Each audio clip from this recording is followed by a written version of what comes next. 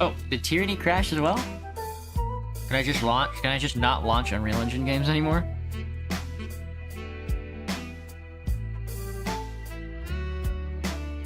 Nope, never mind. Hello, Celestia. What's up? How's it hanging?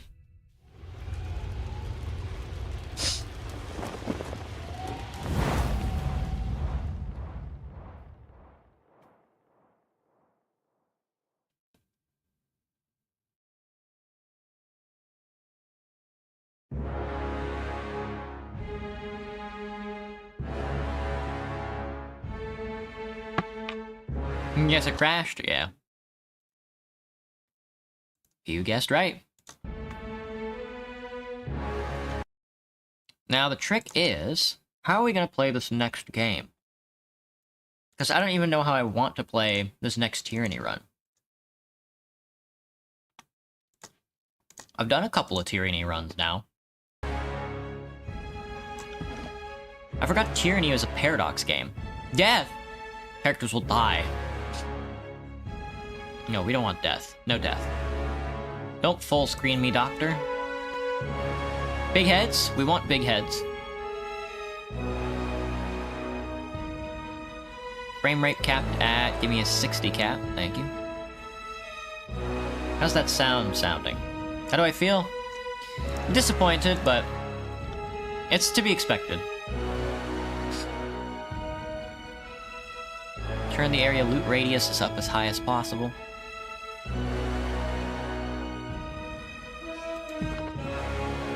Welcome back, Sonny. Sounds very sound. Excellent. Alright. Bastard's Wound is currently installed. Tales from Tears is currently installed. I forgot Bastard's Wound and Tales from Tears. I forgot there was DLC in this game. But let's do it. If you guys have never played Tyranny before, it's a CRPG. It's pretty short. It's not the longest CRPG that's ever been made, but it's pretty fun. I'm gonna go normal difficulty. Expert mode disables the number of helper features in the game. Players who want to rely on their own faculties and intuition while playing the game should play Expert mode. Selected when you start the new game, it cannot be enabled at the in the game end. Trial of Iron, only one save slot is permitted. If your party is defeated, the game ends. New game plus. Oh, import a game from a previous save. Hello, Brandon. How will I Tyrant? I mean, I guess maybe we won't. Maybe we will not Tyrant. I'm not sure, though.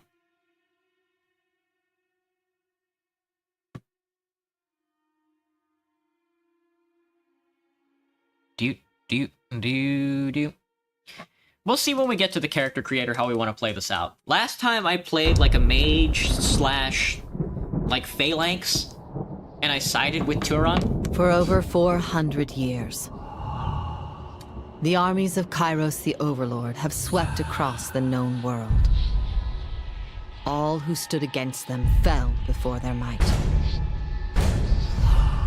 Even the Archons, women and men of immense power, were forced to kneel, chained to the Overlord's will. Now Kairos' final conquest has come to our corner of the world, and two of the Overlord's armies compete for the honor of taking our lands. The elite disfavored, and the teeming horde of the Scarlet Chorus. The voices of Nerat, spy master and Archon of secrets, guides the fierce and undisciplined masses of the Scarlet Chorus. With each battle, the Scarlet Chorus grows stronger, as the defeated are given a simple choice. Serve or die. Or die. Graven Ash, Archon of War and the Overlord's most loyal general, leads the disfavored. Though small in number, Kairos' ironclad legion has never met true defeat in open battle. Watching over the two generals is Tunon, the Adjudicator, Archon of Justice, eldest of Kairos' minions. Tunon brings Kairos' laws to newly conquered lands, aided by the Fatebinders, judges and executioners of the Overlord's laws. You were among the youngest of the court of Fatebinders when Kairos' armies came to our lands. How could we have known that the fate of thousands would rest in your hands? Whoa, that's us. We're the Fate Binder. We are the Fate Binder. Do I use glasses often? Yeah. The gimmick is that the three have chiseled jaws? Yeah, everybody in this game is a Chad. Hello, Zabs. Welcome back. Do I use glasses often? I wear glasses every single day. Every single moment except when I'm, like, showering and sleeping, etc. Alright, so... should we be like a big dude? Should we just be like a huge guy? I'm gonna be a small guy. I'm gonna be a small guy with pale skin.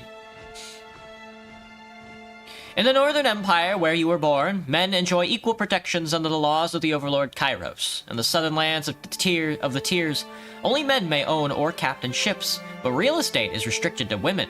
Men may lease, but durable ownership of the land in the Tiers always passes to the eldest daughters or sister. Most sons enter their father's profession by their mid-teens. Those without a profession or family lands to work can find purpose by pledging service to one of the Overlord's mighty Archons. Criminals, derelicts, and others are often conscripted into the armies of the Archons. If a child cannot forge his own skein, he will certainly find one in battle. So that's if we're a man. If we're a woman, does our role change? It does. In the Northern Empire, where you were born, women enjoy equal protections under the laws of Overlord Kairos. In the southern lands of the Tiers, women may crew a ship, but only men may own or captain a vessel.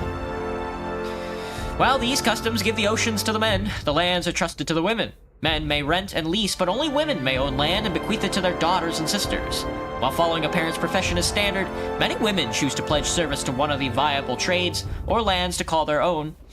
One of the Overlord's powerful Archons. Those without a viable trade or lands to call their own are often drafted into the armies of the Archon, where it is assumed they will rise to glory or vanish in obscurity in accordance to their worth. The inability to walk or the inability to see. That is curious. If we are a woman, we can own property. If we are a man, we can pilot a vessel. That is curious indeed.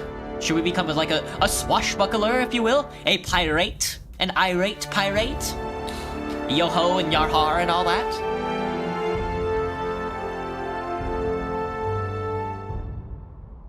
Maybe we should.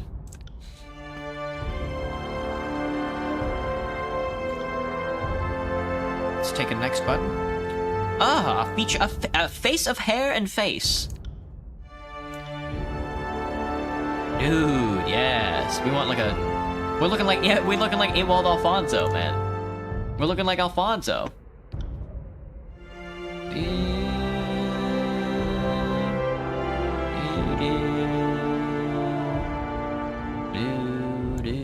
We are explorers, adventurers, pilots of a vessel, if you will. We will not own property. What a silly notion. A creature feature. Land is the better option than water, especially here. Trust me, you'll see. Hello, Brantley. What's up? How's it going? Should we have like a full beard? A pirate's twist, if you will? Yes, yes. Ancient are his ways. A mustache. Yes, of gold. The mustache of gold. Aggressive voice? Got it. Sneaky voice? My wounds are slowing me down. Noble voice? Found something. Found something. Let's be a male noble. As far as tattoos go, we need something oceanic. Something of the waters. The waters of life. A sea serpent, if you will. Ah, coiled around one's legs. Yes, yes. Give me the blues. The bluish hues of the sea. This is quite... Ah, magics. Magics untold. Yes, very good, very good. Not too a squid. The squid of life, yes. Scarlet Laden squid, indeed. Our banner is as one as well, the black squid. The black and scarlet squid. Something like that. Yes, good, very good. Very good indeed. You had the flu, Brantley? I mean, I'm getting sick, but I don't have the flu. Are you all better? I mean, we are going on flu season. I really do need to get a flu shot. A beard that stretched to your ankles. Now that would be worthy. Red hair. Ah, Captain Redbeard. Captain Red Mustache. Let's see. This one. Now, this picture is particularly pirate. Certainly not that one. You wouldn't happen to have a pirate. You wouldn't happen to have a pirate amongst your profiles, would you? A yo-ho and a yar-har. That's very pirate, I'd say.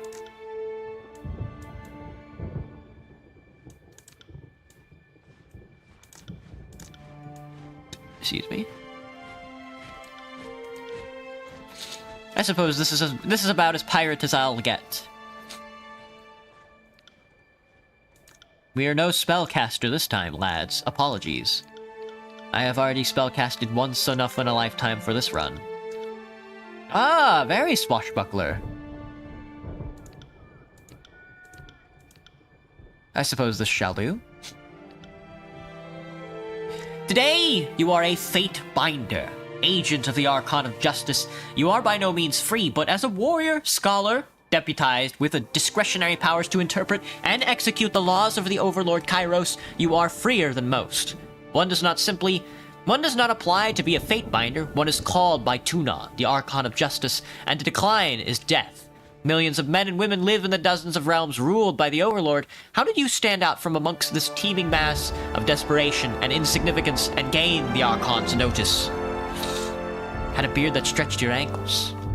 Oh, a pit fighter? Should we just punch people? We should go around punching people? Not wishing to pay and feed and house too, the madam that purchased your mother sold you to the proving grounds, the Northern Empire's bloodiest, most notorious fighting arena. Given only enough training to assure the show isn't over too soon, your natural prowess and survival instincts led you to one victory after another. There was no eloquent swordplay, no formalized duels, just brutal melee, and the stench of blood, shit, and bronze with each day's gruesome necessities. He has no bucket to be a soldier, and that's the truth. It is said that any fighter that slays a dozen others in the grand melee is given her freedom, but in 300 years, only 3 warriors have ever walked away from the proving grounds. When the closing horn sounded and 13 corpses lay about your feet, you became the 4th, to be granted freedom to thunderous applause, but the autonomy was short-lived. Within days, word of your accomplishment had made its way to the Archon of Justice. There's no pirate here. I'm not... A soldier? Unable to settle the year's accounts with grain, your parents offered you as a tithe to the Overlord instead. Seeing your first battles as a child, you've known all your life how to fight, how to stay calm at the sight of blood and disbowelment, and how to rely on your fellow warriors. Deemed smarter than the average killer, you were groomed for command and given an education in letters and numbers. With rumors of war, it seemed recruitment into the disfavored legion would be the obvious match for your skills, but the Archon of Justice is known to say that good iron is not used for swords, and good minds are not used for soldiers. Claimed by Tunon, you were instead drafted into the court of Fate Binders, where your martial skills were put to use in the enforcement of Kairos' laws. Soil your deer? Indeed. I'm soiling my deer. A hunter. When the leader of your home village spoke out of turn one time too many, agents of the Overlord put the whole town to the torch to contain the spread of insubordination. The bounding Viper tribe came across the smoking ruins of your village, and when the beast's matriarch found you frozen but unafraid, the mighty leader took you in and raised you with the protection of her tribe. 4 years you lived with these wild beastmen in their migratory homes throughout the mountains, but the bounding Vipers were a dying breed. Each long winter took a greater toll than the last, and once the dwindling tribe was too weak to defend its lands, disfavored soldiers came to disperse the ravenous scavengers your tribe had become. Finding a human amongst the wild tribe, the disfavored soldiers made a point of taking you alive. News of the wild child of the north eventually spread to the Archon of Justice, and he ordered you released from captivity and delivered unto his court. Fucking lawbreaker. Accused of a crime you most certainly did commit, you stood before Tunon the Adjudicator, Archon of Justice, and argued your case with eloquence and conviction. Impressed by your logic, reason, and confidence, he found you guilty anyway. It is rumored that Tunon selects many of his agents from his prisoners, who better to catch the wicked than those versed in such ways. In his mercy, Tunon offered you the choice of 2 sentences, decades languishing in prison or a lifetime serving him in the court of the Fate Binders. The choice was an easy one, and instead of seeing the inside of a cell, you were trained in letters and numbers, magic and war. The laws you once broke are now yours to interpret and enforce. A guild apprentice. Deeply proud of your intelligence, your parents always knew you were too smart for a life spent with your hands in the soil. Looking to secure a better future, your parents struck a bargain with the Seven Tree Guild, a small magical order willing to teach you letters, numbers, and magic, if you proved capable. For several years, you learned much from the mages, mastering reading and writing faster than the rest, and eventually learned the basics of mystic theory and spellcraft. Your magical studies came to an abrupt halt when the voices of Nerat, Archon of Secrets, deemed the guilds a peacetime distraction that must be disbanded for the upcoming war. As mages assigned to the proper armies, while your peers went on to other guilds, your mind was seen as too valuable to be wasted on the armies. Instead, your life was claimed by Tunon, Archon of Justice. The War Mage. Few have the combination of wit and courage to be accomplished casters or warriors, and those cursed with such combination of talents are invariably pulled from their mundane lives and assigned to the armies of the Archons. Your earliest memories were a painful slog of training, study, lecture, and exhaustion, all the elements of being groomed for battle. You knew better than to ask what became of your family, nor to question the missives allegedly penned by their hand that were part of your earliest lessons in reading. When you reached adulthood, Tunon the Adjudicator came to the barracks and laid claim to your life. Seeing you as too valuable for the crucible of battle, the Archon of Justice deemed your life better spent dedicated to the art of punitive legal remedies. Though you had much to learn in matters of civil discourse, none could deny your bright future as Tunon's next great enforcer. A noble scion. Born to noble parents, you were groomed for leadership. Your youth spent on letters, history, rhetoric, and other matters of culture and statecraft. Though you had wealth and creature comforts, you were expected to grow up quickly and bear the honor of shepherding others through prosperity, war. When your parents came under accusation of sedition, you were sent to the court of Tunon, Archon of Justice, to defend your family's actions. Your parents were found guilty, their sentence the dissolution of the treasonous estate. Eloquently pleading your own ignorance on your family's actions, you negotiated your most crucial deal yet, immunity from the crimes of your family for the simple cost of swearing fealty to the Archon himself. Despite the unwilling induction, your education and savvy made you a valuable addition to the Archon's cadre of enforcers, and so long as you remain in good standing, your family just might be allowed to live. Or, of course, a diplomat. Though they would never tell you why, Tyros bestowed great wealth upon your family for some unmentioned service, and your parents used this wealth to have you raised far from home. Your childhood was a nomadic tour of Terratus, with hired tutors and fleeting friendships. While others had stability and routine, you had a worldly and varied education. A careless word in a far-flung city landed you in legal trouble, and you were taken before Tunon the Adjudicator and made to stand trial. Not only did you plead your innocence, but you turned the accusations around on the accuser for wasting the court's time, and the Archon of Justice concurred. Amused by your wit, wisdom, and adaptability, Tunon claimed you as his newest enforcer. It's pit fighter time. Sword and shield, javelin. It's gotta be. Oh god. Should we punch? Oh, I kind of want to punch. I'm punching, dude. We're gonna punch. We're gonna punch the shit out of the enemy gamers. Sword and shield. One-handed weapons, parry, athletic. Javelin. Same thing, but with athletics with dodge. Great sword. Dual wielding. Parry, athletics, subterfuge is very funny. Short bow. Unarmed attacks, that's us. Shock spells. Frost spells. Vigor spells. Atrophy. We are going to be unarmed. That's going to be our first selection. Oh, I have to select my spell. Flurry of blows, palm strike. We're going to be punching, dude! We're punching! Hello, Felix. Welcome back. Palm strike. Perform a powerful palm strike to the target's chest, interrupting them, pushing them back, and silencing them. That's pretty good. Flurry of blows goes hard. But palm strike...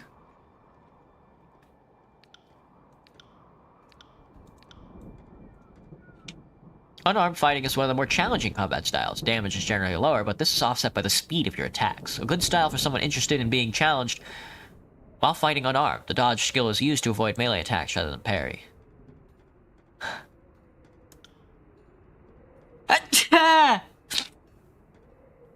Puncher. We're punching.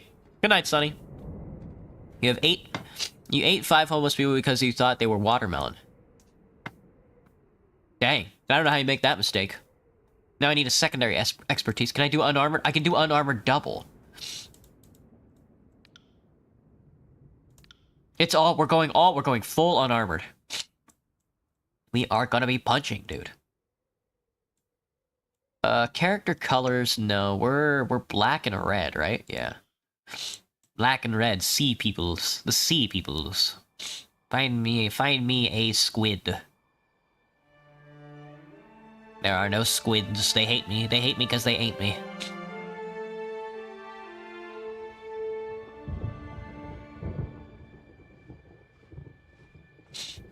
Do do do.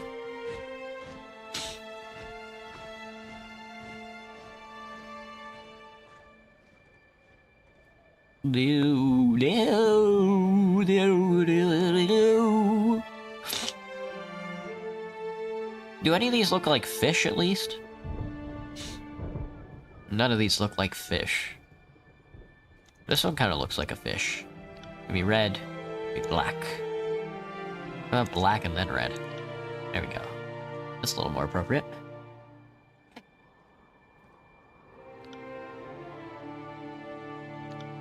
Sweet. Name? Punch.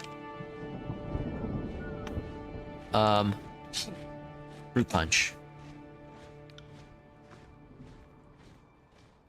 What am I playing? Hello, Will69GG. This is Tyranny.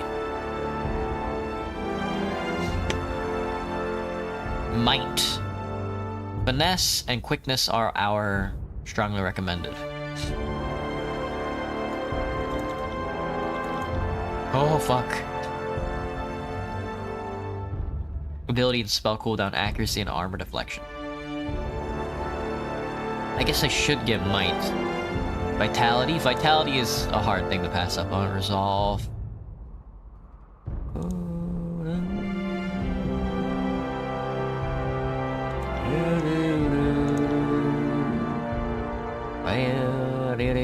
Athletics, dodge, subterfuge, and unarmored combat.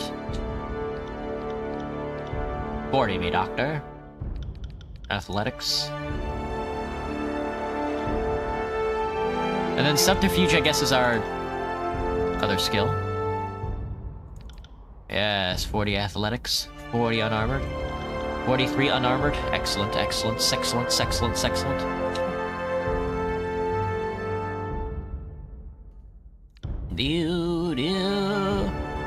Selecting the we will be conquesting. Conquesting is the initial draw. Thank you, Zavs.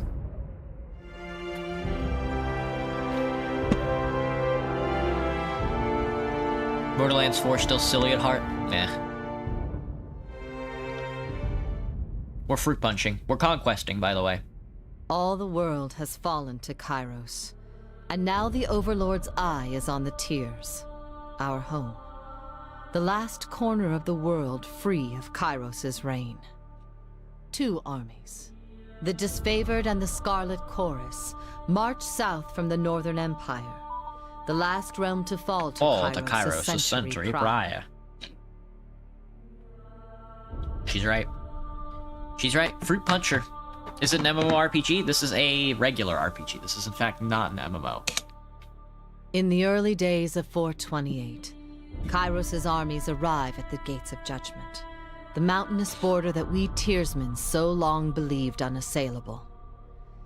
Unable to agree on a unified plan of defense, the various leaders of the Tears sit and wait for each other to deal with the conquerors. Please don't punch me. Until it's too late.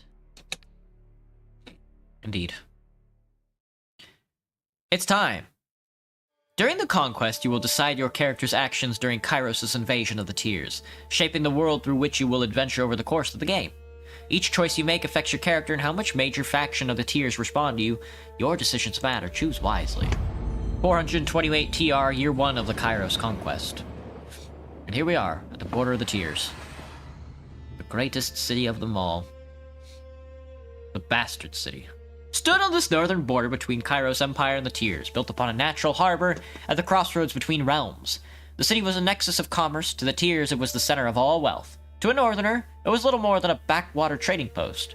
Its symbolic status as a gateway to the continent made it a natural first target in Kairos' military campaign. Circumstances were ideal for you to prove your worth as a soldier in Kairos' army. Taking this city would send a message to the rest of the tiers. Kairos' will is insurmountable. We can either infiltrate the tiers, or we can march to the gates of judgment. In the first major engagement of the war, Kairos' armies crossed the mountain and established a foothold. Both armies sent their forces to prepare the way. Yeah. Now, I have to pick a side. There doesn't appear to be any middle ground. History would remember the Gates of Judgment as the first battle of conquest, but the real combat unfolded with advanced units of both armies, preparing for coming war. The Disfavored and the Scarlet Chorus each had a plan to infiltrate the capital city. Which army did I join? You lent your skills to the elite Disfavored scouts to capture the border garrison. Grave and Ash insisted that an early victory in the offense would boost the morale of his troops and diminish the haughty overconfidence of the Southerners. Hello, Rupert. What's up? Hello, just chilling. How's your day? Pretty good. I'm on the sick side, though, so I've just been trying to get it out of me. You need some motivation or hope? I low-key want a KMS? No advice. I have no advice for that. Sorry. You joined the Scarlet Chorus as they raided villages and small towns, conscripting every able-bodied man and woman in the army. The voices of Nerat emphasized the reward of conscription and enslavement over want and bloodshed. Apparently, his soldiers needed a reminder. Alright, well, let's take a look at the Gates of Judgment. The armies of Kairos took the battle to the Gates of Judgment. Trumpeting the open call to conquest of the tiers, the two armies, the Disfavored and the Scarlet Chorus, brought their distinctive sense of order and chaos to the assault. You went to battle alongside the army whose approach best suited your strength. Standing shield to shield with Kairos' ironclad elite, you advanced on the mercenary army, purchased by the nobles of the Bastard City. The Legion wanted to send a message to the tiers that superior breeding and disciplined strength would win the day.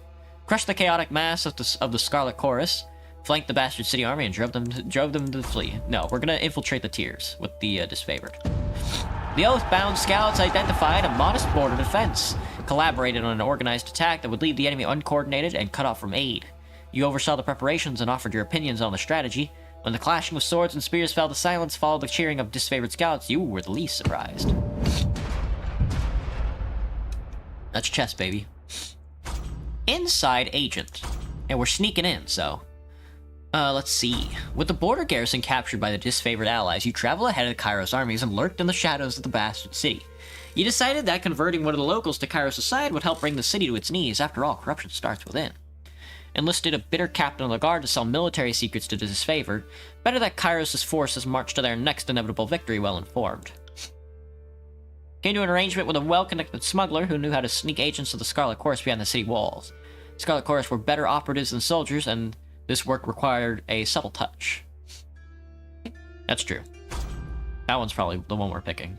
Your fiercest opponents in the Bastard City were the mages of the School of Wild Wrath, too barbaric to use their powers responsibly. The unbridled practitioners need to be stopped. How did you trick the hot-tempered mages into their own undoing? Lured the hot-headed mages to an ambush where a legion of Disfavored waited to spring the trap. The soldiers were hungry for a chance to subdue the arcane branch of Tyr's resistance. You tricked the guild elders into meeting with the voices of Nerat. Archon of Secrets. The Archon was notorious for his cruel, mysterious interrogation techniques. The mages were never seen again. We're gonna sneak in and get the Scarlet Chorus inside. After accepting his deserved payment, the smuggler uncovered a long-forgotten tunnel that intersected with the sewers of the Bastard City. Armed with maps of the subterranean layout, your Scarlet Chorus allies fanned out to occupy various city districts under cover. They spent the ensuing weeks murdering key officials and sabotaging defenses wherever possible, weakening the Tyr's capital under the very nose of its leaders. Betrayal of the Bastard City. Your tactics of infiltration placed you in the Bastard City ahead of the main armies. Your work softened the city defenses for the arrival of Kairos' forces, but you wanted a decisive gesture that would give your allies a meaningful advantage. How did you assist in the fall of the Bastard City? Keep to the shadows. You eliminated the leaders of the Bastard City one by one. Spread the word of Kairos. You converted the poor and disaffected into a hidden army of the Scarlet Chorus. Once the dust settled, the army wished to bolster their troops with these sleeper cells. Challenged the commander of the Bastard City defenses to an honorable fight to the death. Disfavored wished to spare soldiers' lives for the battles ahead and the civilian lives for occupation. We're gonna be sneaky. How do I feel about this run? We just started. Not too bad. We're walking around. We're being sneaky and we're punching people. We're punching people while we sneak around. Some deaths were quiet and unnoticed, while others were gruesome beyond words. As a wave of murder overtook the city's elite, your deeds swelled its infamy. Well before the armies arrived, no one in the Bastard City felt safe in their homes, much less behind their walls. By the time Kairos' forces crested the horizon, the city was fearful enough to throw open the gates and welcome the new protectors. The Bastard City has been conquered. We move on to the middle of the tiers. We have to select, though. The Bastard City settled into a new state of normalcy, with every tower displaying Kairos' banner. Your name was whispered alongside rumors of a decorated career to come. The armies divided into two fronts and migrated south. Tunon sent word that you were to join the next frontier of Kairos' conquest, either as the judge and overseer of the settlement of Lethian's Crossing, or as a war advisor with the armies advancing into the realm of Apex. This is Lethian's Crossing. The troops of the Mountain Realm. The troops of the Mountain Realm of Apex stood idle in the safety of their valley, biding their time as their neighbors in the Bastard Tier fell. In the second year of war, a joint force of Disfavored and Scarlet Chorus crossed over the mountains to take control of the Tier's central valley. Or Lethian's Crossing. Deposits of iron made the settlement of Lethian's Crossing a strategic war asset. Kairos sent the forge-bound smith mages of exceptional skill to establish a flow of weaponry. Tunon the Adjudicator sent one of his fate binders to ensure the enforcement of Kairos' laws.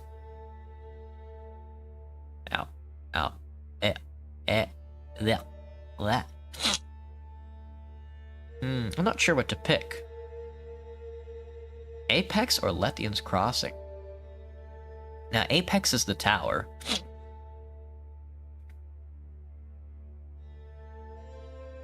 Kairos, judge and overseer of the settlement at Lethian's Crossing. Let's be the judge and overseers of Lethian's Crossing.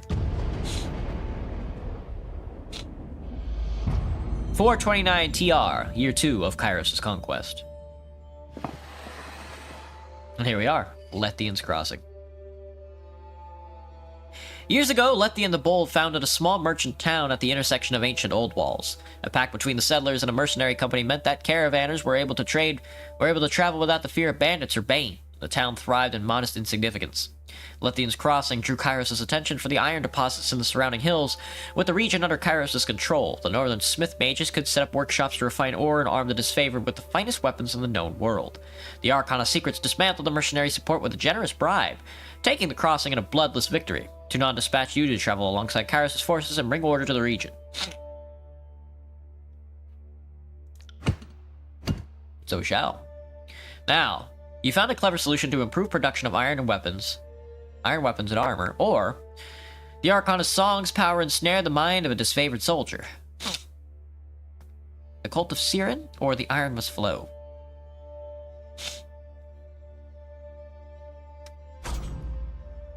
Kairos' smith mages worked day and night to create weapons. No one faulted their dedication, yet production was low. The plans that came to light proved divisive to the Disfavored and Scarlet Chorus. On one hand, any additional manpower was needed for fighters, not forges. On the other hand, the celebrated weapons of Kairos' armies needed to be fiercely guarded. Drawn from the Scarlet Chorus recruits? We're expecting a reading today?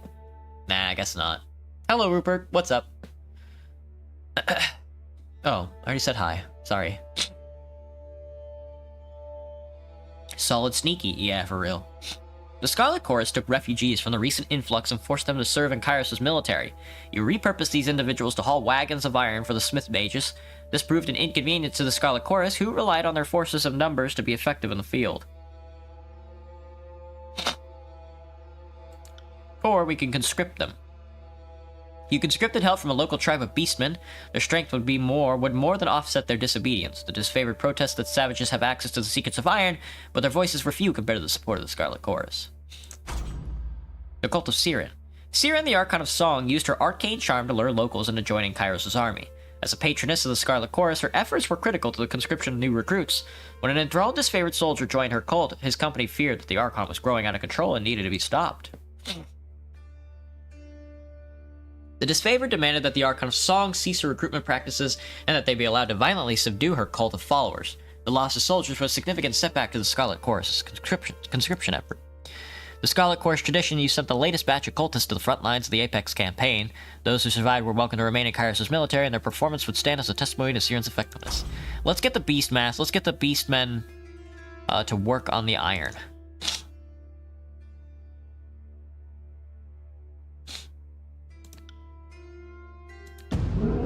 The Scarlet Chorus were overjoyed to learn of the Beastmen conscription, graciously lent their support to your cause.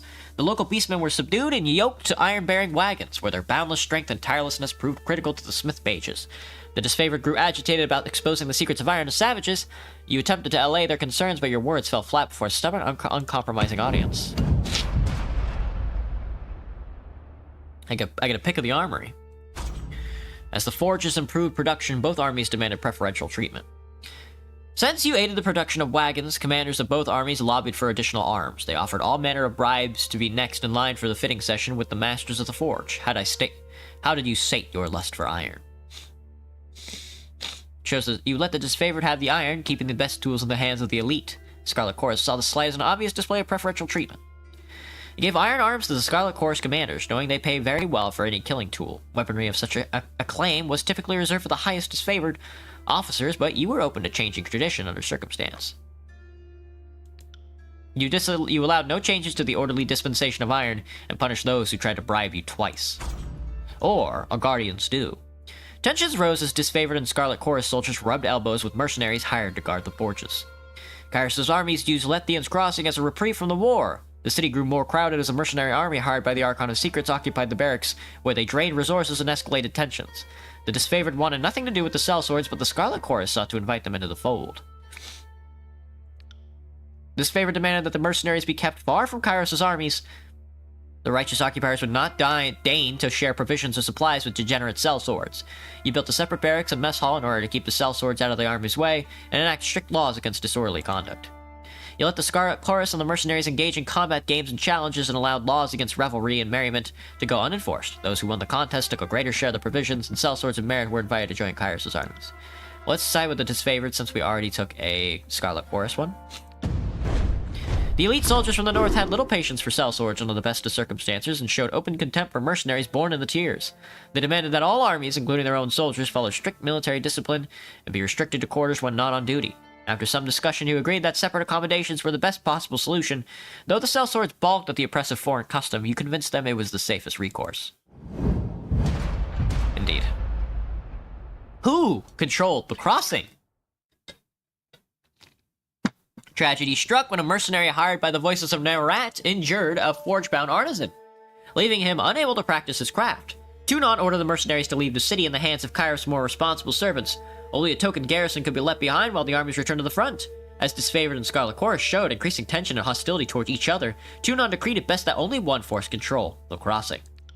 You're granted control in Lethian's Crossing to the disfavored or to the Scarlet Chorus. We will go with the disfavored. The disfavored placed a modest garrison in the settlement of Lethian's Crossing. Though the force was larger than might be needed to police the small settlement, protecting the forge-bound ironsmiths became the true agenda of the defense force, as these magical craftsmen kept the disfavored invasion force suited in iron. Relieved at the departure of the Scarlet Chorus, the citizens of Lethian's Crossing felt they got the least of the two burdens. You received word from Graven Ash thanking you for your decision. The forge-bound and their weaponry could not be entrusted to the voices of Nerat.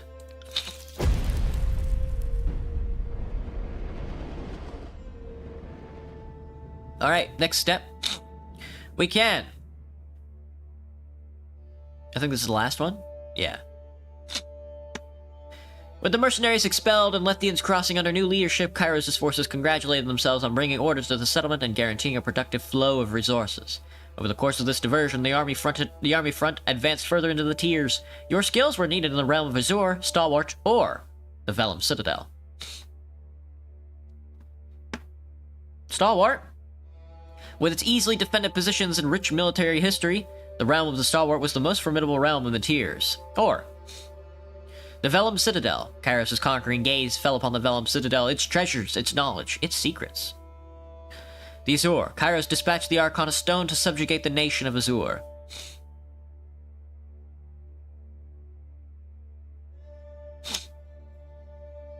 If I don't pick the Vellum Citadel, I think it burns either way. I think the Vellum Citadel just burns in general. I don't think I've ever done Azure. Let's do Azure.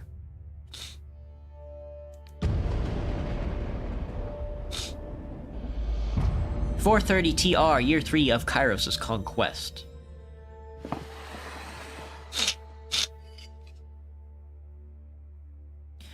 The nation of Azur, once the richest settlement of the Tiers, sat on a verdant, fertile plain. As the disfavored clashed with Azur's defenders, the Scarlet Chorus contended against the region's tribal beastmen, who protected their ancestral lands with incredible fury. Kairos dispatched the Archon Cairn to break the stalemate and force Azur into submission. The colossal man of stone and flesh arrived as instructed, but earning his cooperation was a tall order, even for you. Bread. Stalked by shadows, tensions arose when the Scarlet Chorus added a unique ally to their ranks. The destruction of Azur. Cairn's tactics left the armies tightening their belts. After a roaming pack of beastmen slaughtered a disfavored patrol, the Scarlet Chorus responded by laying claim to the beasts for their army, while the disfavored readied to accompany and to enact vengeance. The disfavored legion considered the beasts beyond taming, and the butchers of their northern brethren needed to be brought to justice. You denied the Scarlet Chorus' spurious claim and authorized the disfavored to enact proper vengeance. You denied the disfavored their vengeance and joined the chorus to capture beasts. He ruled that the Archon of Stone may do as he wishes with soil, being its natural master, and instructed the Scarlet Chorus to better control their numbers and plan better for the lean seasons. You ordered Cairn's disciples, the disfavored Earthshakers, to use their magic to repair the arable land destroyed by the Archon of Stone.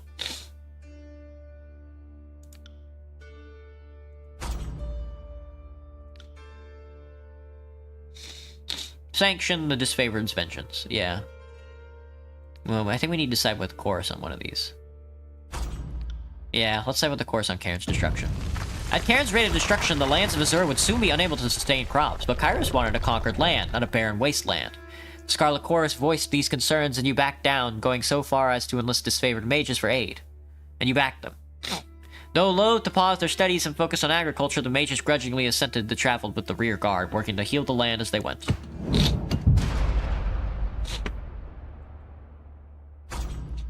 Forced into the fray. The Archon of Stone went missing during the campaign. As disfavored mages busied themselves with the search for Cairn, the Scarlet Chorus forced the mages into combat against their will, during which 2 were slain. Furious at the waste of trained specialists, the disfavored demanded that the Scarlet Chorus be punished. Free the mages. The disfavored demanded that you liberate the captive mages and had those who forced them into battle made their slaves. You ruled that demands of the war allowed Scarlet Chorus to appropriate military resources when they were available. Cairn's madness. The Archon of Stone refused to rejoin the war camp, loudly denying Kairos' claim over Azur. Nothing less than a full unit of soldiers could subdue the treasonous Archon, yet neither army was willing to risk their lives tracking him down. You delivered the order that sent Kairos' forces marching after Cairn. When Cairn brought them victory, the disfavored hailed him as one of their number. When Cairn defied the will of the Overlord, it fell to the disfavored to track him down and get answers. The Scarlet Chorus had the advantage of numbers and speed. You ordered them to deploy their numerous scouts to scour the countryside and find the alleged traitor Cairn.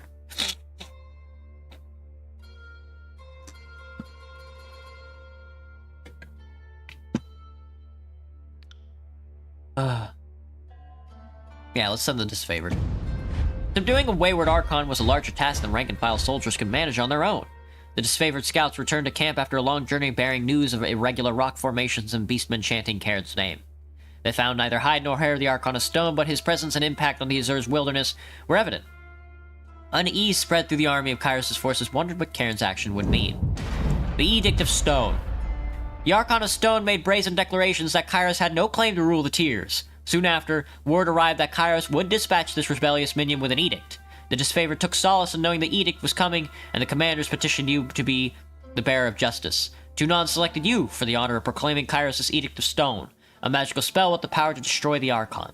As he sensed his approaching doom, Cairn began an assault on Plainsgate, the largest human settlement of the area. It fell to you to send Kairos' forces into a suicide mission to halt Cairn's destruction while you completed the proclamation of the edict.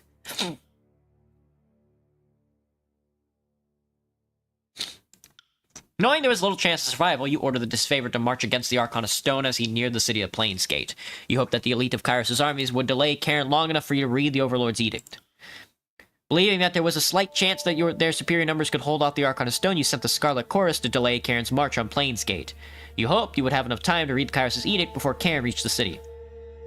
Believed that the only chance of slowing Cairn's assault was to commit the full force of Kairos' armies against him. It was a desperate gamble. If you were wrong, there would be no one left alive to warn the other Archons of your failure. Still, you ordered both the disfavored and Scarlet Chorus forces to march against the Archon of Stone while you read the Overlord's edict. And indeed, I did. The disfavored and Scarlet Chorus alike questioned the wisdom of this command. You were uncompromising. This approach was the only guarantee to halt the Archon's destruction.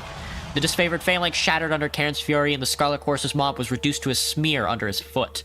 The city of Plainsgate suffered little damage at all as the armies kept Cairn occupied, a small beacon of hope among the devastation. As you read the Edict of Stone, the earth under the battlefield groaned open, spitting up outcroppings of rock that obliterated the surrounding landscape for miles. When the land heaved open to take Cairn, the Archon allowed it with serene acceptance.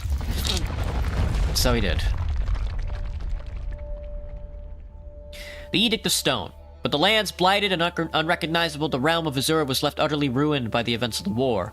In times to come, the Tears would call this blasted region the Stone Sea, where the treacherous rock formations and persistent quakes became the defining features of this once verdant land.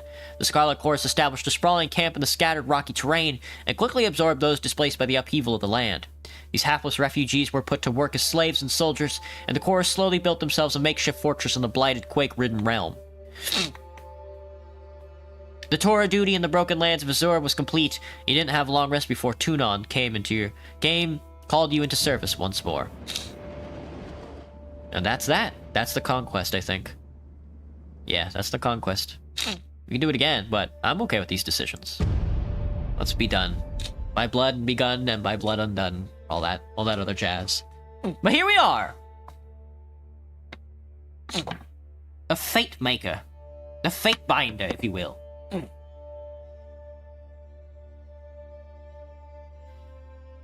Oh, we've slaughtered 1,000 people just to try and conquer the Tears, and we aren't even close. The year is 431, and Kairos' invasion has shattered all major opposition in the Tears.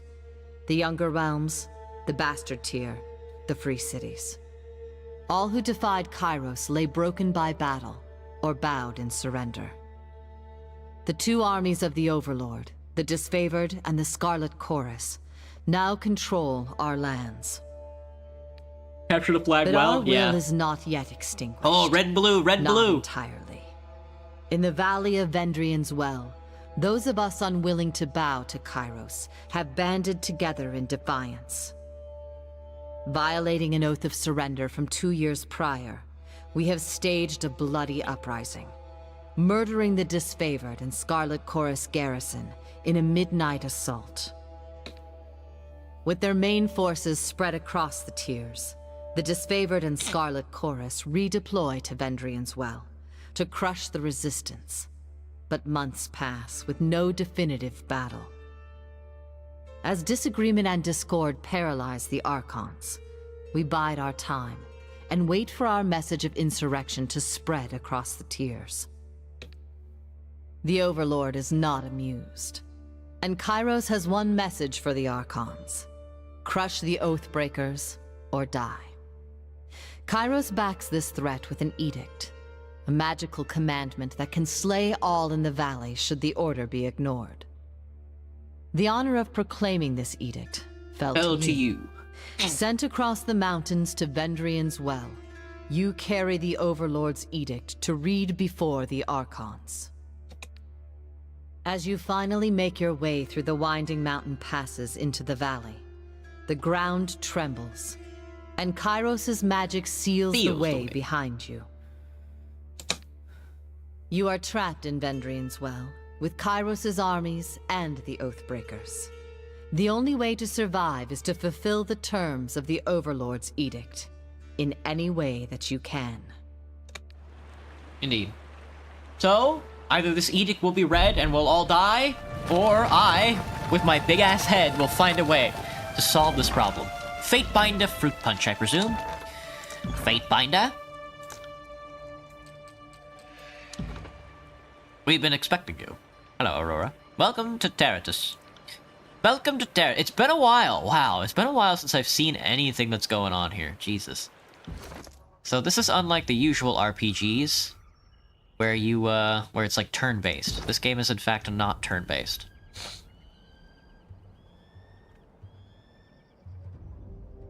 Well, let's take a look.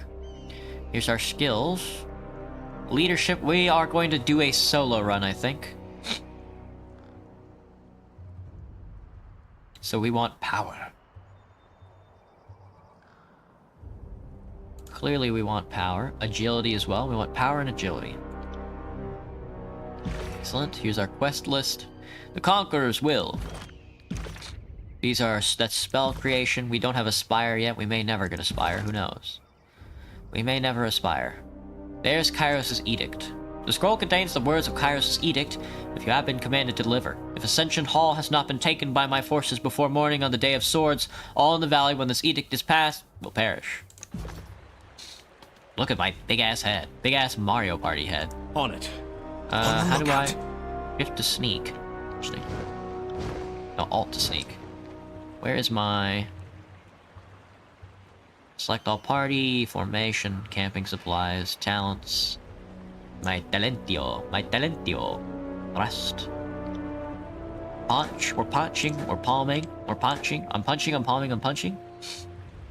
Weapon sets, quick items, okay. What's with you nerds? I don't remember how to see everything. I don't remember the button for it.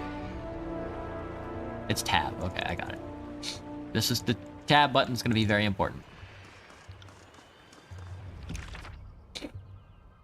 I got a new expression. Look at me. Kairos, the Overlord be praised. When I heard the avalanche, I feared the valley was sealed with you on the other side. Disfavored warrior claps her gauntlets on her breastplate, the traditional salute of the Legion. Conversations. The commander wouldn't say why the governor of Lethian's Crossing would be coming, but since we have no forges here, I imagine you're here to knock some sense into the voices of Nerat. I mean, mediate with the Archons, so that we might agree on a plan to wipe out these Oathbreakers.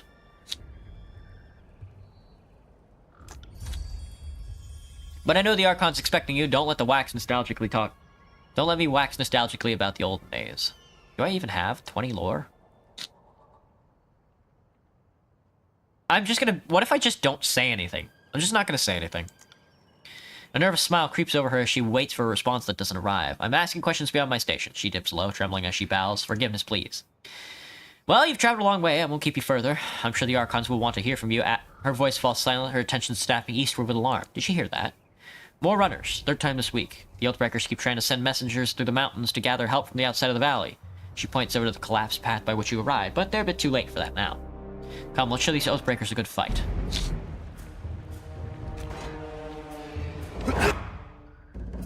Combat. Tyranny uses the possible real-time combat system, and indeed they do.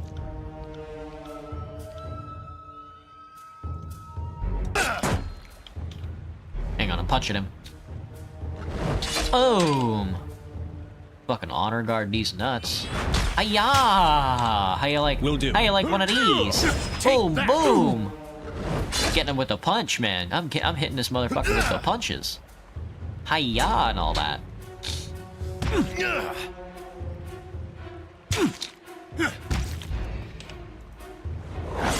Ow! 37's a big one.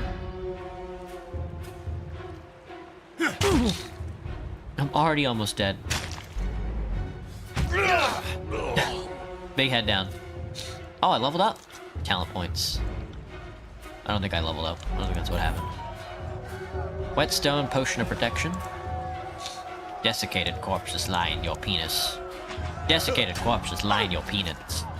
Did I really level up? No. Stance, mighty. Stance, blitz. Rapid strikes to overwhelm the opponent. Powerful strikes that penetrate a foe's armor.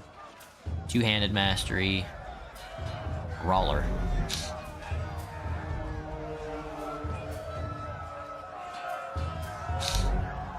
Allow basic attacks to strike multiple times.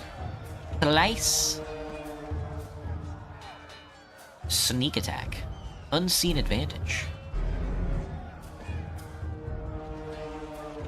Dude, leaping kick. 100 fists?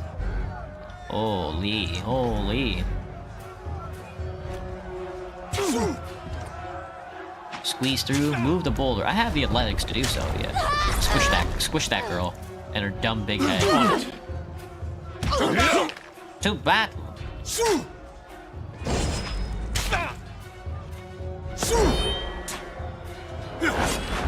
Boom! Girl, it's over for you. Will do. Hiya!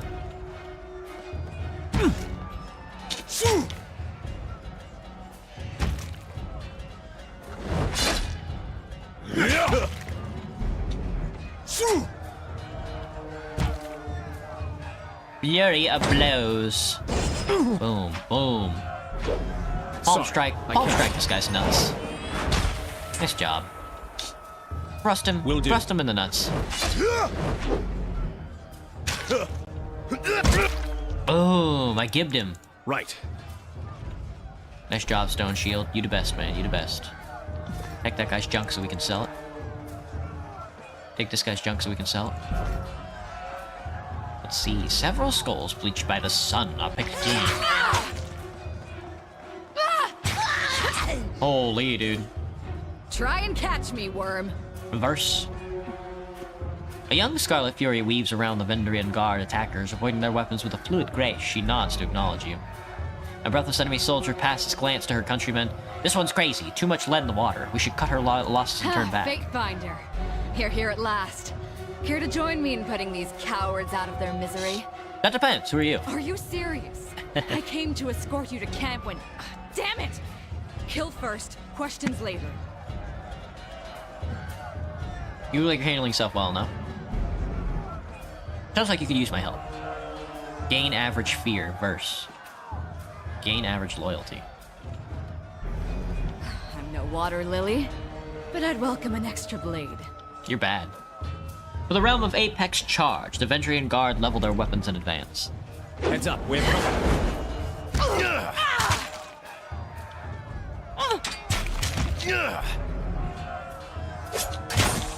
Fall before me!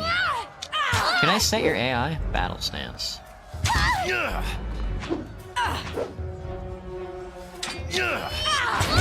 Ow. Can't do that. Can't do that. Push him down the stairs. Yes, kill him. Kill him. Nice job, kid.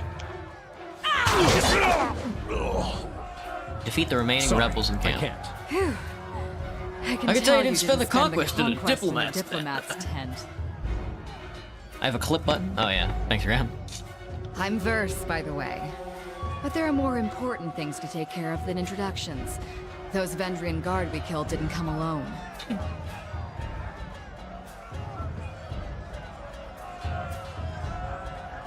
If I need you, I'll find you at the Scarlet Chorus camp. Is that a jest? If you want to wander off on your own and die, so be it. But I was ordered to protect you. I'll be fine on my own. Have it your way. If you'd rather face the Vendrian Guard with your rear exposed, it's none of my affair.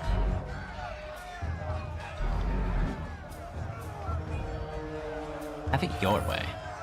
Have it your way. Hide, scroll of lesser sigil, Scarlet Fury helmet. Well, I don't lose anything by using the armor. But it's probably not that strong. Oh, did I not pick it up? Maybe I did.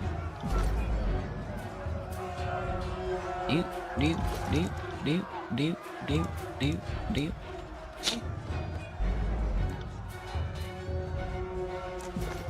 Get them! Will do.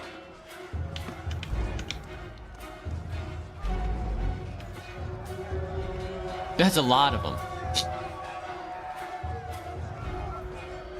Eyes forward, no looking back. The Vendrian Guard warrior roars with the falcons headed high, his words largely lost with the din of combat. Stand aside, or your funeral will be over the side of the bluff. I applaud your bravery, but I implore you to end this foolishness and lay down your arms. Not a chance. If I surrender, I'm as good as dead, unless we can drag some Kairos chosen along with our short journey into the void. As he signals the men to charge, the sound of chanting rises from the south, drawing his attention. Scarlet Forces reinforcements, hurry!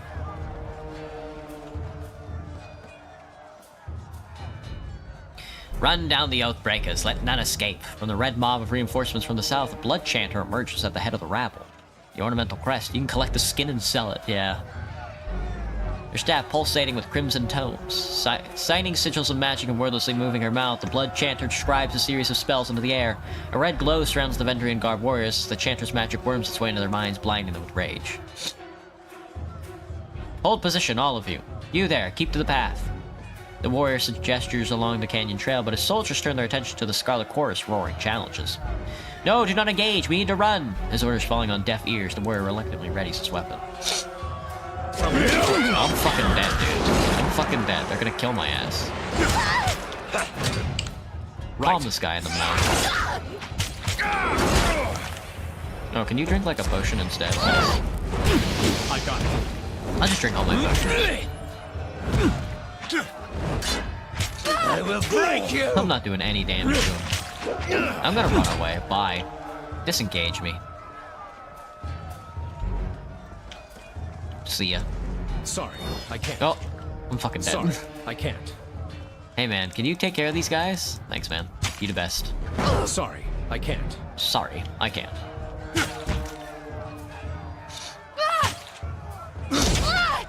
I'm so dead, dude.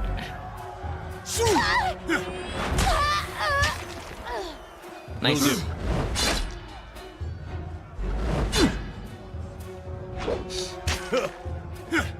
He's gonna kill me.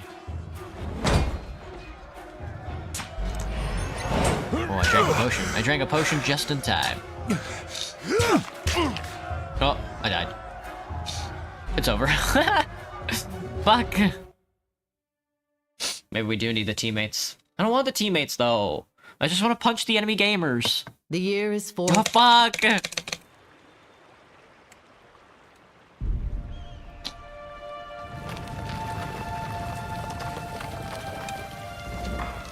Don't talk to me. Thank you for the tutorial. Right. Glare silently. Go, go, go, go, go. I'm not punching hard enough. And this guy especially kills my ass. On it. Fucking interrupt his ass. Fucking silence him, dude. On it. For the queen! I got it.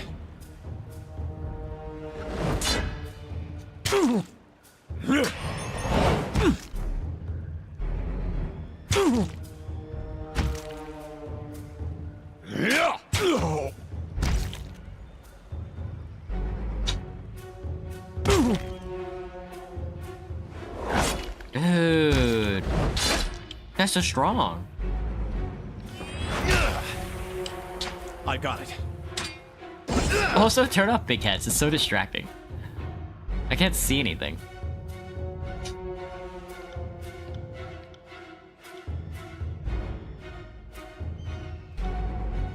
There you go. Right. Right. Hello, Kaiser.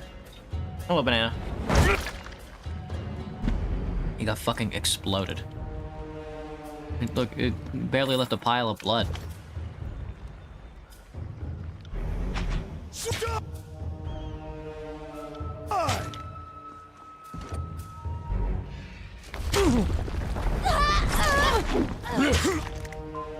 You lost.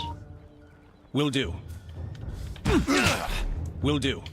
Killing this guy first is probably the best bet. On it. Leaving a strike. I've had far worse. You've never seen this game? This game is Tyranny.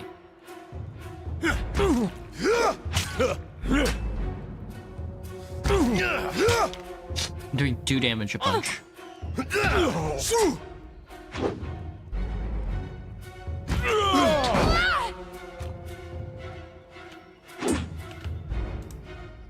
Unarmored combat +1. I'm getting unarmored combat stats by punching. You take that. Take On that. it. Can't do that. Ooh, 8 and 1. Boom. See ya.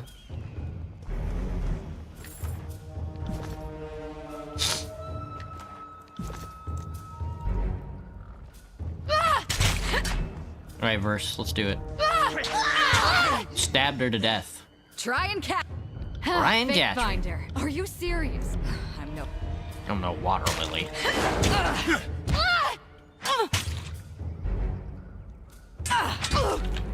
I got it. Oh right, I forgot there's combo abilities.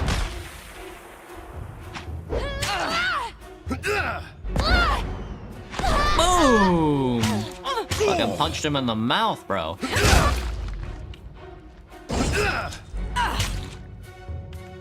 I got it.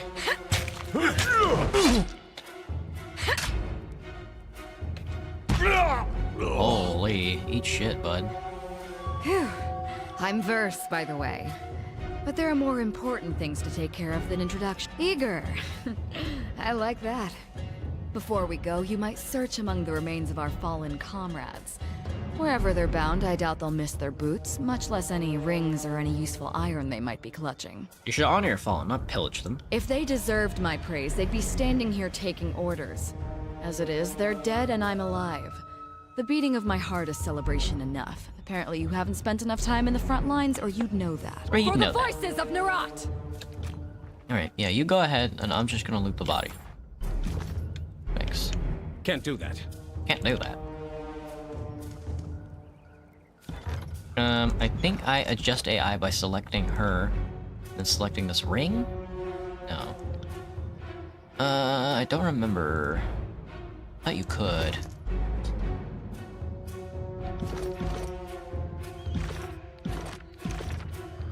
Maybe not. The Archon, the Graven Ash, the Archon.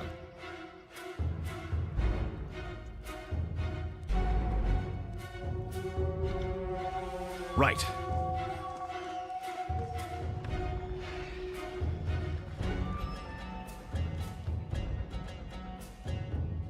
No looking back. I applaud your effort in this foolishness and lay down your arms.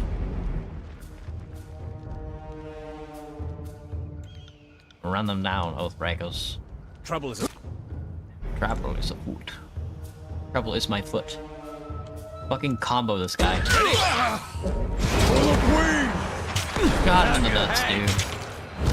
I'm not dead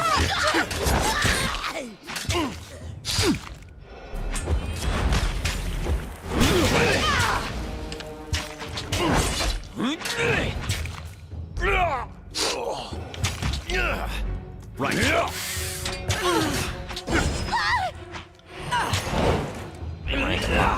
He drank a lot. Fall before me! Ooh, punched him. Mocking Blaze. Why do you still have a big head? Crescent Rudder, come quick, we have a situation on the cliffside. They have the commander.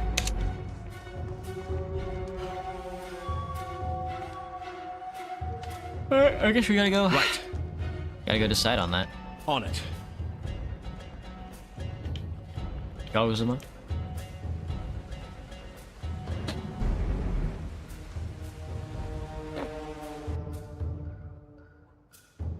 Stow your weapons so we find out how long a man screams before hitting the ravine down below. Cornered between a precipitous drop and a band of angry soldiers, the Oathbreaker warrior holds a disfavored police officer at knife point. Hello, Tyrell. Skewer him! Worry not for me. Graven Ash will protect, and the disfavored officer winces, blood seeping from the screams of his braces and curious. You heard the man. He plainly invited you to use that little blade of yours. What are you waiting for? Permission from your pimp? Oh, this blade? With a jerk of the knife, he slices off a clump of Drastus matted hair. If you're so eager to see your ally dead, just step closer.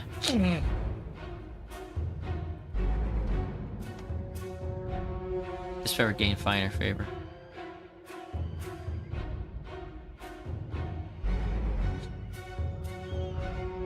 You heard Drastus, let him die.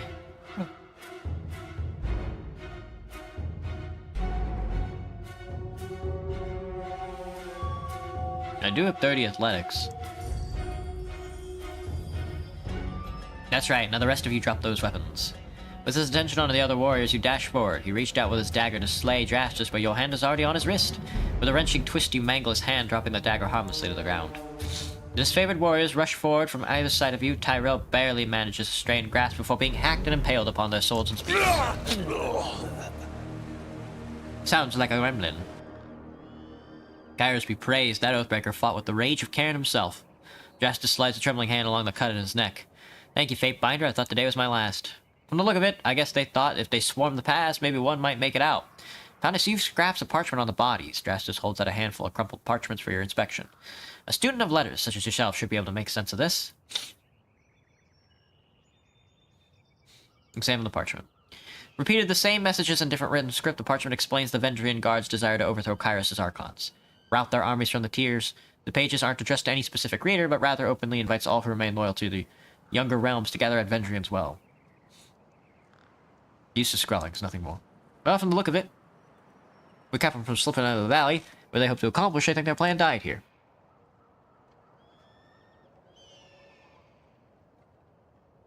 The Archons are expecting you. When you're ready, leave by the gate to the southeast and follow the trails down slope for a few hours. You'll see the campfires leagues away. Can't miss it.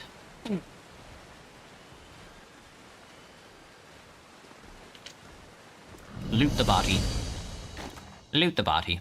Quick finger bracelets. Sigil of district impact.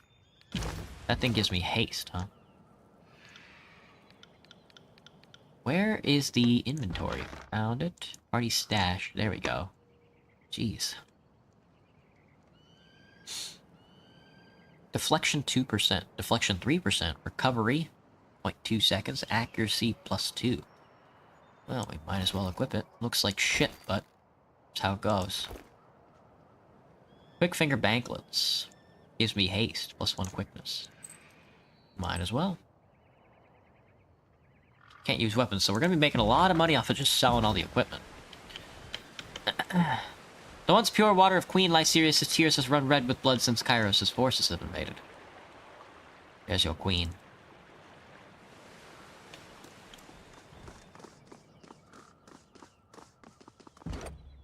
Climb up the rope.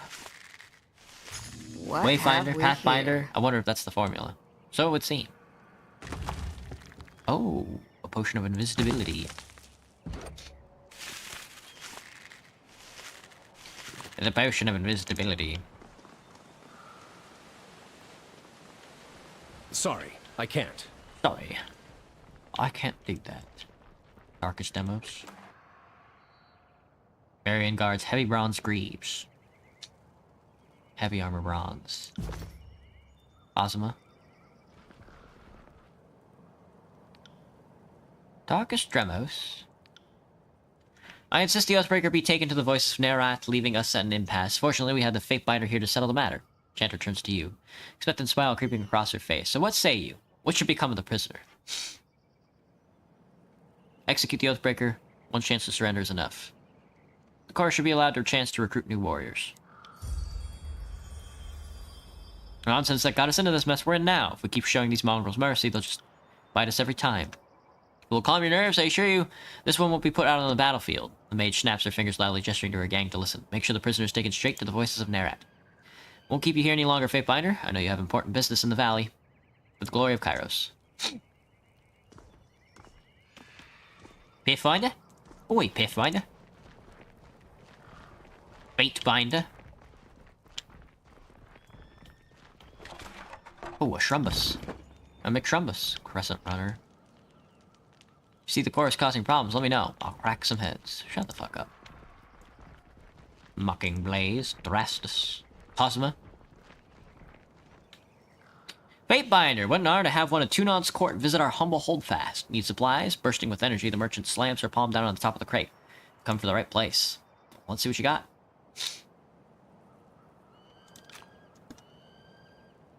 Let's see what you got.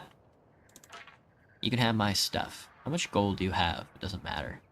Rogues leathers. Let's see. Ceremonial Fatebinder of Tunon armor. Deflection 5%, recovery 0.6. Fine leather. Light armor leather. Light armor leather. Pierce. Opportunist. This is way better. Quality fine.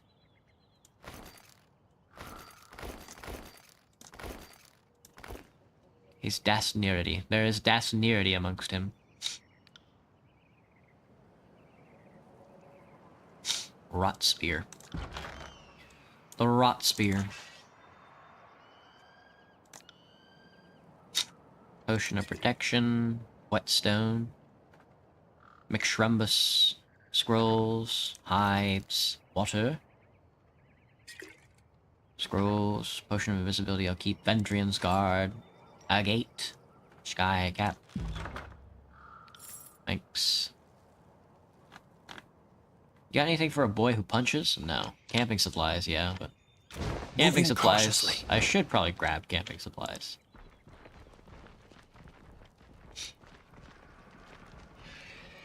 Alright, how do I get up on the wall? I don't remember. Can't do that. I think I have to go outside the gate? and then go up the other side, if I remember correctly. Ooh, Scarlet Course leather armor.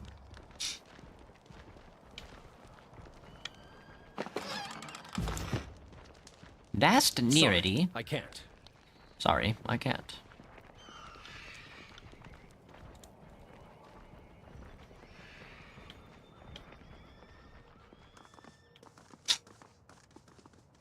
Alright, we'll see how much... See how much it takes to get up this wall.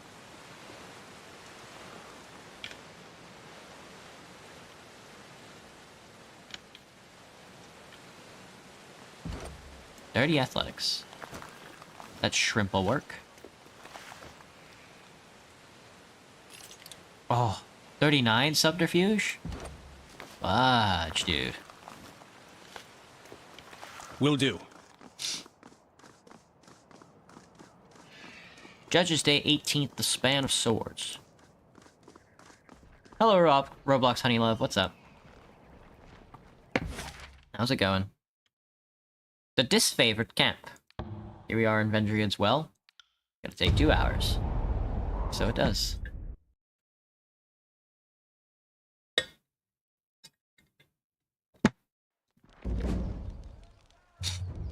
Sterling Hagnon. Slow down a moment. I know we're both eager to watch the Archons bicker over tactics like a pair of magpies, but I need to ask you something first. Voices in Nerat told me that you come as a mediator, considering the source. Well, I can't help but feel I've only heard half the story. What's so special about you? I'm here to deliver an edict from Kairos. Did the voices of Nerat ask you to spy on me? Lost for words, Verse regards you with momentary unease. Well, are you even surprised? He's the Archon of Secrets. Knowing in advance is his business, so is snatching up any advantage over Graven Ash. Those who compete like a couple of new recruits on a spot about fire. For a spot around the fire.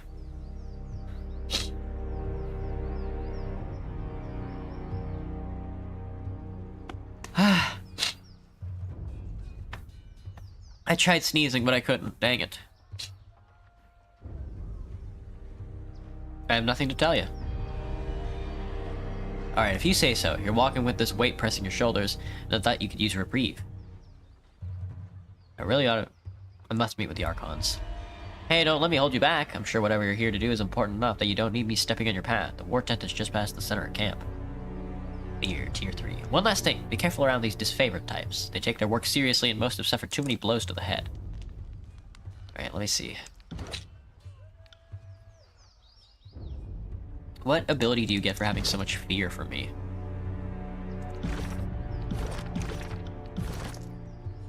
Nothing yet. This is robbery. Hail, Fatebinder! The disfavored scout nods at your approach. Camp's on up ahead. Don't mind us, just clearing out the rabble.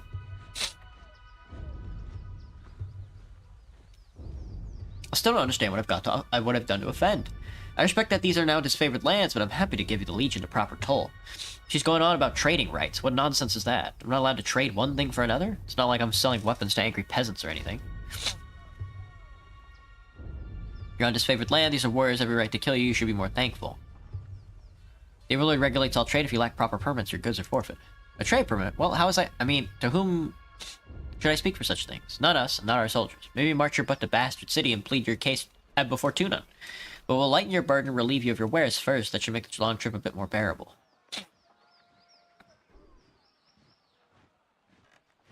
Let's see. You best start making every strong argument as to why I should help you. Anything to be argued before Tunon may be argued before me.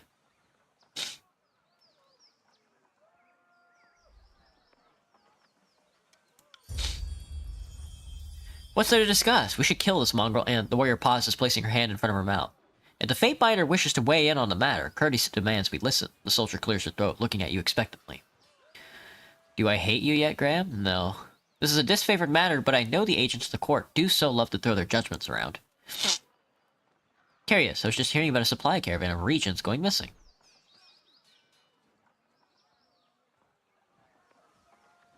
Well, you could rob me now and have supplies today. Have my supplies today. The merchant grabs a flask from his cart, or you can leave me alive and have a fermented honey all year long. I even know a few family recipes for painkillers and healing draughts. Certainly any army will need those. He uncorks a small ceramic vial, and the aroma of cloves and lanolin assaults your nose. These are essential goods for the war effort. We should leave the supplier intact. But he has no permits. You're allowing this low-born wretch to profit when he should toil like any other conquered tiersman. Fatebinder, is it your right to settle disputes when we locked horns with the chorus? We have no authority on this matter? I have the authority to write him a trade permit. Trust me, he'll be of use to Legion. Step closer. Are you questioning my judgment?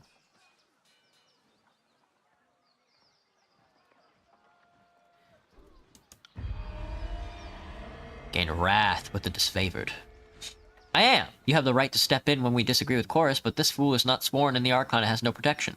Scout runs her hand along her temple, letting out a long hiss of frustration before throwing her arms in the air. You know what? Have it your way, Fatebinder. This isn't worth a court summon from Tunon. Nice. My deepest thanks. I thought I was about to be robbed and left for dead, and here I thought the disfavored would thank me for trying to bring in fresh provisions. Be sure to keep my head down and not make any waves. We're gonna be rebelling, by the way, if you hadn't noticed. Can I trade with you?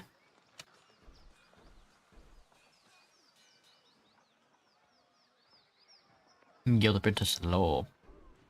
Well, then you're dead. Well, then you're dead. They won't see me coming. Oops, don't sneak. Yes. Not march into camp just yet. I don't really need to.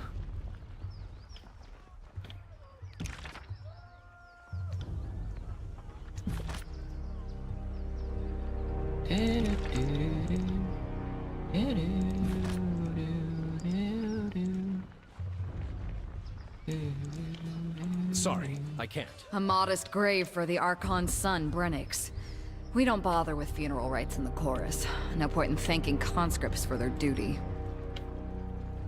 The Archon's son?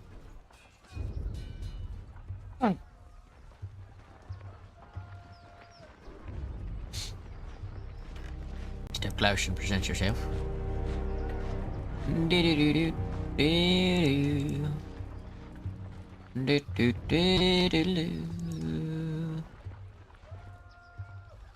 The gate guard holds up a warning hand. Go no further. You approach disfavored ground. State your business. I am Tunon's Fatebinder. Stand aside, I am expected. Giving orders like you own the place already. The guard lets out a long sigh before gesturing for you to enter. The Archons are expecting you. You can find them in the war tent, head straight through the gate, and keep going. Go on in! The soldier gestures toward the gate. The Archons are expecting you. You'll find them in the war tent, center of camp. When was the last time I saw a tree? There's trees outside in Seattle. Seattle's roads are lined with all kinds of, like, trees and stuff. Pentaball. Hello, Pentaball. Where's Barrack? Oh, wait, Pentaball. Hell to you, Guardian of the Law! A man dressed in a merchant finery greets you with a smile. You have a few excess rings weighing you down. You must unburden yourself before battle. You know that if the disfavored suffered a merchant in their camp, that must be a man selling only the finest provisions and armaments. Shields, rations, satchels, wineskins, and other sundries. Take a look and see if anything interests you. Pentabor rubs his hands, eyes light. Let's see if we can find you something you might like. Probably not.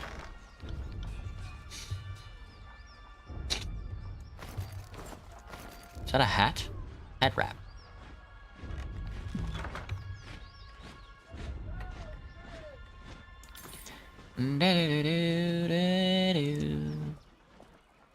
What about you, Rona? Oh, no time to chitter-chatter. That wasn't so hard. That wasn't so hard.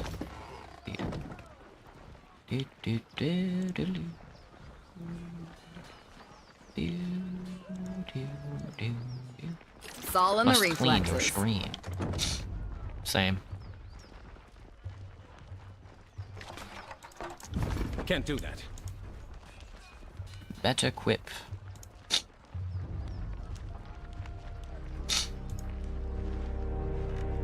Glory to the voice of Narat, projecting his salutations for all to hear. The grinning blood chanter raps against his staff against the ground as you approach. Fatebinder, fruit punch, I presume. His smile quickly retreats, giving way to a sour scowl. I am Better Quip. I'm here to the embassy of Scarlet Chorus. Better Quip looks at you impatiently. Goodbye. Okay, I'm not gonna lie. After having read all that, I really want to play Later? Gotcha. I really want to play Suzerain again, so I'm gonna take a break and then be right back with Suzerain. That was fun, don't get me wrong, but like, I'm craving Suzerain. I'm craving Suzerain like crazy. Let me see if I can adjust my stream settings. Suzerain. Do. Where's the music? Oh, changing my graphics driver killed my music for some reason. Let's not do City Skylines. Let's do Donkus Congus.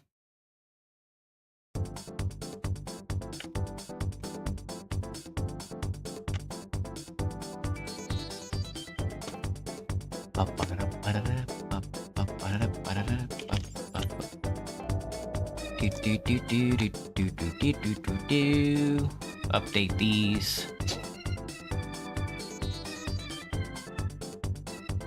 Alright, close that. Alright, I'll BRB.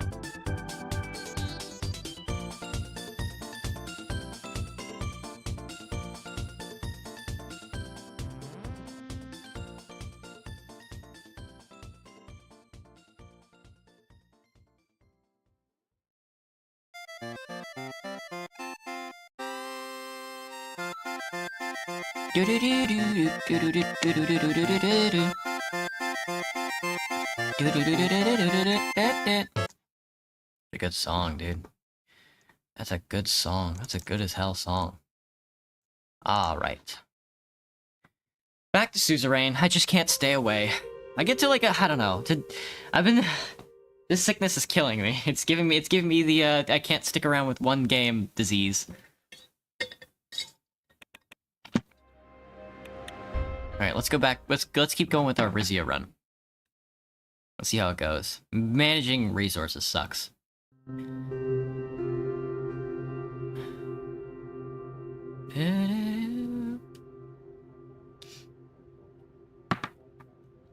Alright, let's take a look at where we are.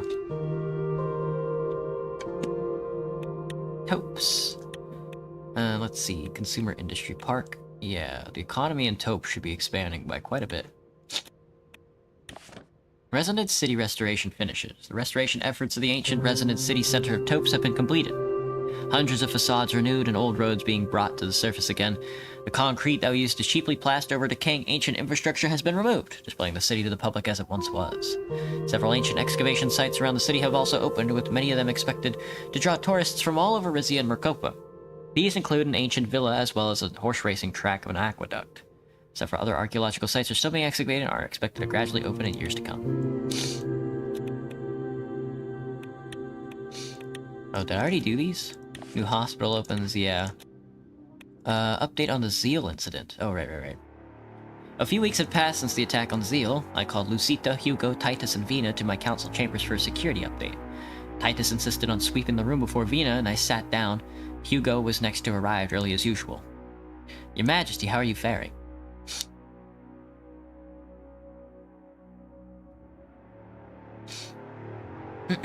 I'm worried about Wayland's reaction. Smolak hasn't even made a public statement yet.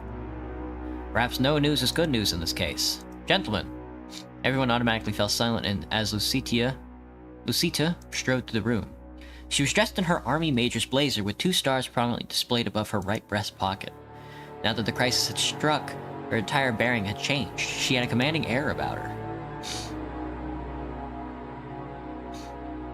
Status report, now. Certainly, Your Majesty. Still standing, she picked the dossier up off the table and flipped it open. I'll reiterate what we already know. 1605 hours on December 8, 1950, an explosive object detonated in Smolak Square in the city of Zeal.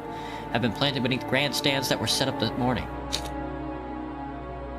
Seated in those stands were a mix of civilians and political figures who had been invited to the Friendship Day event of all of Weshik heritage. The most recent casualty report states that 3 civilians were killed in the blast. Of the 14 injured, all are now in stable condition.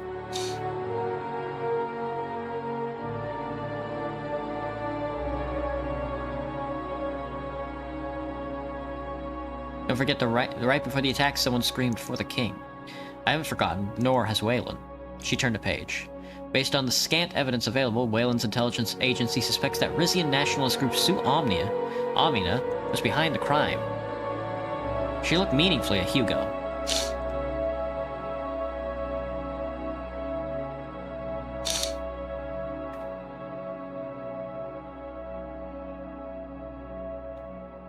Of course they would say that. It's clear the President Smolak was behind this. I agree.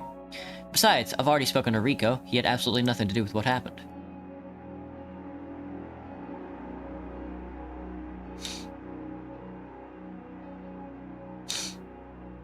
Su Omnia's activities, like in the months leading up to the attack. Nothing out of the ordinary. A few marches and a rally held at the Duke of Isa's mansion in protest to the new Dasneritis Grand Sanctuary expansion. All peaceful events held to promote Rizian values. Su Amina is not and has never been a violent organization. I should clarify the group's official activities have never been violent, but individual members have printed leaflets calling for a more creative solution to the Weshik problem. I don't understand why Cousin Rico would even support a group like that. Queen Liza always said monarchy was incompatible with nationalism. The crown knows no borders.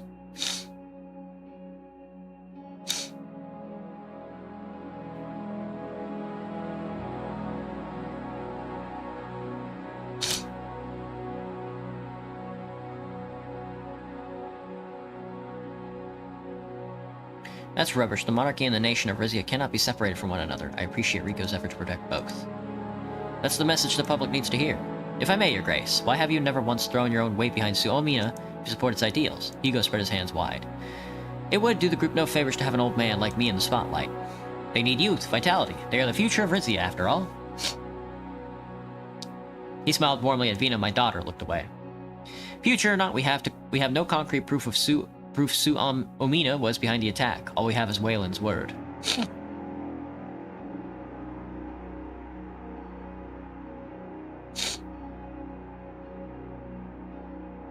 And it's in Wayland's interest to pin the blame for the bombing on Rizia. Exactly. We still haven't ruled out the possibility that President Smolak himself ordered it, or another party interested in weakening the both of us. With an increased foreign intelligence budget, we could commission a full investigation into the Zeal incident and take measures to prevent such an event from reoccurring.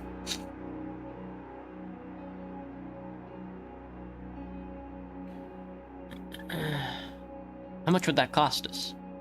A significant portion of our emergency funds, but it'll be worth it. Pardon me, ma'am, Major, Duchess. All eyes turned towards the man in the gold blazer. May I point out, you weren't present on the day of the Zeal incident. The king and I were.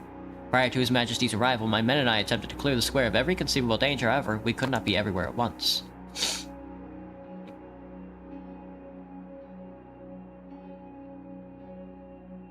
Shouldn't have been your job to find the bomb. It was Wayland's. What was your point, Mr. Gordian?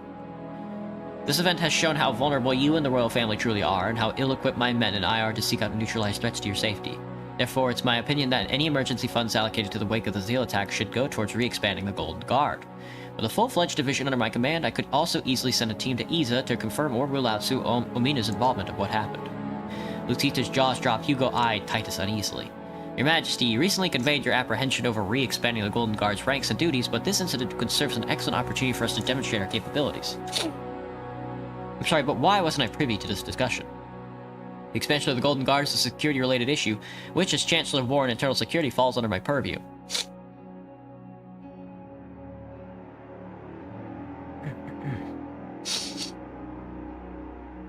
Our discussion wasn't intentionally concealed from you, nor was it pre-planned. Forgive me for not informing you sooner. All well and good, Your Majesty, but the fact remains that national security is not Captain Gordian's area of expertise. Ma'am, it's important to recognize the historical significance of the Golden Guard. Until quite recently, our role extended far beyond mere guardians for the king. Previously, the Guard had the authority to conduct insensitive internal investigations without getting caught up in red tape. The royal family and Rizia were both more secure because of it. Excuse me. I had to sneeze. Sorry. What you call red tape, I call accountability. You're asking for permission to act outside the law. I'm asking for permission to become a more agile, flexible arm of the law than any division currently in operation. This will benefit us both.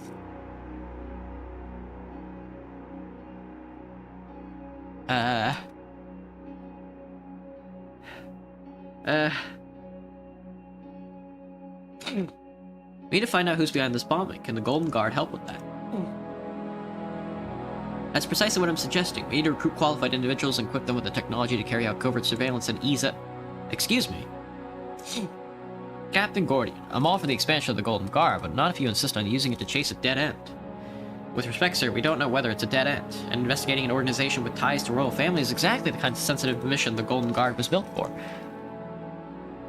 Perhaps so, Captain Gordian, but the attack took place in Wayland. Any resources that go towards investigating it should be allocated there, not within Rizia. She, Hugo, and Titus glared at each other. The tension was broken by a knock on the door. Laurento came in clearly out of breath. Excuse me, Your Majesty. My fellow counselors, these stairs never get any easier. Take a moment, Mr. Esquivel. Laurento sat down after catching his breath. He continued. I've just received word from Wayland's foreign minister. President Smollett plans to make it public that Rizian nationalists were involved in the Zeal incident. Lucitia's hands closed into fists. Our relations with Wayland have been cordial enough that Smollett will not immediately blame the crown, but he will be expecting a response. He's just testing us. His government can't prove anything.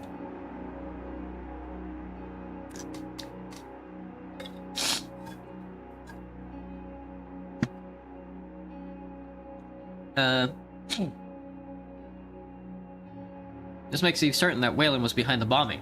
They're trying to weaken our claim on Zeal. You see now why I want to launch an investigation? Imagine the reaction once it comes out that Smollett attacked his own people. May I ask what the five of you were discussing before I came in? Our security response to the Zeal incident. Duchess Cesaro is requesting funds for an expansion of foreign intelligence to conduct an investigation in Wayland, while Captain Gordian would prefer the Golden Guard be expanded and given license to investigate threats within Rizia's border.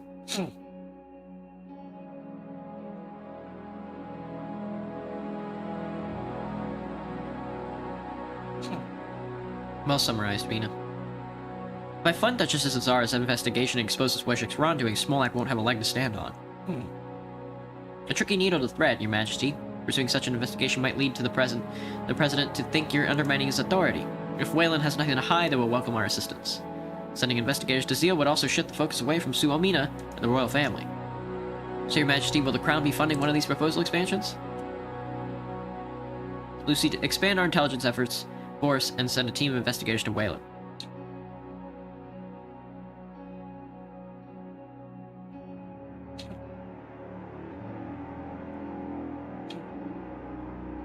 Lucita clasped her hands together. Thank you, Your Majesty. I promise my department will get results. Titus bowed his head. Rest assured this will not affect my own commitment to your family's security, Your Majesty. A true professional. I appreciate that. There's still the matter of the King's public response. Do you have any suggestions?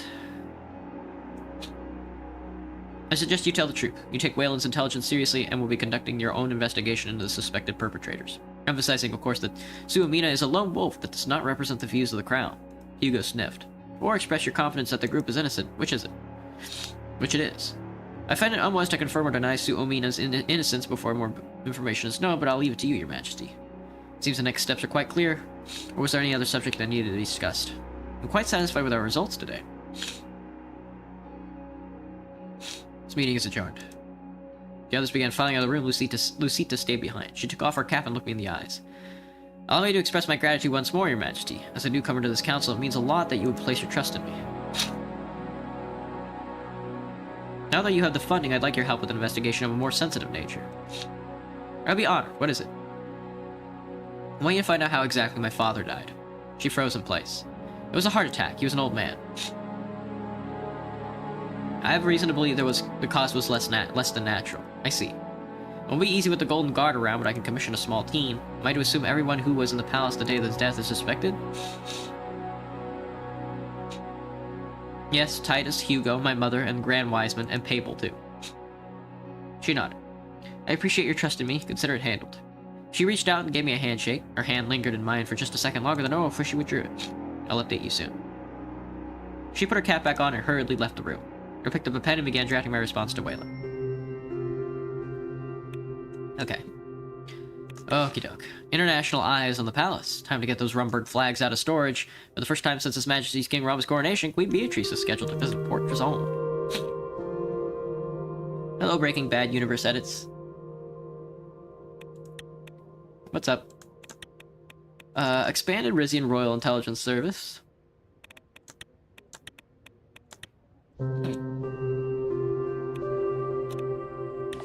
Queen Beatrice greets Rumburgians and Bronaz. At her state visit to Port Trazone, Queen Beatrice of Rumburg graced Bronaz with her royal presence, giving a short address to the city's large population of ethnic Rumburgians. From the balcony of Bronaz City Hall, she praised the city's Rumburgian diaspora for preserving their rich heritage while also embracing our local culture. The timber industry. Mechanized logging and jails. Jails, Wesha Community holds Friendship Day Vigil. The Wesha Community and jails held a candlelight vigil in the honor of the victims of Friendship Day bombing in Zeal. Members of the Brennus Police Department were on hand to prevent potential violence between the mourners and the jail's chapter of Sumina, which was banned from holding a celebratory rally several days prior. That's pretty funny. Statement on the Zeal incident. The press is expecting an official government statement from Rizia in the wake of the Zeal incident. In particular, they expect the king to either denounce or defend the nationalist group Soumina, who have been accused of being involved in the bombing. Issue a neutral response.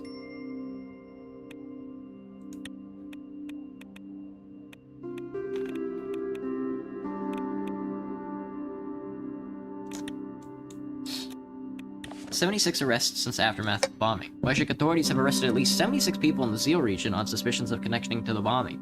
Many of Rizian and Blush origin, the whereabouts of many of the detained are unknown, which is starting to worry international observers.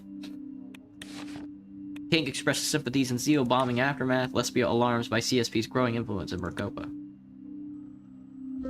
Alright, I'll be back. Let me refill my water. I ran out. This guy do be drinking.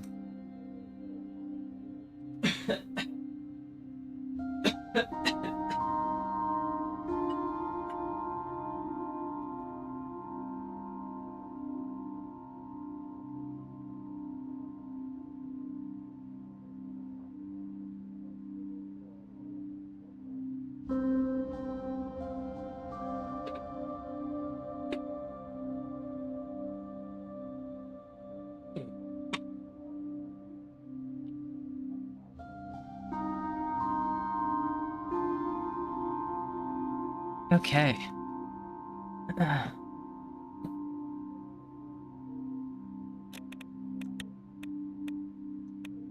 Let's see. Brennus officials offer aid to ease his growing unrest. The Brennus Regional Council, led by Countess Leona Saison, has alerted the palace to their attempts to assist with the escalating unrest in Isa. Official proposed sending additional resources, including personnel and economic support, to stabilize the city, but their offer was dismissed by Duke Rico Torres. Despite Torres' rejection of aid, Brennus officials maintained that their proximity and shared heritage uniquely positioned them to assist in addressing the city's challenges. Squatted building cleared.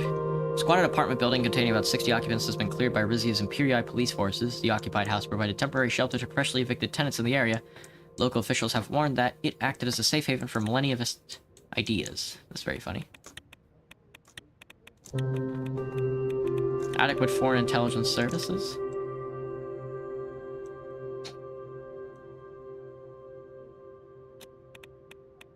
Visit from Queen Beatrice of Rumburg. Old room. Vina, Estella, and I sat in Palace Res in a most ornate stateroom awaiting the arrival of Queen Beatrice Livingston. An informal supper with my sister-in-law was scheduled for the evening, but for now, the protocol for an official diplomatic visit had to be observed. Abel came in through the stateroom door. He took a deep breath. Announcing Her Excellency Beatrice Livingston, Queen of the Four Corners of Mercopa. Defender of Castle Tsarborough, conqueror of the Tranquil Sea, stout protector of the ancient lands of Rum, descendant of the most honorable King Edward I and the ruler of Rumburg. We stepped aside and Queen Beatrice entered. She was wearing an emerald green gown that matched her tiara. Vina, Estelle, and I rose to greet the Queen. Kiss Beatrice on the cheek.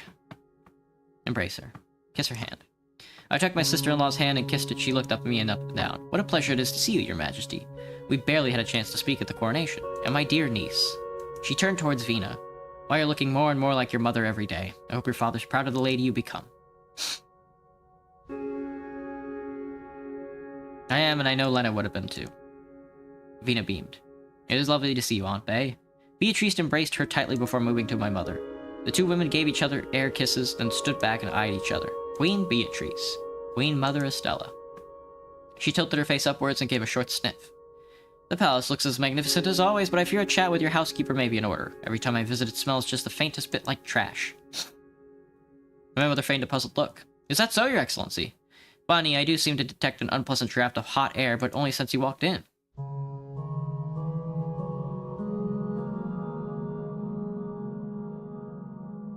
Shall we be seated?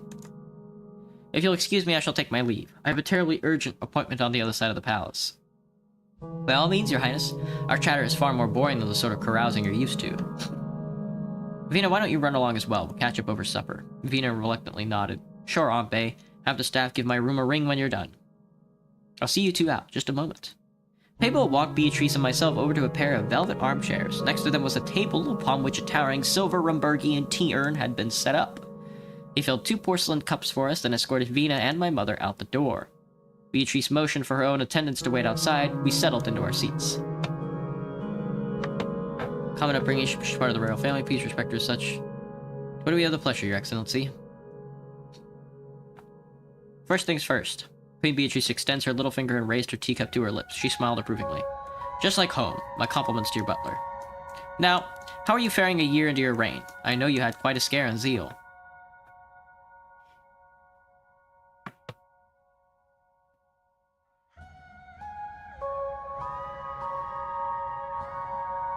Mother and I were lucky to get out of it with our lives. I was never scared. Rizians weren't the target after all.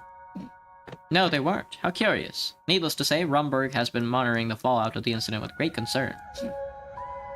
Your concern is very much appreciated. She nodded. Aside from my worries about your personal safety, I foresee a scenario where Wayland uses this strategy for its own gain. And Wayland amasses more power. It is not in either of our interests, correct, Your Majesty?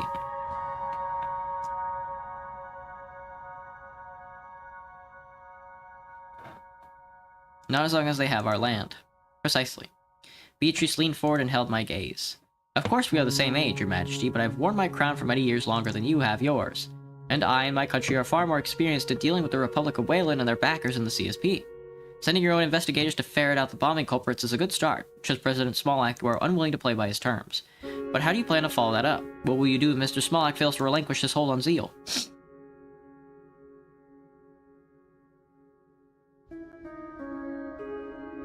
Comes down to it, I'm prepared to fight. Then you will need Rumburg's help. Do go on, Queen Beatrice. Here's what I suggest, Your Majesty. As you know, Rumburg is currently a major importer of Weshik oil. If we were to significantly reduce our imports, the financial pressure and thus your leverage over Wayland would be considerable.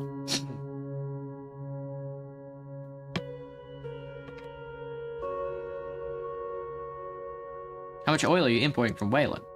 Enough to seriously make a dent in the country's economy, were our purchase orders to diminish. But in fact, my advisors and I have been speaking about forging new energy partnerships. And as it happens, Rizzi is about to come into possession of quite a bit of natural gas, correct?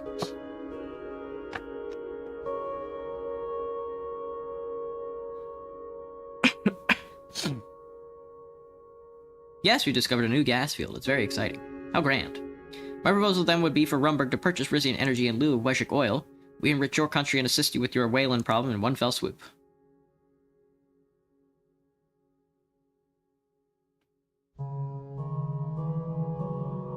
Promise you access to the gas from the field and you'll stop purchasing oil from Wayland.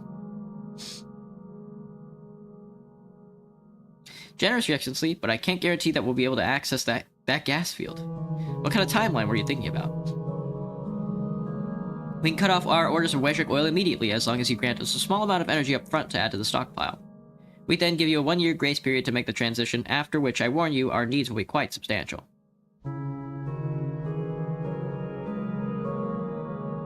Interesting, but how would Rizian gas even reach Rumburg from here? I'm quite sure some of the same ships that carry out our gold trade can be retrofitted to transport natural gas in liquefied form. Of course, an immediate modernization of your Monkey port would be required to handle the excess shipping traffic. That can be arranged. Even if you don't ship us gas, getting that port in tip-top shape would make our gold trade more efficient.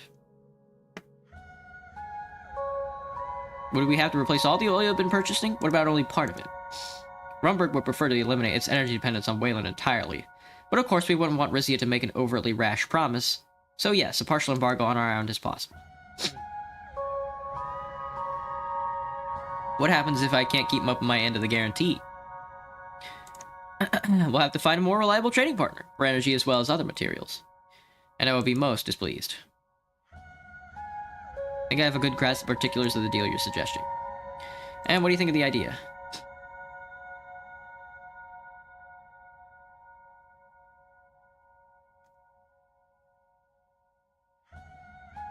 I don't want to complicate our trade relations.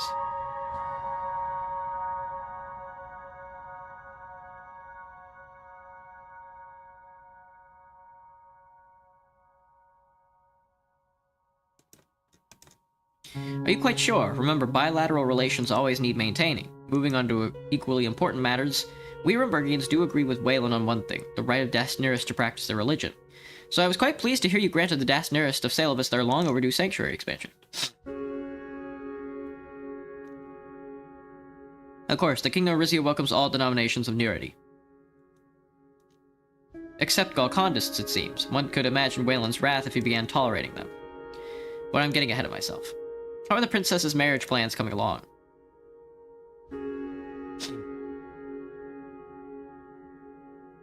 Why, is your eldest son single? Heavens no, my Bradley is still betrothed to the Duchess of Tompsford. Much as I'd like to continue our tradition of royal intermarriage, this pairing is necessary to secure Northwester Rumburg's continued loyalty. Surely you understand. Indeed, you made a wise arrangement. I'm sure you'll find just a suitable match for my brilliant niece. We royals are an endangered breed, you know. We've got to tend to our lineages as we would a rose garden.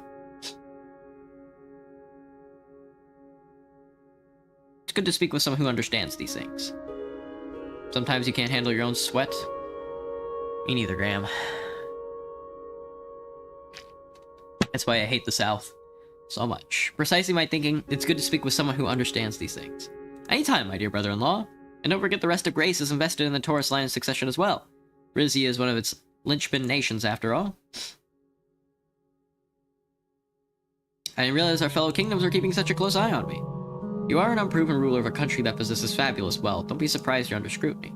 Grace wants to see a stable Rizia, especially after the summit at which we all promised a closer cooperation. Believe me, I want to see a stable Rizia as well. Rumburg will do its best to aid you. She rose to leave. I shall see you at supper, your majesty. The queen gave the door a swift knock. Her attendants opened it, bowing as they did so. She paused. Congratulations on your recent trade deal, by the way, although I wouldn't trust the swords any further than I could throw them. She walked out with her ground tailing behind her.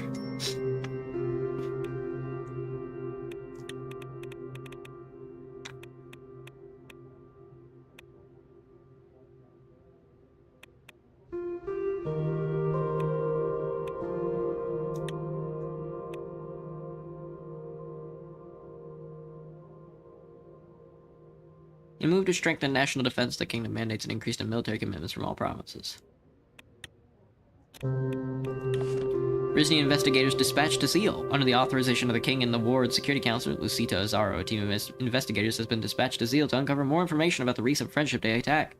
Wayland has been informed about the presence of Rizian intelligence and promised its full cooperation with the investigators. Excuse me. Swedish businessman Walter Tusk goes on a holiday in Valenquier's wine country.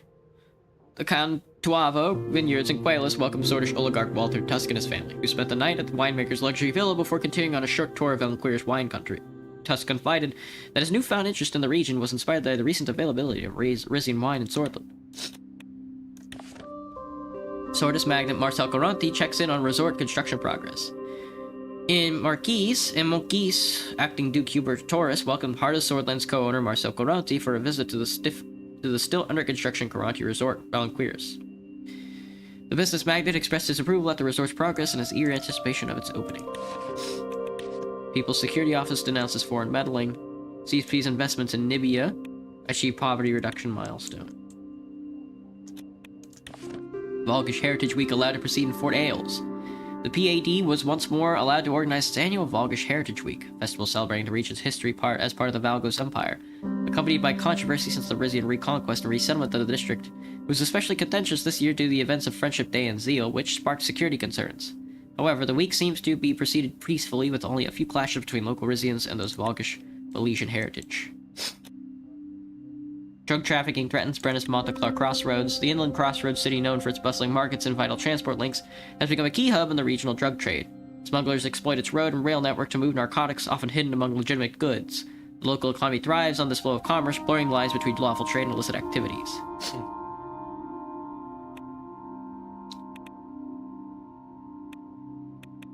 Disrupt transport networks with random inspections. Securing Argnos commerce.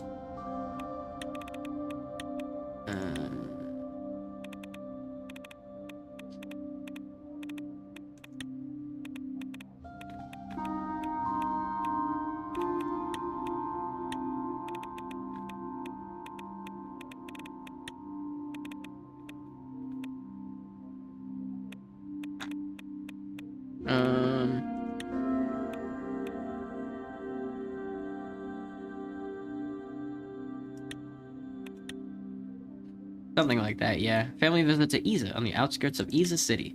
Sorry, I was taking a look through my edicts. I'm not sure what I want to do.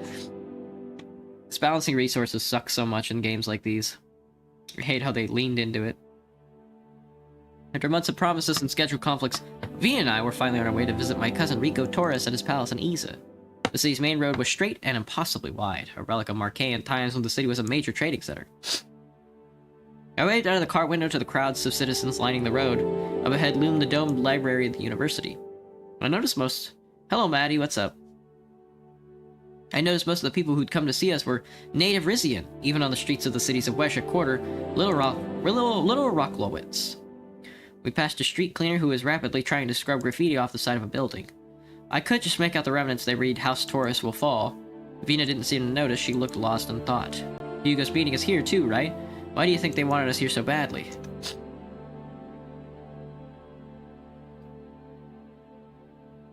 Invitation coming so soon after the Zill incident is no coincidence. I can't even remember the last time Cousin Rico and I properly spoke, when we were children, maybe. We rode on until we reached Palace Cezanne. Under Rico's stewardship, a formidable-looking iron gate had been constructed around the otherwise tranquil palace complex.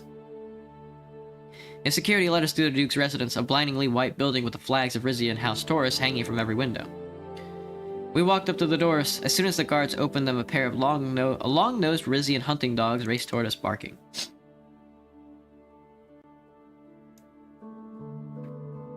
Bella, Bruno, sit. Both dogs promptly sat at attention, still as statues. I heard the sound of boots on tile as my cousin Rico approached. He was wearing an olive green tweed jacket and a flat cap. He gave me a quick bow of acknowledgement, then knelt and kissed Vina's hand. I was struck by his transformation from a gawky, insecure teen to a broad-shouldered, naturally confident young man.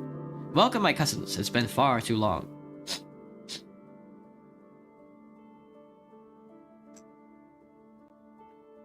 Greetings, Your Grace.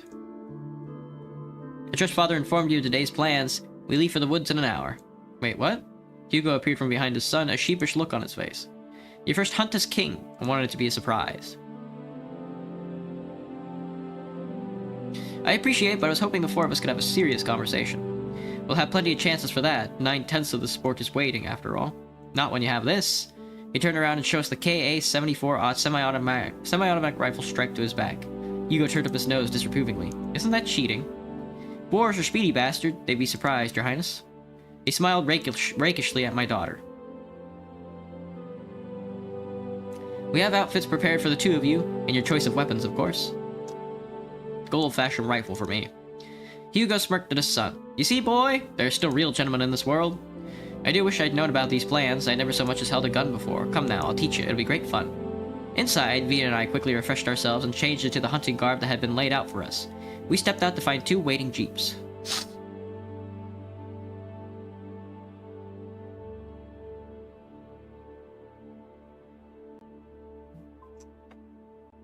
Hang on.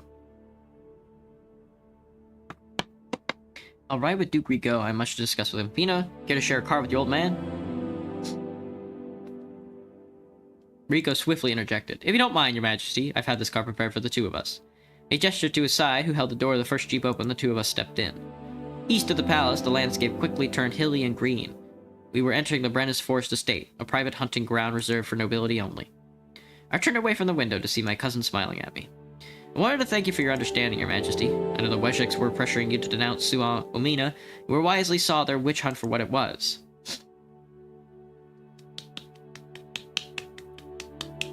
Waylon obviously planned the bombing. Killing a few of their own means nothing to them. They're like ants. Hello, Banana.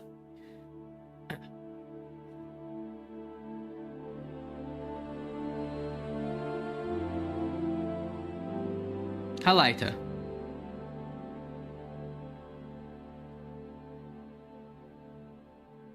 Halaita, if it is said, so it is. Rico smirked. I'll let you in on a secret, though. Just prior to the incident, we were about to activate a branch of Suomina in Zeal.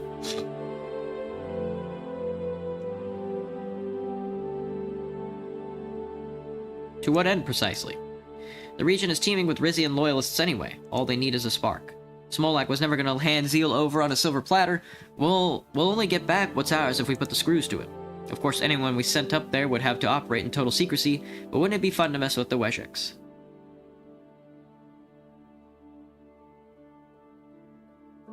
Define mess with. Nothing as extreme as bombing, mind you. We just spread the word about the benevolence of King Ramus, with or without some light coercion.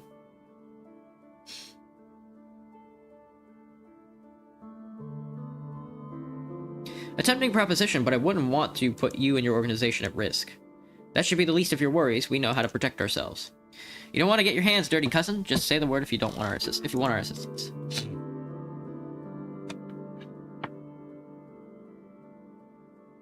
We can't afford to do this right now. I understood. I was only trying to help.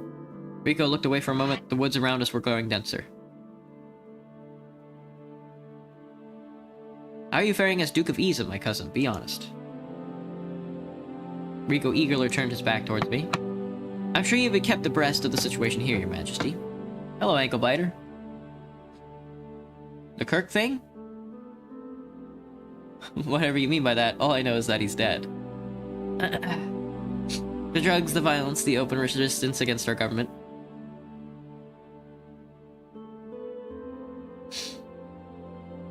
What can I do to help?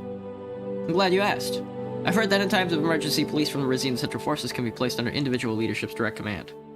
I petitioned your ward security counselor for to transfer, but she refused.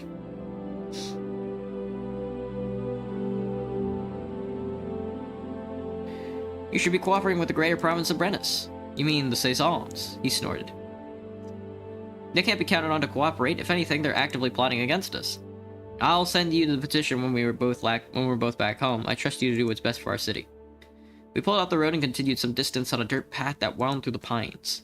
We came to a halt at the mouth of a grassy clearing with greatly sloping sides. Hunting blinds lined its perimeter.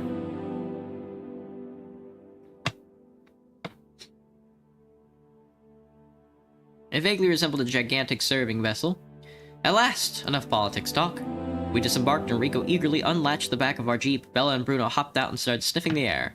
Got the scent already, my dears? Must be the dozens of boars out there. The other car pulled up next to us. Hugo and Vino got out, still in conversation. So you see, Your Highness, knowing how to aim and fire a gun correctly is as useful as a royal skill as knowing how to hold a salad fork.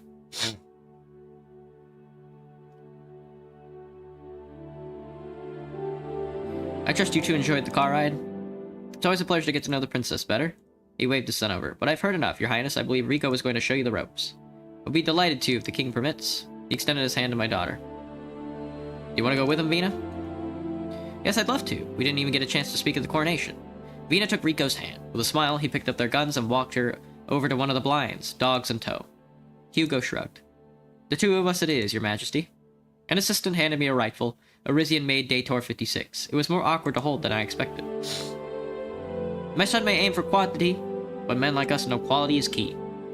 He locked and loaded his Dator rifle. Its stock had a gold embossed bowl on it. We climbed up into the hunting blind opposite of Vina and Rico's position, and now we play the waiting game. There was a long stretch of silence, punctuated only by the chirping of birds and the occasional bark of Bella and Bruno in the distance. I may not like Rico's hunting methods, but his dogs are second to none. They'll drive the boars out in no time.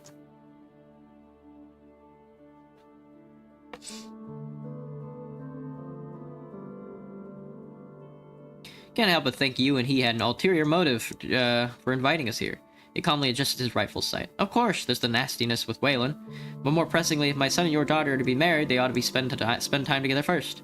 Have you seriously never considered the possibility?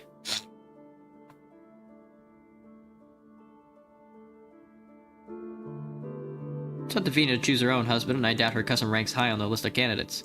Her cousin once removed. As you know, there are interests both sides and outside the country who seek to snatch Rizzi away from the House of Taurus. Consanguinity wouldn't be my first choice either, but it's the only way to keep our family in power. Let's see how they get along today before we make wedding arrangements. Fair enough. Rico can be quite the charmer when he sets his mind to it. As your uncle and your advisor, this is my advice. You may follow or disregard it as you choose. Just then we heard a rustling sound coming from the woods. Bella and Bruno had found their quarry. A group of boars raced into the clearing, the dogs nipping at their heels, working in tandem. They forced their prey into the lowest part of the glade. Looking through my gun sight, I fixed my crosshairs on the group. Shoot a boar. I took aim and pulled the trigger. I struggled to keep the gun steady as it fired. The shot went wide and the boar scattered in all directions. Been too long, has it? Allow me. Is my nose full? Yeah. No, it's actually kind of dry. In one swift motion, he aimed and fired his rifle. The largest of the boars fell to the ground. As we turned away to reload, I heard a series of rapid-fire bangs coming from Rico's direction. I looked back out the blind to see the ground littered with dead boars. Not very sporting, if you ask me. By the end of the hunt, I had 0 kills, Hugo had 6, and Rico had racked up a dozen. He and my daughter were deep in conversation as they climbed down from their blind. Liza this, Liza that. I'm telling you, if the Wayland Civil War had happened while Grandmother was still in power, she wouldn't have set out the welcome mat. No, Liza would have honored Rizzi and Wayland's long history of cooperation and shown compassion for those who suffered. You naive little girl, everyone in Mercopa wants what we Rizzians have. The Wesheks saw a chance to get it, and they jumped on it. He flung his gun on the ground in frustration. I'm afraid your daughter didn't shoot a damn thing on today's hunt, Your Majesty. She was too busy distracting me with her nonsense opinions.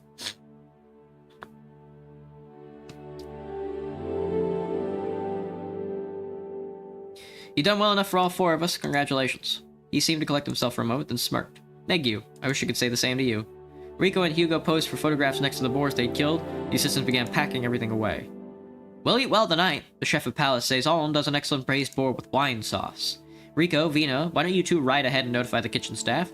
His Majesty and I will be right behind you. Imagine he just killed off every animal there. He was really going for it, wasn't he? He's just gonna shoot every bird and pig in the forest. Vina gave me a pleading look. Why don't we go with your son, Hugo? I'll accompany the princess. Hugo raised an eyebrow. As you wish. Come along, Rico. Vina silently thanked me as Rico and Hugo departed. We climbed into the second jeep and headed back to the palace. Dinner that night was indeed delicious. They are good at cooking. They do know how to cook it up.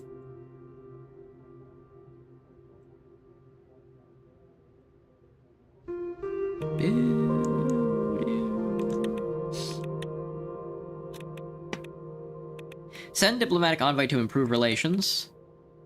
In a bid to strengthen international relations and fortify alliances, it's proposed to send a diplomatic envoy to a nation of your choice. Pales, Wayland, Dardium, or Morella. The success of this mission could lead to an enhanced trade cooperation and mutual understanding. We will send one to Pales. The Grand Duchy of Pales. Assignment started. Indeed.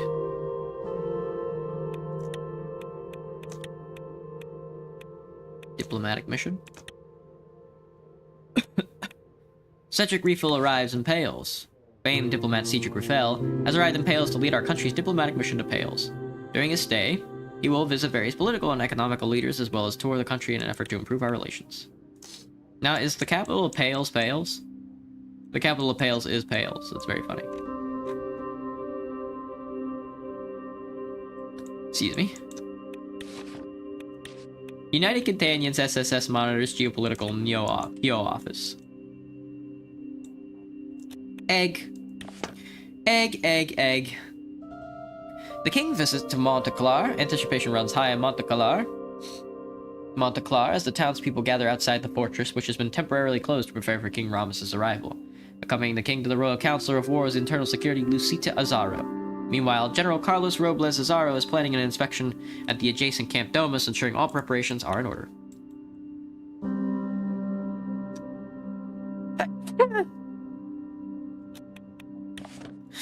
Rizia Imperii Businesswomen Association highlights gender pay gap. New report released by the Rizia Imperii Businesswomen's Association, RIBA, reveals that despite the great strides our kingdom has made for women's rights, inequality persists in the job market. Men still earn significantly more than women, a gap that RIBA reports suggests that can be surmounted with the help of government intervention. There is a police transfer. I'm going to deny that. Sorry, lad. Good movie. A royal visit to the Scarlet Kingbird Festival. The Arena, Salabas, and Salabas City. Every spring, the seaside town of Salabas celebrated the Scarlet Kingbird Festival. The vibrantly colored songbirds spent their winters in Xena, near the southern part of what used to be the Mauser Empire. Every spring, like clockwork, they flew back over the Gulf of Mordia to settle in Salabas. Their return was celebrated with music, dancing, and lavish banquets, opened by speech from the reigning Count or Countess of Salabas. It was traditional for the King of Rizia and his family to attend. The sun hung low in the sky over the Arena Salabas. Sayabis? Something like that. 100-year-old open-air venue perched directly on the beach. Vina and I sit waiting for the royal box as cameras flashed in our direction. My daughter impatiently tapped her fingers on the arm of her chair. We hadn't spoken much since Isa.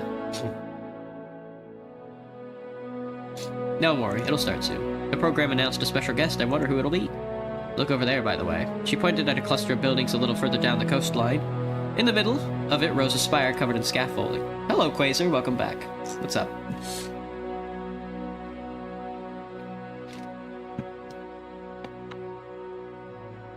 It looks das nourished. I wonder if there's a sanctuary the Grand Wiseman was asking for.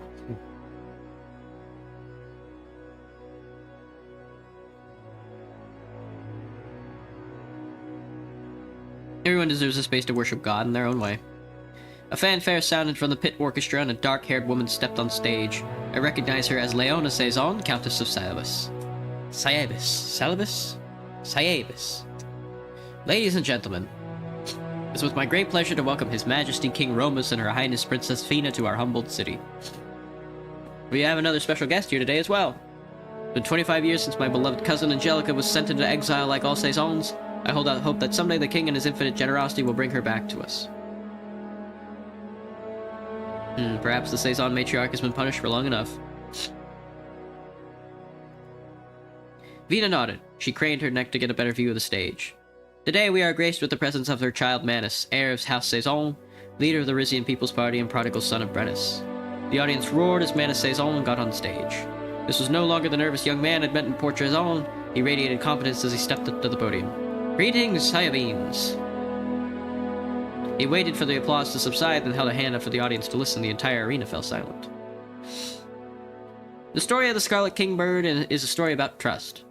Every year, this tiny feathered creature travels thousands of kilometers to reach our shores. He doesn't know what perils await him on the way to his destination, nor what sort of welcome he will await here. Yet he flies on because something deep within his soul compels him to do so. An inner voice that tells him, this is your home.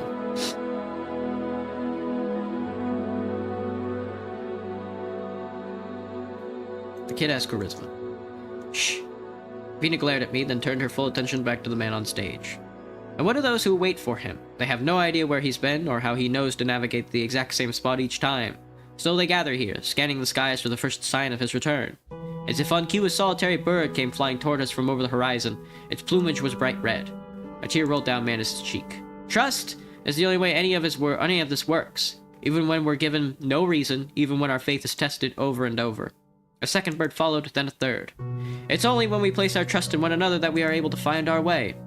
The audience gasped as the sky over our heads filled with hundreds and hundreds of kingbirds, their crimson feathers magnificently lit by the setting sun.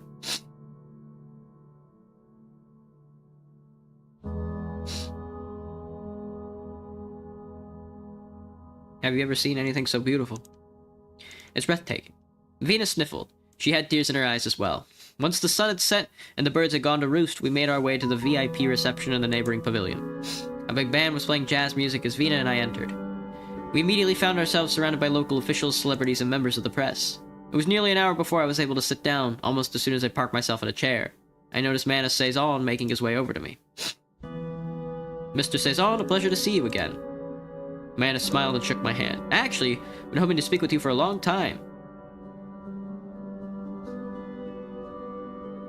Why did you request an audience with me? He gave me a look that was equal parts hurt and puzzled. I did, dear Grand Vizier. The message must have gotten lost. But since we're both here right now, Your Majesty, I know what you and your family think of me, and I know that my position in government is symbolic at best, but I still think we have a chance to accomplish great things for this country. What'd you have in mind? Well, Your Majesty, I joined the House of Delegates because of Lucas Suzerain, because my father's rash act of violence robbed Rizzi of a peaceful transition it deserved. The rest of the RPP and I are in agreement. Our kingdom thirsts for reform. We can grant our peoples a voice without spilling a drop of blood.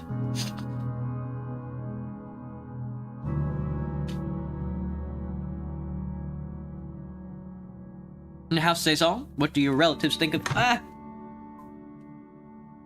Oh, don't fall. Oh, almost fell. What do your relatives think of your crusade against their kind? Manus traced the rim of his wine glass with his finger. My crusade is not against nobility, Your Majesty. It's on behalf of all Rizians. I envision a Rizia where the concerns of commoners and nobles are given equal weight, where an elected parliament makes the laws, but the royals retain their status and influence. I don't want to make assumptions, but could it be that your aims are the same as mine? Indeed, like you, I sense a sea of change coming to Rizia.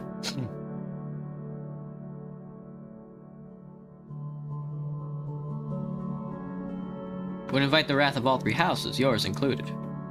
That's why any reforms we implemented would have to proceed very gradually. I would never presume to tell the king how the country should be run, just know that should you choose to guide Rizia in a more democratic direction, my party is prepared to back you. How exactly would you back me? We will get the public on your side. When the time comes, they will embrace reform without hesitation. Sure you don't need some rest? Probably. It would help if you implemented some of the decrees you proposed. It's my wish that we work together to make it a reality.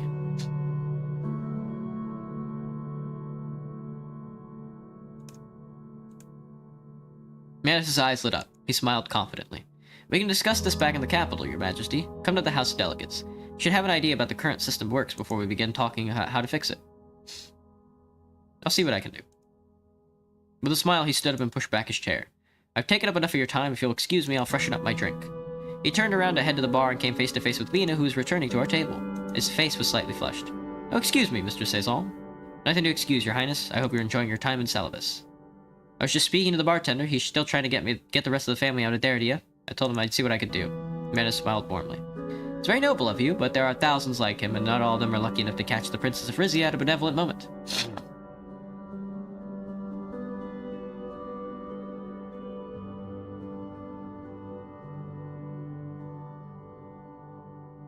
Forgive me, Mr. Suzerain, but the prince and I have really got to be going.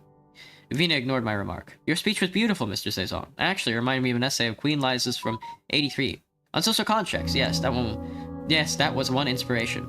What were the others? The band began playing Sweetheart of Entry City, an upbeat tune that had recently reached us from Arcasia. You know what? Tell me after this dance. She took a step closer to Manus and extended a hand to him. He looked at me questioningly. One dance, then we go home. Vina beamed. Manus took her hand and rose from his seat.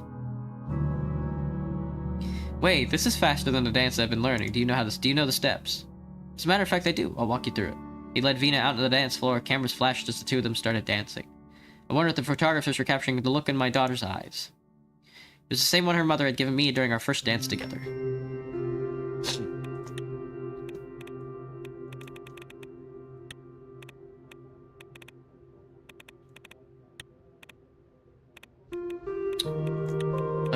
Where is my government? The RPP.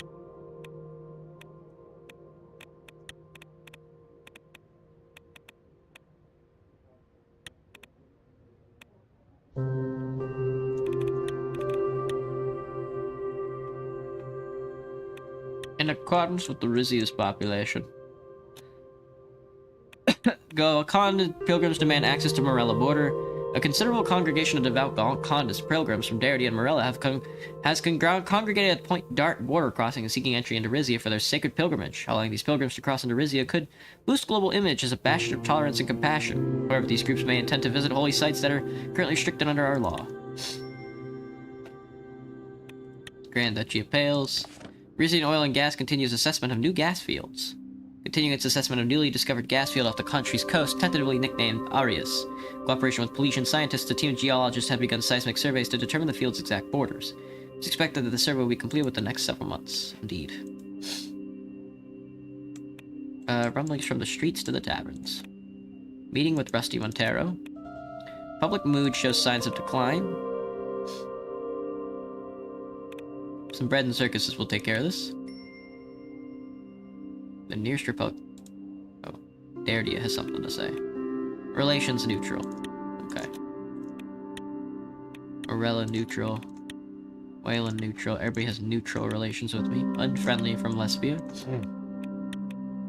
Neutral with Swordland. What about Pales? Neutral with Pales.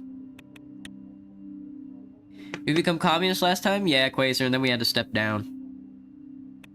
We did. Says on air, gives speech about trust. Can he be trusted? Rufus drags royal gossip Viva. Vina dances at last. President Walker boosts welfare, faces economic challenge.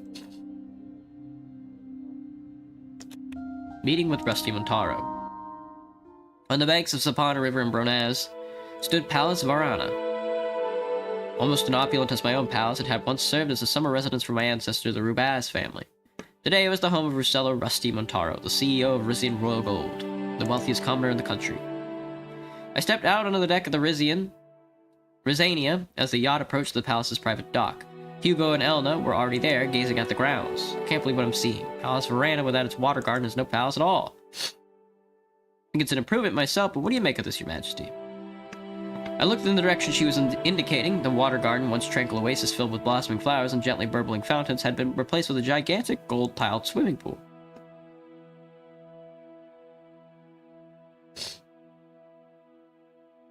How did a man like him take over the most powerful corporation in Rizia? He got an knack for being in the right place at the right time. Legend has it he worked his way out from regional mine supervisor in a series of backroom deals and boardroom betrayals. Yeah, retired.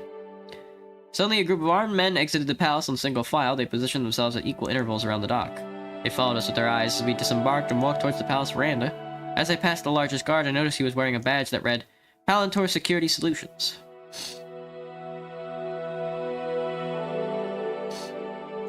Are you Caucasian? He stared at me with a look of non-comprehension. There was a rustle behind me as Titus shifted his weight on high alert. Rusty rose from where he'd been sitting and rushed over to us. Anthony! Antone! That's no way to treat our royal visitors. The guard reluctantly bowed and stepped aside. Rusty ushered us past him, shaking his head as he did so. I'm so sorry. You can take the guards out of Arcadia, but you can't take, well, you know. The gold magnet's red hair was streaked with gray, but his eyes had a youthful mischief about them. You sound like this one drunk? Do I sound drunk? He gestured towards a number of floral-patterned chairs that had been set out on the terrace overlooking the pool. On behalf of all of us at the esteemed Rizian Royal Gold Corporation, I do hereby extend my cordial greetings to your royal delegation. Kinda? He trailed off with a grin. Heck, I was never one for formalities. Welcome to my palace, Your Majesty. I don't think this is the first time I ever streamed while I was sick. Last time I streamed while I was sick was back in, like, February.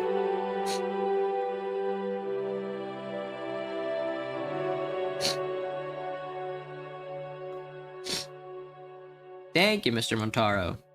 Rusty, please, call me Mr. Montaro.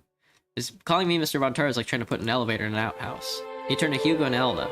Your Grace, Madam Treasurer, I haven't had to sit down with you two since the last gentleman wore the crown. My uncle gritted his teeth. You must mean my honorable brother, His Majesty King Valero, may he rest in peace. Now Hugo, Rusty paid his respects at the funeral like everybody else. She shook Rusty's hand. He beckoned for us to sit as his valets brought over water and fresh fruit. Hello, Empanada. What's up? How's business? We'll get to that, Your Majesty. Settle down. Have a drink first. By the way, no rush on paying back what loan I gave you. You'll get your repayment in due time.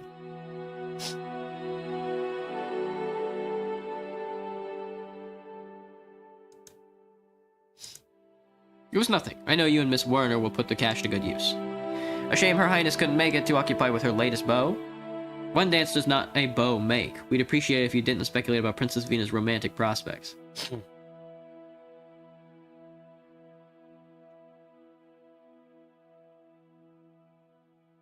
Her love life is strictly off limits. Well, alright. I'll cut to the chase then. He sat back and unbuttoned the top button of his shirt. Gross. Now, as you know, Rizian Rogo boasts a long, proud history of cooperation with the Crown.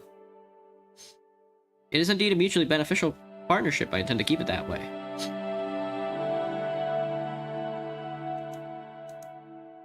Glad we're on the same page. My point being, as a trusted business associate, there's something I need to bring to your attention. Feast your eyes on this. He picked up a piece of paper from the table next to him. It was the flyer for the few sentences written in both Rizian and Weshek. Supervisors at my mines have gotten word that the workers are holding after our meetings on the subject of unsafe conditions.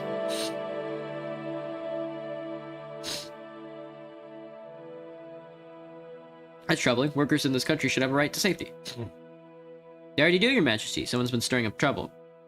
Have there been any accidents lately? Anything that might have triggered this? Rusty snorted. Accidents have been a part of this job since the dawn of time. You used to say you weren't a real miner until you weren't missing a finger.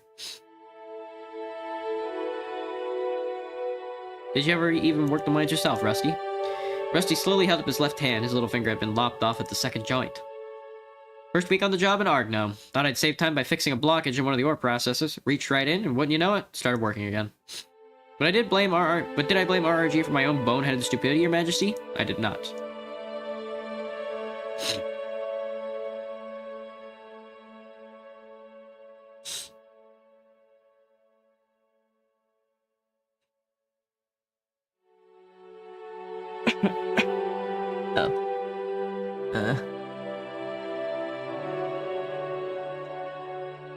You have a request of His Majesty, Mr. Montaro, or have you merely invited us here to complain? Not complain, more. This is about more than just a few disgruntled miners. Rumor has it the RPP is picking up the cause. Since when are you worried about the Rizian People's Party, Mr. Montaro?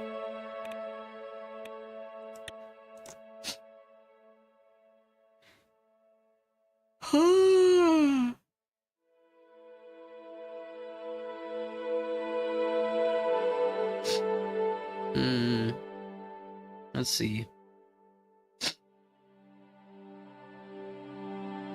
Bring workers' demands to the highest level of government. Admirable. Only in theory.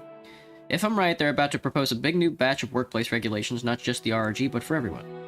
Will they make anyone safer? Doubtful. Will they be a death blow to our bottom line? 100%. How much revenue would RRG stand to lose? Hard to say. Implementing the regulations themselves would cost a pretty penny. And what do you think will happen if we pass those costs on to our trading partners? They'll hit the road faster than my first ex-wife. Elna raised her eyebrows. We have been seeing more global competition on the gold market, unfortunately. But for now, our product is of high enough quality that Rumberg is willing to pay more for it. Yes, but if the prices rise further still, I'd rather not admit it, but Mr. Montaro may have a point. Don't get me wrong, Your Majesty.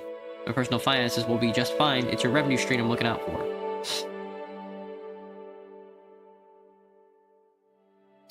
The company will rebound once we get Zeal back. We'll see about that, Your Majesty. 25 years ago, that little nub of land was home to some of the fattest gold veins my company's ever found, but never knows what shape it's in now. Better to focus on breaking new ground, if you ask me. Rumor has it your relatives in Felonquiris might be sitting on some extremely valuable real estate.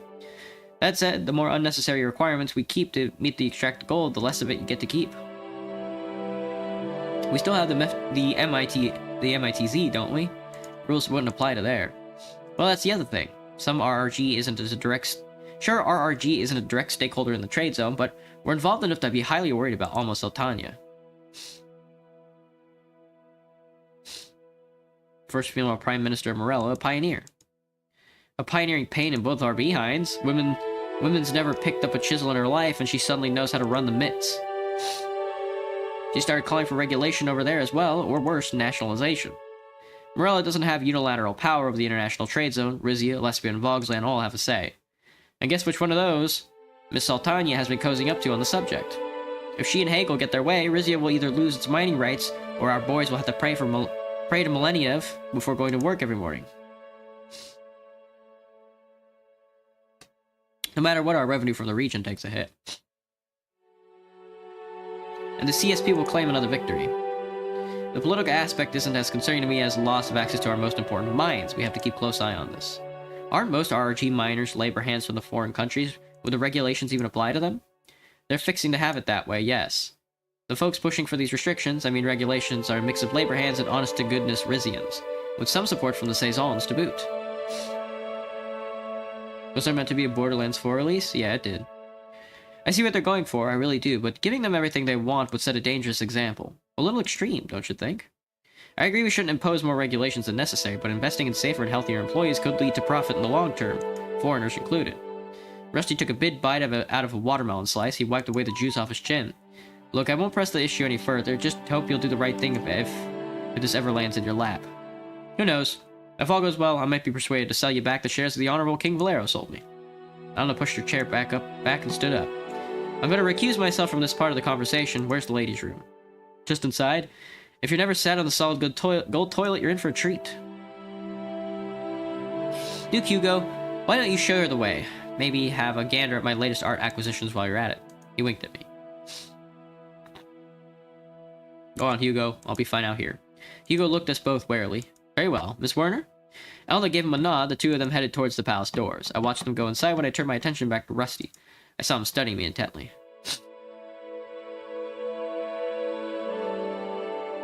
I'm not opposed to working together, but I want it to be on my terms. This is just the beginning, Your Majesty. He looked around to make sure all the guards were out of earshot. I heard you're thinking of bringing some pretty big changes to Rizia. If I did have such plans in store, what business would it be of yours? Aha, so I'm right. All I know is the word reform has come up in connection with your name once or twice, and I don't mean the branch of Dastanerity. If I'm wrong, go ahead and tell me to go to hell. All you nobles do anyway.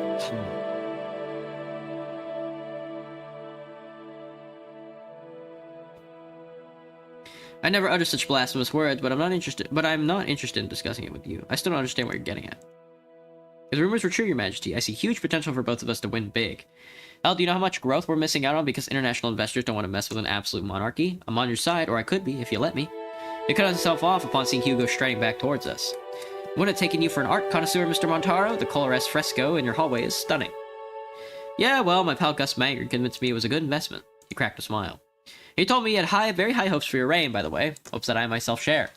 If you keep on making deals, let us run our business the way we always have. We'll just imagine a gold swimming a pool even in Rizian backyard. In every Rizian backyard.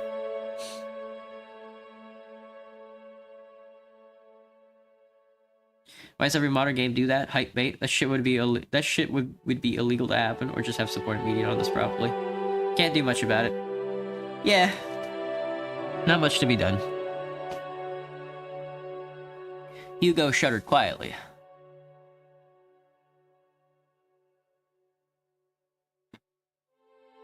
Keep supplying the Kingdom of Gold, and I shall take care of the obstacles in RRG's way.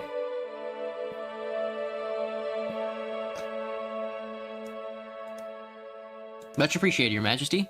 And don't forget, you ever find yourself low on crown funds again, the Bank of Rusty is still open. Elena stepped back onto the terrace.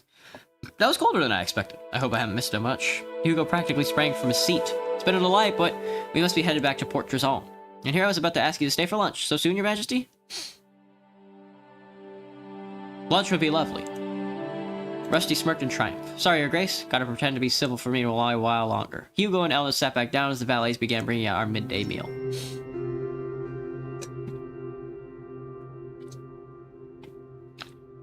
Problems with compatibility? Something like that.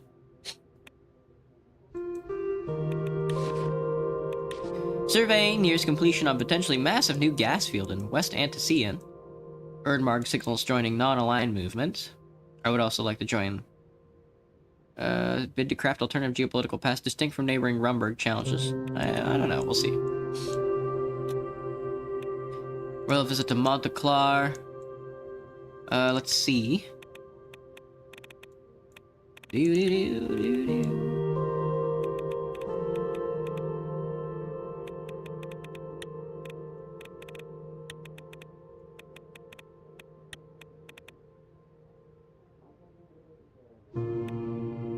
Non-racist religious tax.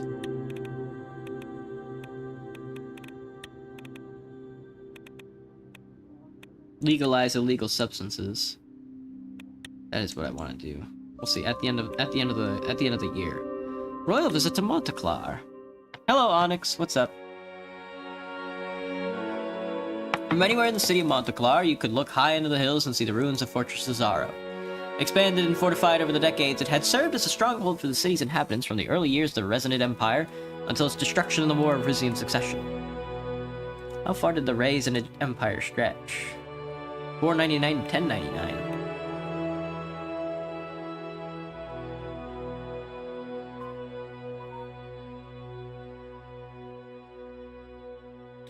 Under the Resonance, the Empire witnessed advancements in architecture, arts, and commerce. Though famed for its robust trade networks, advanced naval capabilities, and technological advancements, its dominance waned as internal strife weakened its central authority, making it susceptible to external threats. Its decline culminated in eventual absorption by the expanding Marcaean Empire. Marcaean Empire was the largest country in the world. It was also considered to be the most advanced civilization. The capital was Ullery, located today was named Huracord, with a population of almost 10 million people. Empire's sprawling trade. Ullery is in Swordland, isn't it? No. I don't remember. Rumberg stopped paying its tribute earlier, Agnolia broke away. Yeah, something like that. Feel like reading? Yeah, I do. How do you like the view, Your Majesty? For safety's sake, a wooden walkway had been constructed over the crumbling remains of the pyre pits. Lucitia and I walked along it until we came to the northwestern corner. From here, we could look down into the valley where the provincial capital sprawled across the fast-flowing Alca River and up into the foothills of the mountains opposite of us. Imagine how this fortress must have looked 1,000 years ago. Incredible, isn't it? The fortress was closed off for our visits, but a crowd had gathered just outside the walls. We waved down to them, then turned away, following the walkway towards the former armory. Our aides and guards stayed a respectable distance behind. Not even the Marqueans could destroy this place, you know? Only when Rizia's noble families turned against each other did it finally fall. She paused and turned to face me. It took years for the Azaro and Taurus family to repair their bond. I hope our houses will remain harmonious through your reign.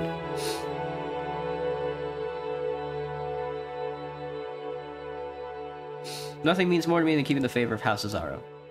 It's great to hear you say that. Your father and mine were close, Your Majesty. General Tadeus told me that he felt free to express his true opinions to the king, with no fear of repercussion. Lucita bit her lip. She seemed uncharacteristically nervous. I'd like if you and I had a similar relationship.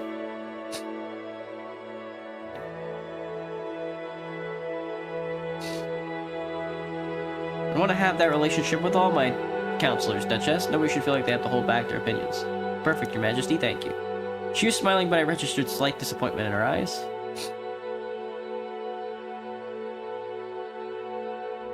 It's precisely your willingness to speak your mind that makes you such a valuable asset on my council.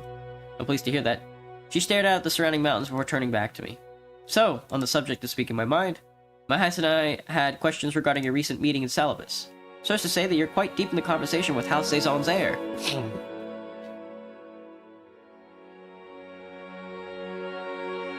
Rizia can only be strong if it's our royal family stand together.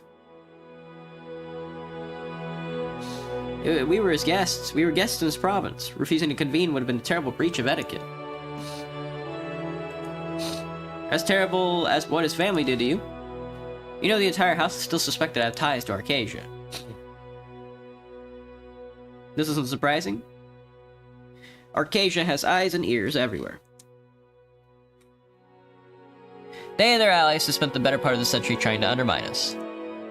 All the more reason not to trust that man around your daughter.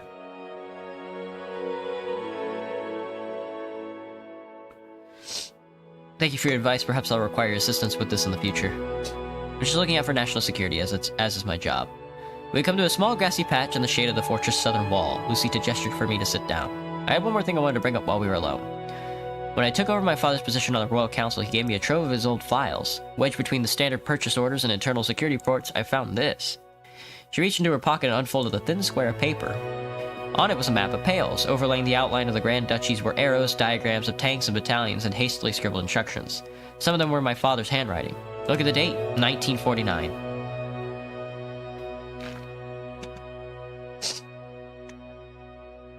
So they were plotting another attempt on Pales. That's not surprising.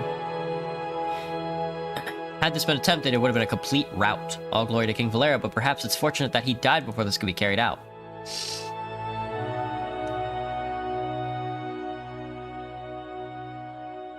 Pains me to say so, but yes, better that he died rather than order more soldiers to their deaths. If he was murdered as you suspect, that could be the motivation. Do I stretch often? No, Graham, I don't. I'm lazy.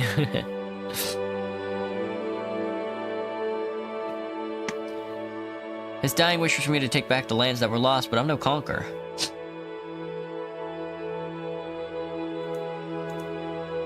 It's an outdated concept, invading territories based on centuries-old grudges. Of course, my family would disagree, and my province never got over losing our access to the sea.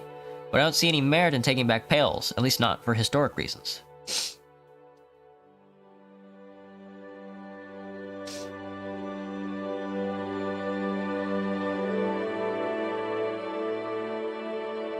Are you saying there's other reasons? She looked away. I don't want to sound paranoid, but I think Lesbia, ATO, and Morella becoming closer to Vogsland and the CSP. I do wonder whether our neighbor will get swallowed up in the superpower conflict. That is a legitimate worry. Look what happened to Wayland in the 30s. Arcasia and United Catania nearly destroyed it by proxy in a rush to gain access to its oil. And now Pales may be sitting on an even more valuable resource.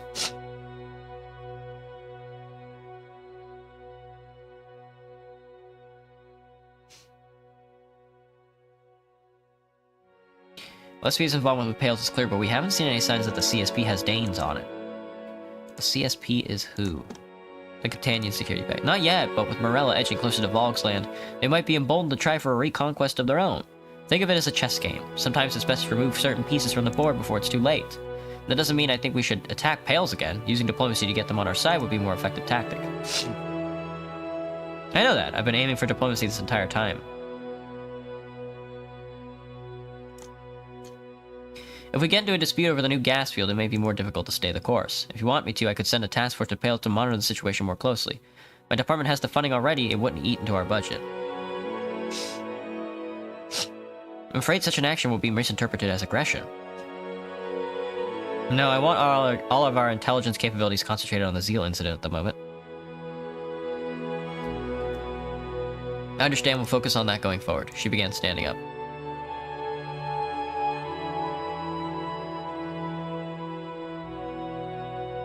Appreciate you coming to me with this. Please feel free to express your unfettered opinions to me in the future.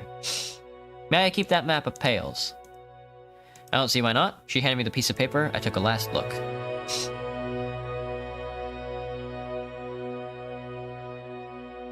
I'll keep this as a reminder of Valero the Frail's folly. And General Tadeusz Cesaro's. But speaking of the military, it's nearly 4. Let me show you something. She gestured to the stone wall behind us.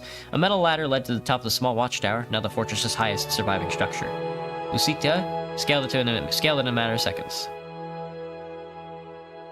Follow her. I followed her to the top of the tower. From this side, we could see Camp Domus, the country's largest military training facility. It stretched far into the distance with hundreds of barracks clustered around grounds that simulated all types of terrain. We looked down onto the main square. A platoon of some 50 soldiers, mostly men, but a few women as well, was preparing for an exercise. I guess sitting on the floor is enough for me. Hello, Cinebuff Ref. 33.5 times 2? 77? A drummer to the side of the square beat out a complex rhythm on a snare. Long, short, short, long. That's an inverted wedge. The soldiers snapped into a V formation, narrow at the back and widening towards the front. Very impressive. The best trained soldiers in South Procopa. Another rhythm came from the drum, 2 rim shots followed by a rapid roll. Extend line spread out into a herringbone. Almost unconsciously, she started moving along the soldiers, but as she put her left foot down, the section of the wall beneath suddenly gave way. She began falling backwards. Grab her arm. I grabbed her arm and pulled her toward me to safely. She looked at me in surprise, breathing heavily. Let go of her. I released my grip on her arm, she stepped back from me and brushed herself off. Seems old habits die hard. Thank you, Your Majesty. She swiftly climbed down and told the guards it was time to leave. We will not be flirting. No flirting. Gas field survey reaches completion. The Rizian survey ships sent to assess the boundaries of the RES gas field have returned to Calacabees and reported their findings. They have discovered that at least half the field lies within a 200-kilometer radius of the island, giving Rizia a claim to it. Our foreign ministry has contacted Politian Duke Axel Reinhardt. His expected meeting will be arranged to discuss these findings with our country's next step. Excellent. Alright, it's time to do some decrees. Let's see, I want to legalize illegal substances. The state in a landmark decision decrees the legalization of substances previously classified as illegal. This transformative policy is aimed at reducing the burden on judicial systems, undermining illicit trade, promoting responsible use through regulation. Funds formerly allocated for enforcement will be redirected towards education, addiction treatment programs, and public health initiatives. This measure recognizes the shift societal perspective on substance use and prioritizes harm reduction. Maidenless percent run? Yeah. No sex here. No sex here.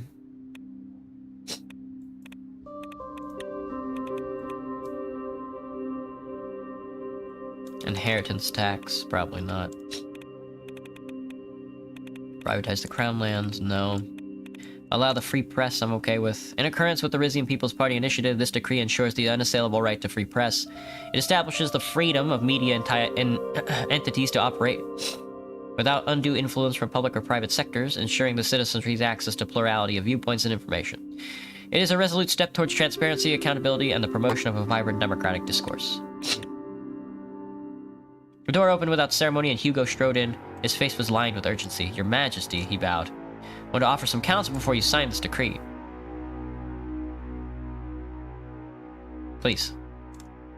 Thank you, it won't take long. So, freedom of press. He stepped forward but didn't sit. His hands were resting behind his back. I assume this is Mana Suzerain whispering in your ear again.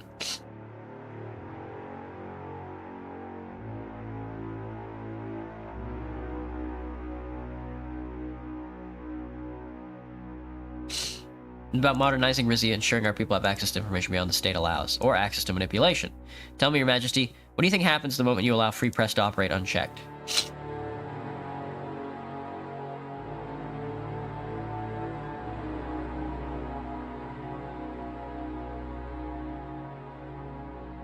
A little chaos, perhaps, a few angry calms, a few smug intellectuals thinking they've won something. Perhaps so. Or maybe it would be like giving your enemies a megaphone, an invitation to the radicals and demagogues to undermine you in broad daylight. And for what? The illusion of transparency? The satisfaction of appeasing the RPP? You're too young to remember the voice of Rizia, but I do. Its riders didn't only attack the king's policy, they went after his personal life, even his family members. It's an enormous risk. Music is getting intense for no reason. I know. Me when I legalize other newspapers in the country, this is serious stuff.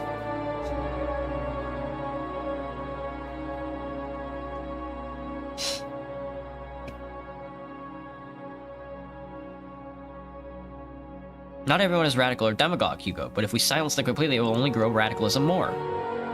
Let's listen instead of suppress. He shook his head slightly. After a brief pause, he nodded. It's a dangerous game, Ramos, but what do you seem eager to play? That's the path you sat on, so be it. I took a look at the decree. Signed the decree. I signed the decree. Very well. I truly hope you're ready for this. Goodbye for now. He bowed and left the room. My authority! My authority! Press restrictions have been lifted. The Royal Herald. Recreational narcotics soon to be available. The voice of Rizia. Voice of Rizia returns. Did you miss us? After years-long absence, the voice of Rizia is back. We have King Ramos Taurus to thank for our grand re-emergence. Yish Yash, rat spice legalized in government U-turn. Blocking trade to stop crime. Topes transformed, growth or gamble. Rizia's neighbors worried about drug legalization. Swordland enters economic recession despite efforts.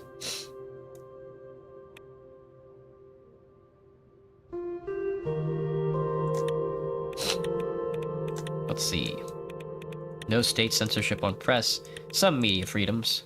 Legalized recreational substance use. Indeed. Alright, we got a little bit of authority left. Let's take a look.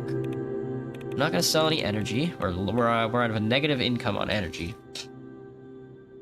And if anything, I'm not selling stuff. Trade. Or construction. Religion. Remove Golconda's blasphemy law. Nobody's ready for that.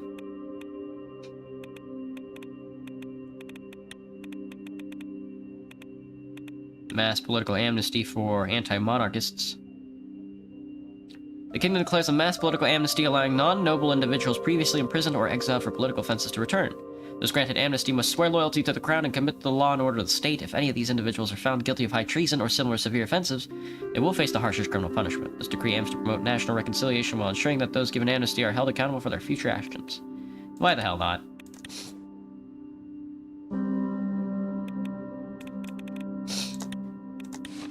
His Majesty grants political amnesty. Amnesty granted, but is it enough? Rizia's amnesty reform or diplomatic strategy? Indeed.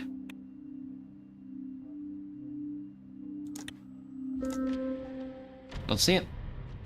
Chapter 2, Between the Seas.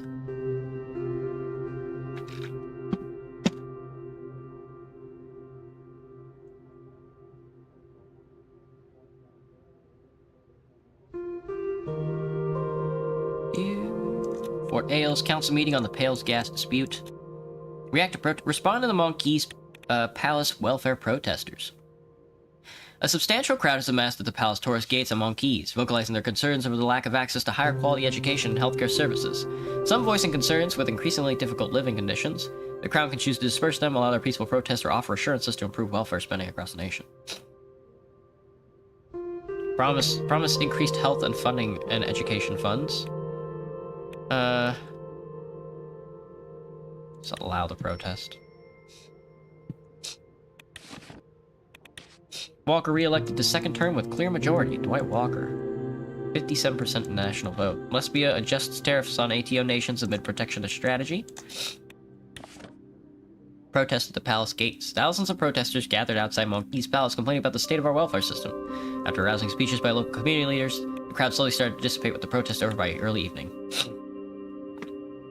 Yeah, never got killed on any run in Rizia? I never completed any run on Rizia. I haven't been killed, I haven't been exiled, I haven't gotten what I wanted, I haven't done really anything. Folk at the Tor military equipment factory has been completed. Support for the crown wanes. Crown loses favor amongst the people. Opinion figures show a steep drop in public confidence, negative authority per turn. They remember what we've taken, not what we've given. We will win their hearts back soon. Vogsland has something to say to us. Has a neutral relationship with us. Fails to send ship to newly surveyed gas. The condemnation of Ravenous Island militarization by ATO. Yeah, that's where they put missiles on it or whatever. Alright. Azaro nobles present at equipment factory opening. An array of journalists and representatives of House Azaro were given a tour of the freshly built factory. The folk of the tour. Thousands of workers have found employment at the complex of Rizia's domestic arms manufacturing reaches its latest expansion. You'll love to see it.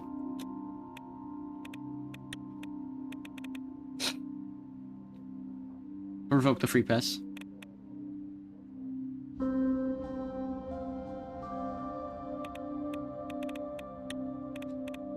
Let's see.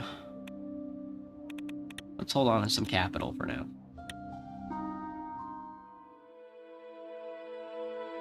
This is most of your free time, can't blame you.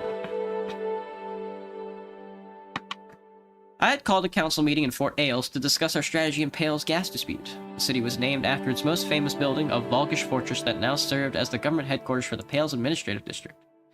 Titus escorted me down the hallway to a nondescript conference room where Lorento, Lucita, Elna, and Hugo were already waiting.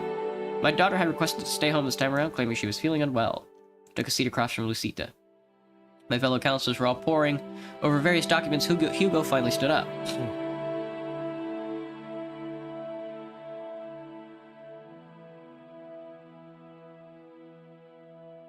Thanks, Maddie. Thanks for always tuning in, man. Glad you could tune in. Good morning, Your Majesty. Should we fill you in on the situation so far? Yes, please. I'll take it from here. As you know, our joint team of researchers recently completed their assessment of the gas field between Pales and Rizia, tentatively nicknamed Arius. The Rizian surveyors determined that the field lay in both Rizian and Peletian territory. However, a few days after our teams returned to port, we received the news that the Peletians had made a different decision. Duke Reinhardt is now under the impression that the entire gas field belongs to Pales. He has ordered that exploratory drilling begin immediately. Lucita had a worried look on her face. A Peletian drill ship departed the port of Ramaz at 0800. This morning, it's expected to reach the field by this time tomorrow. Your Majesty, I have advocated for caution regarding Pales in the past, but this strikes me as highly concerning.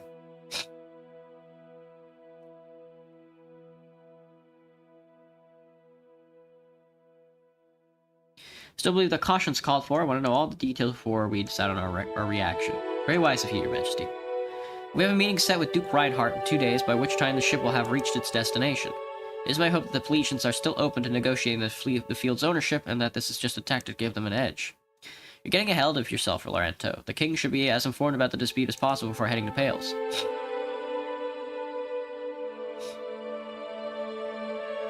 I want to know everything I can about the disputed field.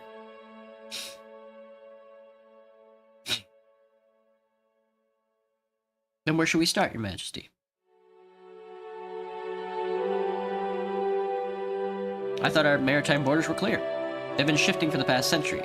The late Empire of Volgos used to control the waters between Pales and Calicabes, but the area came into question when the island joined Rizia in 1855. Since then, both Rizia and Pales have variously claimed ownership of these waters and the resources therein. The borders that Rizia recognizes today are the ones defined by the 42 AN Directive on Offshore Resources, according to those. The field should be split almost exactly evenly between our two nations. Ah yes, Andor. A nation has the sovereign right to any undersea gas and oil wells located within 200 kilometers of its coast. And in case of overlap, no one country may exploit these resources without the other's agreement. Are both Pales and Rizia signatories in this directive? Rizia has both signed and ratified Andor. Reinhardt's predecessor signed the directive, but Duke has yet to ratify it. The Peletians furthermore state that as the sparsely populated island, Calicabes, should not have the same maritime radius as mainland Rizia.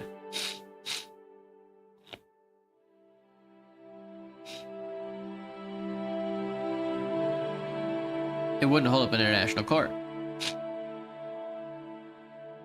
That's debatable, Your Majesty. With enough legal firepower and international support, Pales could have a case. Do we know how much gas is in the field contains? We still don't have an exact number, but the surveyors have confirmed that it's a lot. Quite possibly more than the current natural gas reserves of Rizia and Pales combined. In other words, whichever country controls the Arius field will become Marcopa's next energy superpower. Does Rizia need the gas from the field? I'll be blunt, Your Majesty, our existing gas reserves are dwindling. The Esquiros field off the Velenquiris is the verge of shutting down if we do not invest in its expansion. President Ewald Alfonso was pleased enough with our current trade deal, but he has hinted at offering us a stake in his own gas company, Gasm. But next year's Swordfish elections may jeopardize that offer. Follow up on that lead if you can. Yes, I'll keep you posted. Outside of gas, our overall energy reserves are healthy. We don't know what the future might bring. It's enough information. I'm ready to discuss our response. Very well.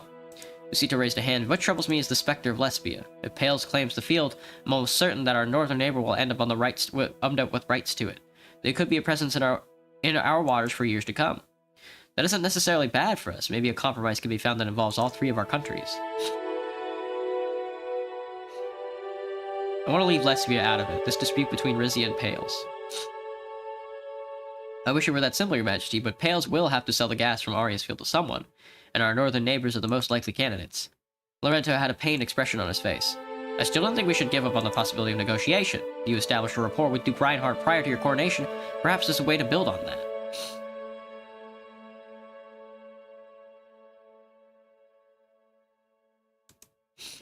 You're right. If we meet in person, I'm sure I'll be able to get him back bound. I'm sure of it as well. Shall we discuss our diplomatic options? Are you leaning towards more particular outcome? Can we just split the field 50-50 with Pales? That's what we have legal claim to, isn't it? Yes, that was the outcome I was hoping for before this incident, but it seemed that without the aid of a third party, sharing the field would be more difficult than expected.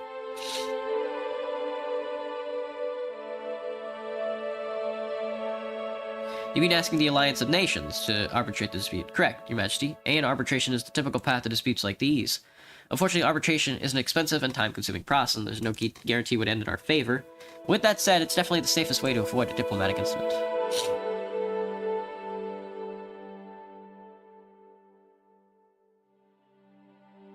I want to talk to the Duke man to man.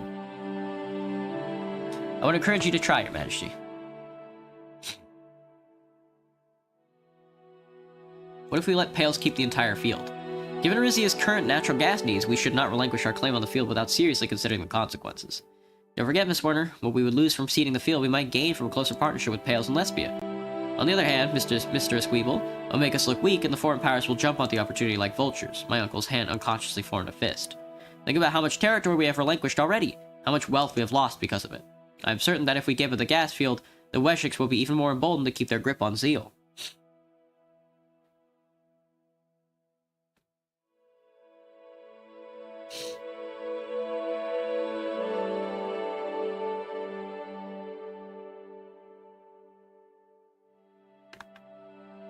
First Pales and Zeal, what is this? We must preserve what's left of our kingdom. If we do cede the field, it must be done very carefully. We can't let Duke Reinhardt think this intimidation tax work on us. Welcome any other suggestions from my counselors. Hugo cleared his throat. If I may, Your Majesty, we have still not decided what to do about the Pelesian drill ship.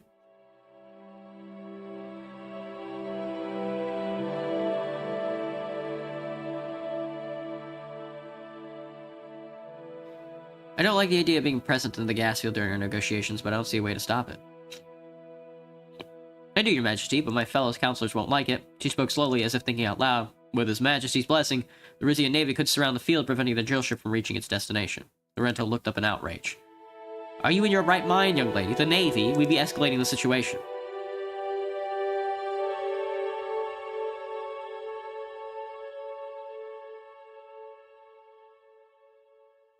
I second that. A military response would be disastrous consequences.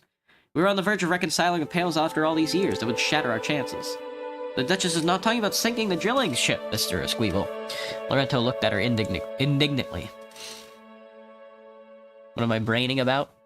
My brain. My brain. My brain turned to mush. My brain. A blockade could keep the field clear until His Majesty has a chance to speak with Duke Reinhardt. We do end up in arbitration talks. Pales, having an established presence in the Arias field, would give them an unwarranted edge.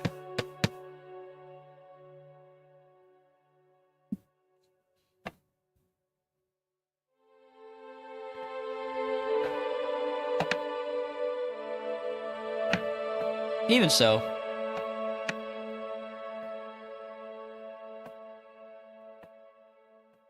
the risk of escalation is too high, it doesn't seem worth it. Precisely, Your Majesty. I'm too wary of miring ourselves in another conflict. Yes, sending the Navy would help assert Rizian sovereignty, but we are strong enough to defend ourselves should the Pelesians call our bluff. That is a concern, Your Grace. We have a capable Navy, but we won't be able to outgun Pales if it comes down to that. It's not a decision to take lightly.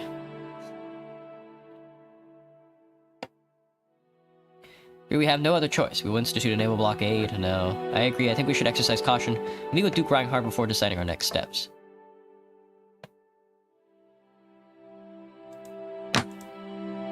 Lorenzo nodded, relieved.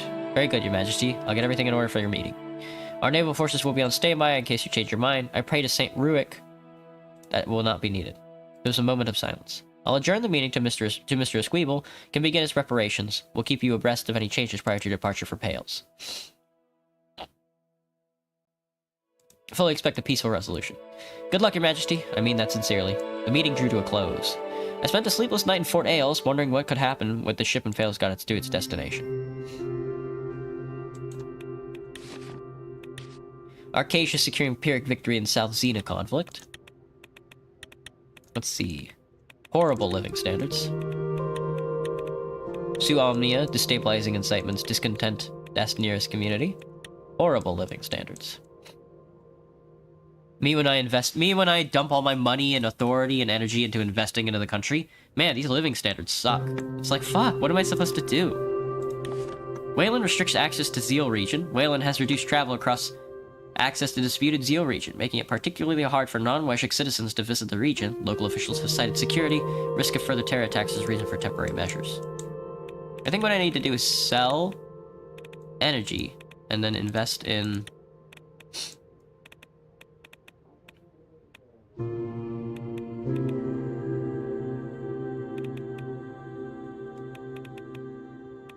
invest in, like, oil fields and stuff.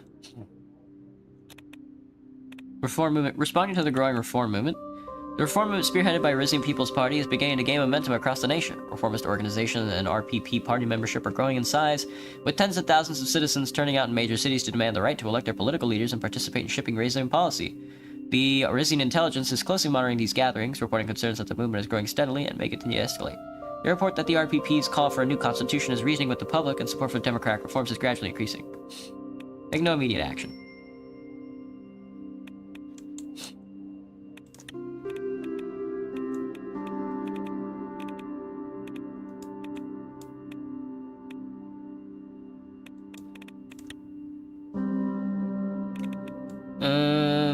Extensive geological survey initiative.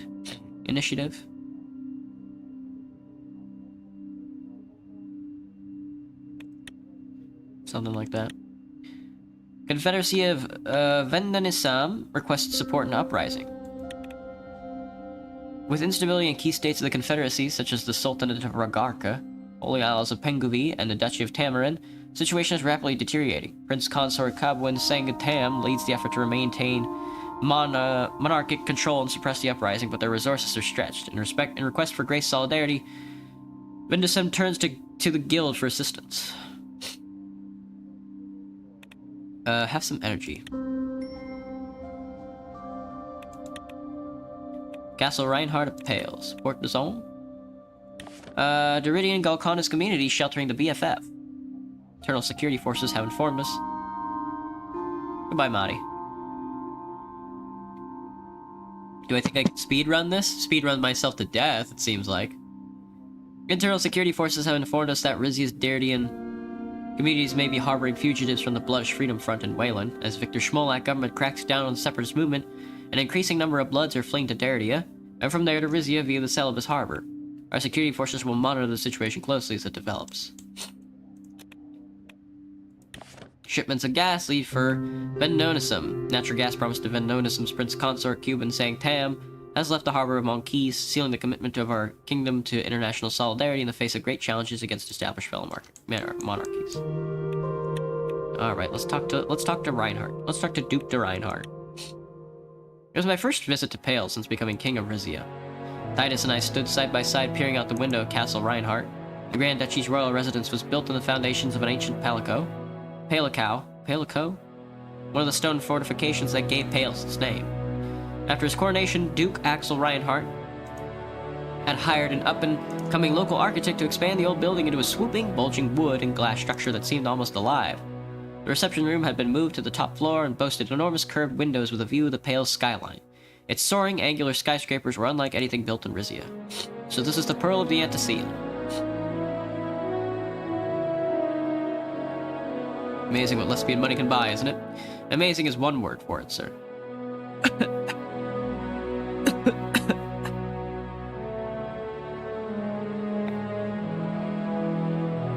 I do hope our two countries can resolve our historical rivalries. A harmonious partnership could bring significant benefits. Sure, though I must admit, I do hope one day to see the Rizian flag flying over Pales once more. Speaking of speedrun, there's a lot of runs from games I've never heard of. Yeah, me too. Pretty much for every video game that exists now, there's like a speedrun for it. A panel in a wall slid open, and a secretary clad in a pastel mini dress emerged. She motioned for me to enter. Make yourself comfortable, this might be a while. Will do, sir. The secretary announced my entrance. I stepped into the room and was greeted by Duke Reinhardt.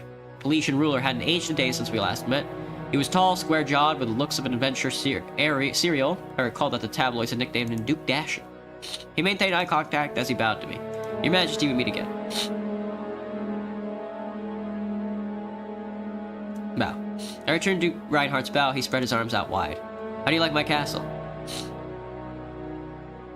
It's breathtaking. He raised an eyebrow. I wasn't sure about it myself, but when you're the leader of such an advanced economy, there's always pressure to keep up with the times. You know how it is.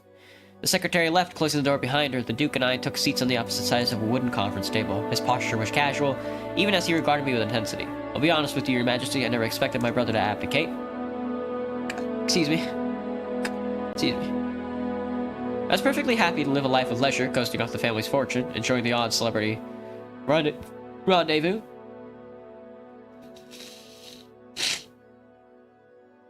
Which celebrities?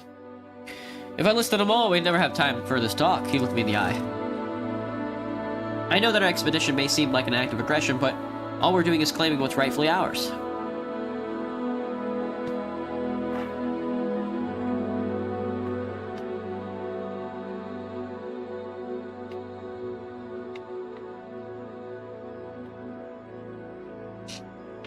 Rizia did not dispute your claim to the field. In fact, we're prepared to let you keep it. You are? He raised an eyebrow in suspicion. Let me guess, you want something in return. My goal has always been to get Pales to rejoin Rizia. If giving up a gas field will help me achieve that goal, I'll do it. You think we're willing to trade our sovereignty for access to natural gas? Your Majesty, the Reinhardt family has ruled over Pollution Peninsula for just as long as the Tauruses have ruled over Rizia. If you are going to question our legitimacy, you may as well question your own.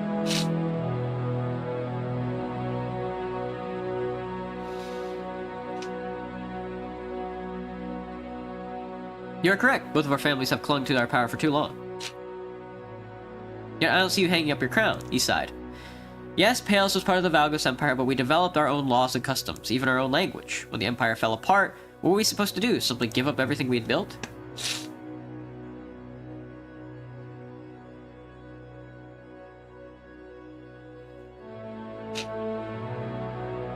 Pales could have kept its cultural identity intact if it had rejoined Rizia. Regime's end. It was your time. That wasn't your kingdom's decision to make. I heard what it was like back when then. Rizia and Morella picked at us like vultures. Goddamn Vogsland trying to provoke a revolution from the sidelines. Lesbia was the only nation willing to support our independence.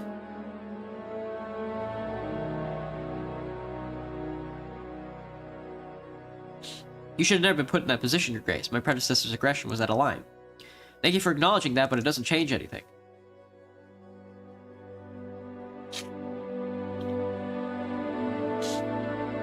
I understand why Pales accepted Lesbia's aid, but now that Morella's in league with Vogsland, you can get caught between superpowers.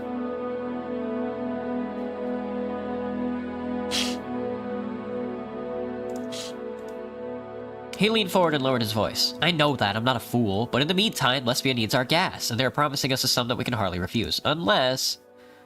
I see where this is going.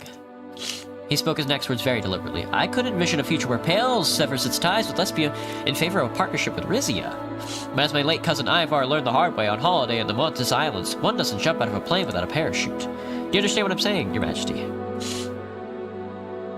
I do. How big of a parachute are we talking about? He blinked in surprise. I didn't think you'd come to the table so quickly, but great. It was always my family's policies not to discuss money out loud, so Duke Reinhardt grabbed the nearest piece of paper and scribbled a number on it.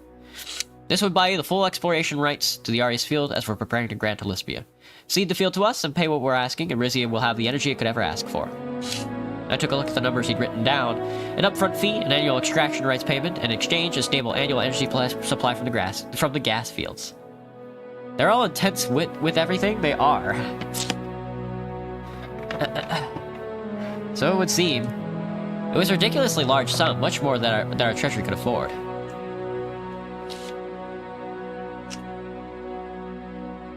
Can't they just buy the rights to part of the field?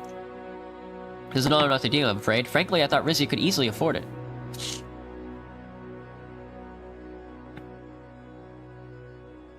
Sorry to disappoint you. Our resources have shrunk in the past years, that's why we need the gas field. However badly you need it, we need it more. Unfortunately, if you can't purchase the rights to the entire field for the price of masking, we will be forced to honor the original deal with Lesbia.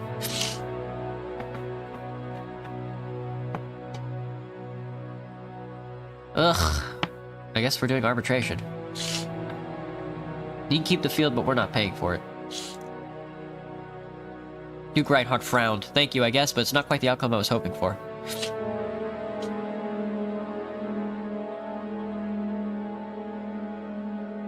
This doesn't preclude possibility of cooperation in the future. Cooperation will be a lot harder with the fleet of Lesbian drill ships between us, but we'll see. Reinhardt reached under his table and pressed an intercom button. Hilda, be a doll and help show His Majesty the way out of the building. Wouldn't want him getting lost. He turned back to me.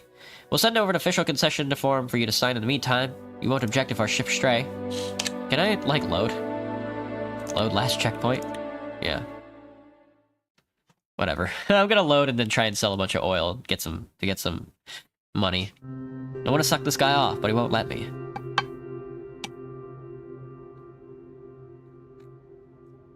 Oh, this is like way too far back. Oh, maybe not. Right. Let's sell some energy. Large initial?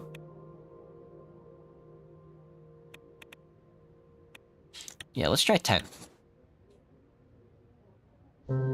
10 should probably be enough. 8, 9, 10. Give me a medium. 3 energy, 2 budget. There we go. Alright, let's try this again. Yeah.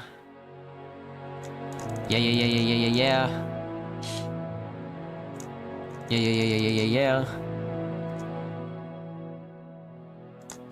If you phrase it like that, yeah, I wanna suck this guy off. Your Majesty. It's breathtaking.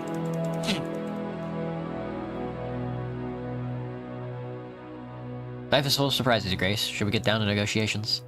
Yes, I suppose we'd better. He looked me in the eye. Suspicious may seem like an act of aggression. Rizia does not dispute your claim to the field. You are? You raise an eyebrow in suspicion. Let me guess you want something. Get Pales to rejoin Rizia. Of course I do, Your Grace. You must understand that Pales doesn't owe Rizia anything. By claiming the Aria's field, we are merely asserting the sovereignty that your country has disrespected for so long. Color our present relationship. He sighed. You know, Your Majesty, we Reinhardts have ruled Pales for as long as your family has ruled Rizia. Yes, Pales was part of Valgo's empire, but we developed our own language. Pales could have kept its cultural identity intact if it had rejoined Rizia. Your father would never have accepted that. Even if he had, my family would never have agreed. They had too much pride, so they accepted help from Lesbia, the only country willing to support our independence. My predecessor's aggression was out of line. What are we doing? Whoa. You could get caught between superpowers. I know that, I'm not a fool. Unless... I'm listening. He spoke his next words very deliberately.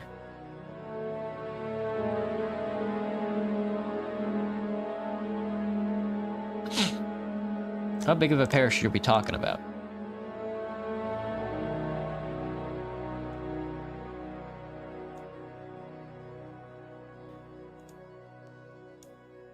Our treasury could afford it. Okay, I figured. I figured it was 10 budget, yeah. Seems reasonable to me. You have a deal, Duke Reinhardt. Minus 10 budget now, minus 2 budget per turn, minus 5 budget per turn in the future. Plus 8 energy per turn in the future. Excellent. I could just sell the oil back. You have a deal, Duke Reinhardt. Really? A boyish smile spread across his face. Perfect, Your Majesty. Now, if only finding a wife was this easy. Well, I do have a daughter.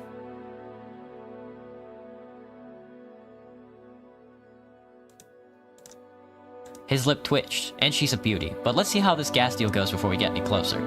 The Duke reached beneath the table and pressed the intercom button. Hilda, be a doll and help show His Majesty the way out of the building. Wouldn't want him getting lost. He sat back in his chair and scrutinized me closely. My brother always told me never to reason with a Rizian. Feeling slightly better? Yeah, now that I fixed that. What can I say? I'm an optimist.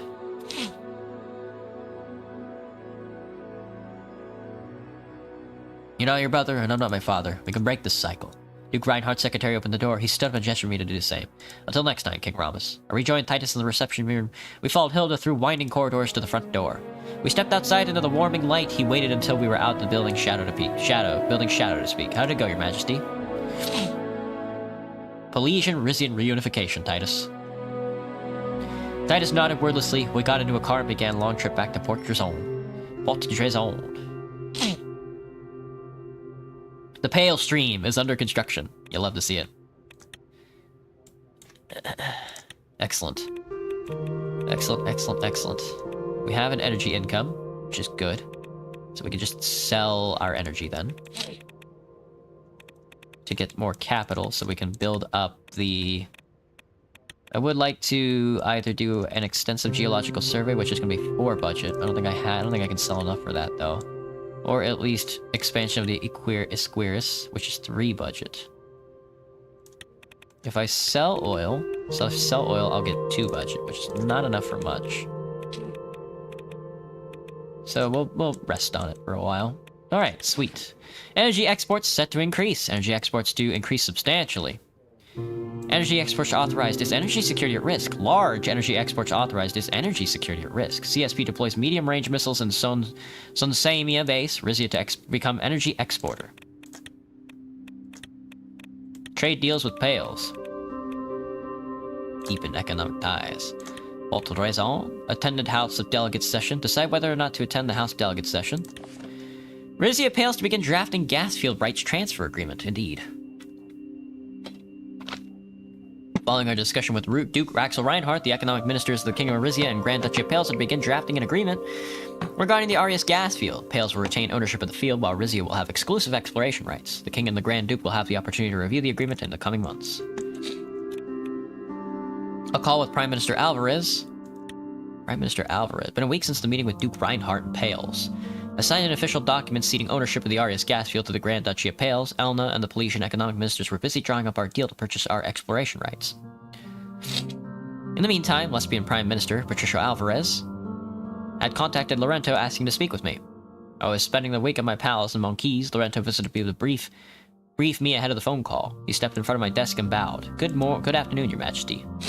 Trust you are well, Mr. Esquivel. Well enough, though I must say I'm worried about the increasing tensions in southern Mercopa. We can expect improved relationship with Pales, not that we're on the verge of a gas deal. Furthermore, Morella and Derria have expressed interest in purchasing energy from us. Or we mustn't forget about Wayland. My requests for an updated timeline on the Zeal handover have been repeatedly ignored.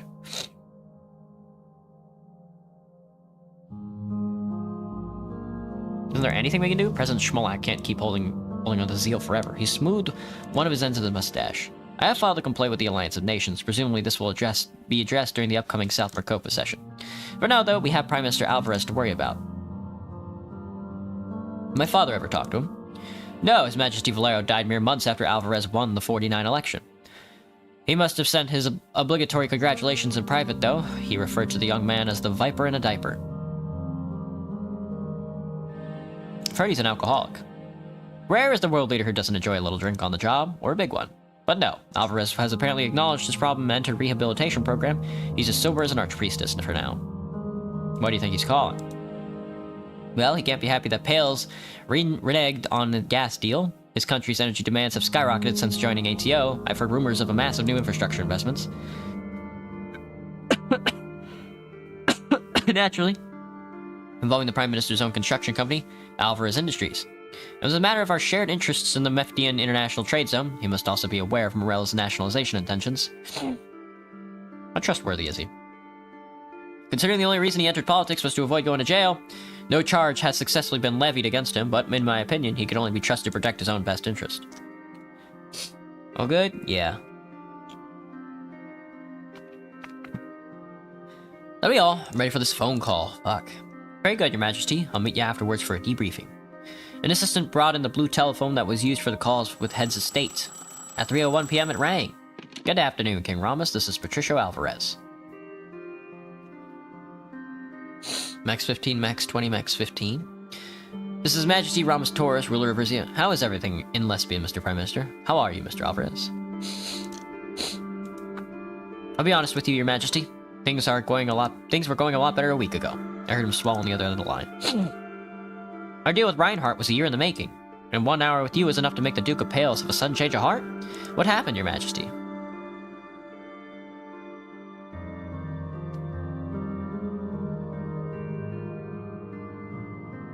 Lesbia joined the ATO. That was the last straw for both of us. You're willing to let Wayland tread all over you, but you saddle Rizia with more gas than you need because you're worried about ATO.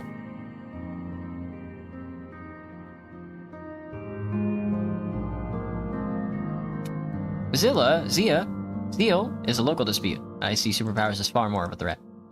There are no local disputes in Mercopa these days, Your Majesty. You realize President Schmolak has a long arm of Melaniev guiding him. I'll tell you what. I've been following the situation in Zeal. It seems to me like you could use help with this debacle. I'm growing concerned about the timely return of the region. As you should be. He's a slippery man, Schmolak. You won't get your territory back unless you tighten your grip on him.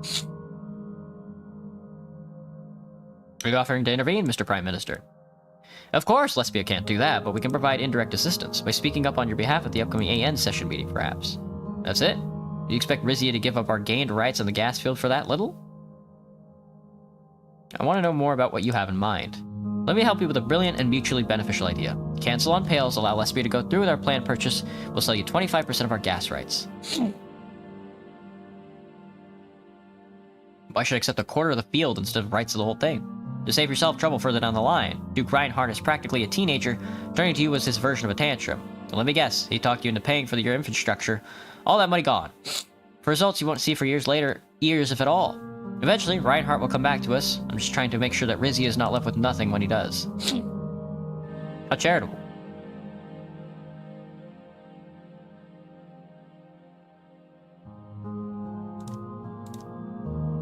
A certain social club I'm in has taught me the importance of service to others.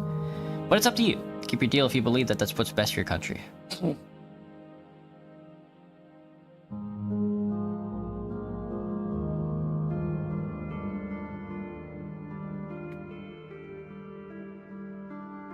That is in fact what I believe. Please don't reach out to me again. I do appreciate the offer, but my answer is no.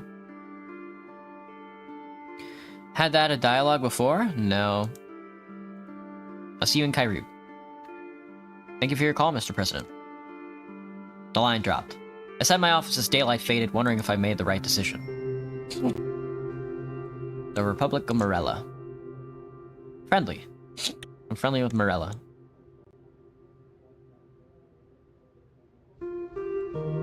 Southern Mercopa. Southern Mercopa. United States of Calrad.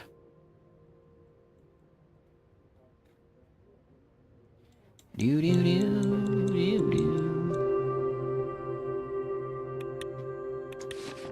Rizzi and Pales reach peaceful gas agreement.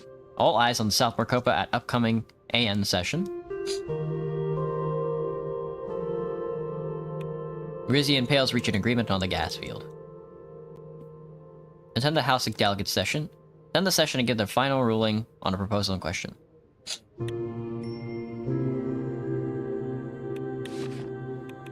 King to attend the House of Delegates session. OMEC reports decline in East Mercopan economic integration. Dang. Arcasia extends aid to impoverished free cities. The Guild of Tackling Grace trade declines. Recent reports indicate a troubling decrease in trade volumes with Grace. Key economic organization, this downturn is impacting the Treasury, necessitating immediate and effective response. Options include appealing to Rumberg and other Grace partners, exploring alternative trade partners, or investing in domestic industries to reduce reliance. Rizia will find newer, better alternatives. Grace condemns the trade decline. Your mom, dude. Rumberg tries to reassure its Grace members. I just don't have the, I don't know the capital. Rizia, yeah. We got that Riz. We got that good Rizia. Evening conversations with the Queen Mother Estelle. It was the night before my trip to Kairut for the Alliance of Nations meeting. I had just finished some last-minute preparations in my study. I carefully made my way back towards the palace's residential wing. It was later than I realized the halls were dead silent, illuminated only by weak shafts of moonlight through the windows. Grand Wiseman Ignatius' quarters were on the ground floor. I saw light coming out of the keyhole. Peer in. I carefully bent down and looked inside. Sal was rocking back and forth in his armchair, his eyes closed. He seemed to be mouthing a prayer. Just before the stairs was the entrance to Vina's room. Through the door, I caught the faint strain in her voice. Press your ear against the door. Oh, don't be so blue. Honestly, what are you expecting? No, I won't talk to him. He's in Kairut the next few days anyway. Yes, my love, we'll speak very soon. There was a clunk as she hung up the phone. I moved away from the door and kept walking. I reached the top floor. Across the hall from my bedchamber, the Queen Mother's door was open a crack. I looked in. My mother was standing out on her balcony, her back turned towards me. I heard her whispering softly to herself. Good evening, Mother. She looked startled for a moment, then smiled. I'm surprised you're still up. You have a long day ahead of you. Guess I'm ending soon? Yeah. She lit a cigarette and blew smoke out of the gardens. All set for tomorrow?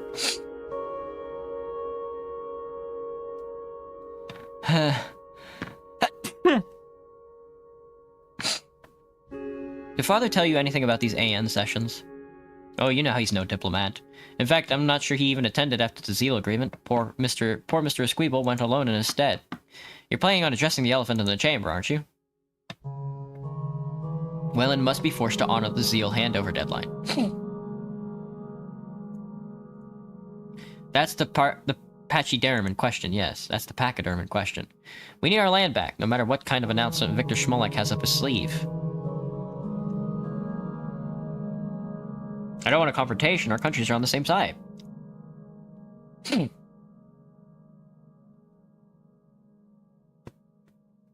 Any advice for how to act, then? I'd say don't stoop to his level. Make him look like the tyrant he is. Speaking of which, how is that bird of prey on your council proceeding with her investigation? These things take a while, you know. I do hope the investigators turn up something we can use. I shudder to think of what might happen if the handover deadline arrives before the culprit is found. If this doesn't work, we'll try something else, but Zeal will be ours. Yes, I know. Excuse my impatience. She stubbed her cigarette out on the balcony railing and sighed. It's about time I got some rest.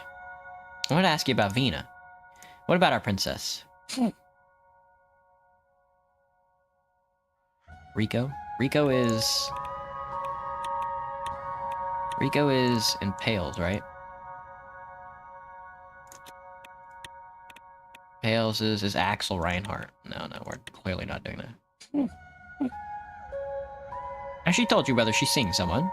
That isn't the sort of information a young lady shares with her grandmother, although of course I've heard the same rumors you have. What rumors? Come, dear, did you really think one dance at Salabis would be enough for those two? She flicked a bit of ash from her cigarette off the balcony. I'll tell you this much, the last thing you want to do is forbid her from seeing him.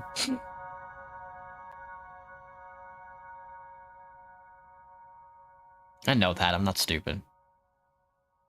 Does she get that miserable? So it would seem. Don't forget what happened when Liza the Great tried to forbid your father from seeing the horror of Zeal. She laughed loudly.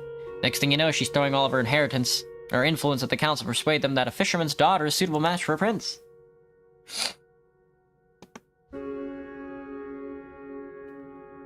I actually like the kid, but he doesn't seem like the marriage material to me. She cast a sidelong glance at me. Royal marriages are a balancing act, my dear. You never said his betrothed or the country, but almost never both. Almost. You were lucky for a while, Romus.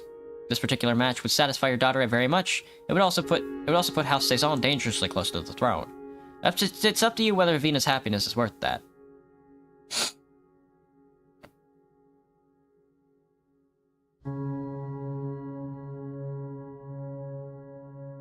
What other choice do I have? The way I see it, you could use this pairing to keep a close eye on the opposition, assuming Vina trusts you enough to pass along information about her paramour's family. No, she's my daughter, not a spy. Or there's another thing you could do. You'd send the princess on a nice, relaxing trip abroad. Nothing cures love sickness like a change of scenery. A diplomatic mission, perhaps. And if she meets someone dashing foreign prince over there, consider it a bonus. She yawned theatrically. And with that, it's time to turn in. Wish me luck for tomorrow. I know you won't need it. I wished her good night and left the room. I heard her light click off. I returned to my quarters to see Titus take his post outside my door. I wonder how long he'd been shadowing me for.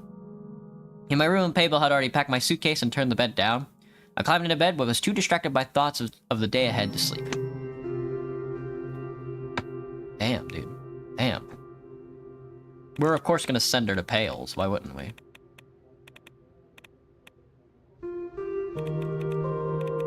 We could sell more energy and get started on maybe the expansion of the Esquiris offshore.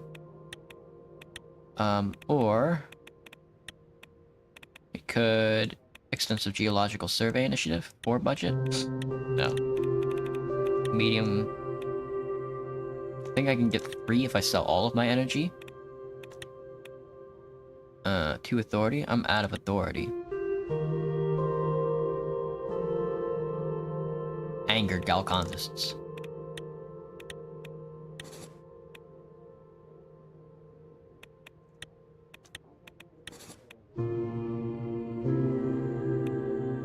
Alright, let's do an expansion of the... Oh. Yeah, Yeah, let's expansion of a square's offshore gas field.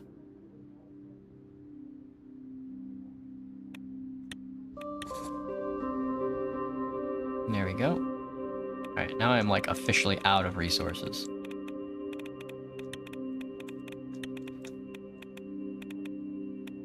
I could sell military equipment. I think that would be a bad idea though. Would privatize the crown lands. 6 budget goes crazy.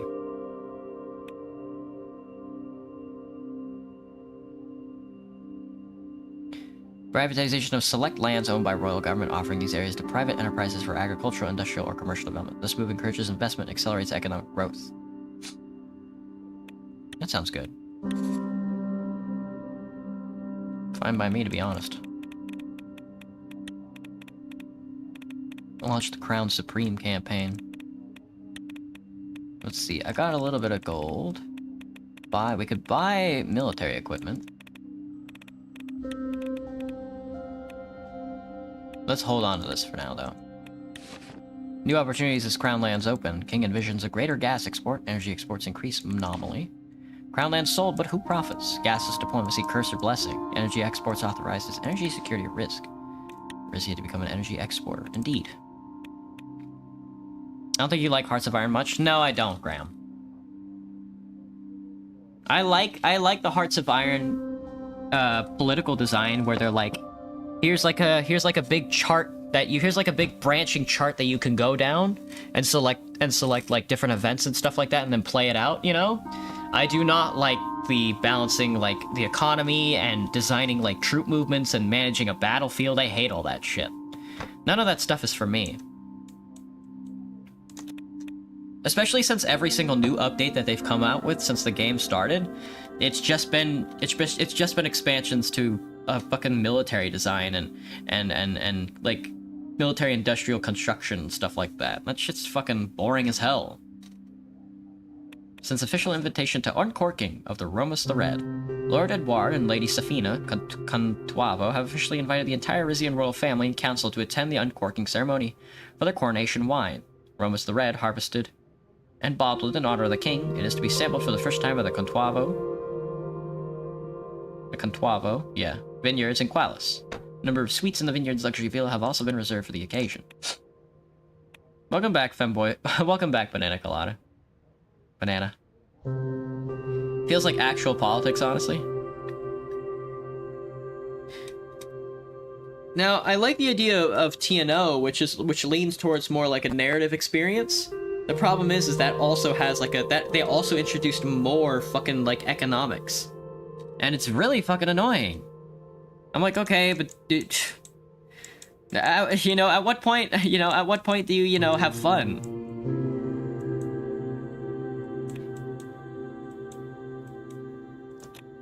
Visiting the House of Delegates. I walked down the palm tree-lined path that connects Palace Resident to the nearby House of Delegates. In contrast to the ornate palace, the house was essentially a plain concrete box. Its stripped-down appearance reflected its hurried construction. The only adornment was a phrase chiseled above the entrance, Ax Populi Risati, to the Rizian people. Made my way down the hall into the meeting room. Hugo rose to greet me as I entered the empty chamber. We took our seats atop the raised wooden platform at the center of the room. Directly below the platform were 2 podiums, one for each speaker. Wooden benches for the delegates were arranged in a circle around us. Welcome, Your Majesty. Good morning, Your Grace. The delegates will be on their best behavior with you here today. The Suzerain boy might even keep his speeches to under half an hour.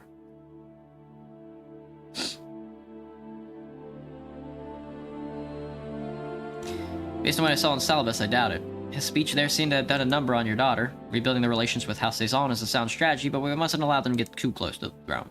The clock struck 10 and the delegates filed in.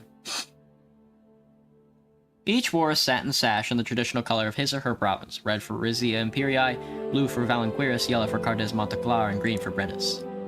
Next came the speaker, House Leader Daria de Rava, walked out in a well-tailored crimson suit. She had a brisk gait and impeccable posture. The other delegates practically held their breath as they waited for her to take her place.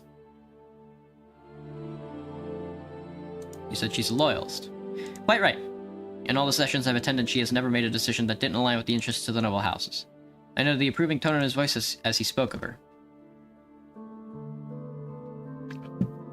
Next came Manus Sazal. Clad in a black suit with a forced green silk tie, he waved to his fellow delegates, then to me. Don't wave back. I didn't move as he took his place. Daria picked up a golden bell and rang it once. Ladies and gentlemen, it's my privilege to call this meeting of the House of Delegates in order. Today we're humbled by the presence of His Majesty King Rhombus, long may he reign. A few cries of long may he reign echoed among the delegates, particularly those in red and blue sashes. Don't say anything. I'll let her continue. The Rizian People's Party has prepared a proposal that Mr. Sazan will submit before the delegates and His Majesty. The delegates will vote on whether to accept or reject it, but this is a non-binding recommendation. The ultimate authority rests with the King and the Royal Council. She flipped open a binder. Today's session is regarding the Rizian Workers' Protection Act. Mr. Sazan, would you like to explain more? Gladly, Madam Speaker. The past 2 decades have been marked increase in workplace accidents, particularly in the sectors of mining and manufacturing. The experts I've consulted with have pinpointed several factors responsible for the rise, chief among them a shortage of skilled labor and growing pressures from our trading partners. Simply put, our corporations have been cutting corners at the expense of human health and safety. Our industry's continuing reliance on guest workers who are paid and trained less than their native Rizian counterparts is exacerbating the problem. Our cross-industry coalition of employees and guest workers was barely approached the Rizian People's Party with a list of requests to convey to our fellow delegates as well as His Majesty. Among these are standardized workplace safety protocols, upgraded protective equipment, benefits for those injured on the job, and regular site inspections by state authorities. Hello, Bryson.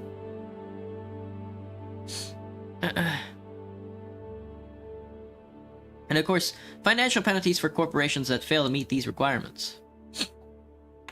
Madam Speaker, Your Majesty, surely you agree on the urgency of this proposition. Rizia's great industries will not flourish as long as the workers are suffering. I looked at Hugo.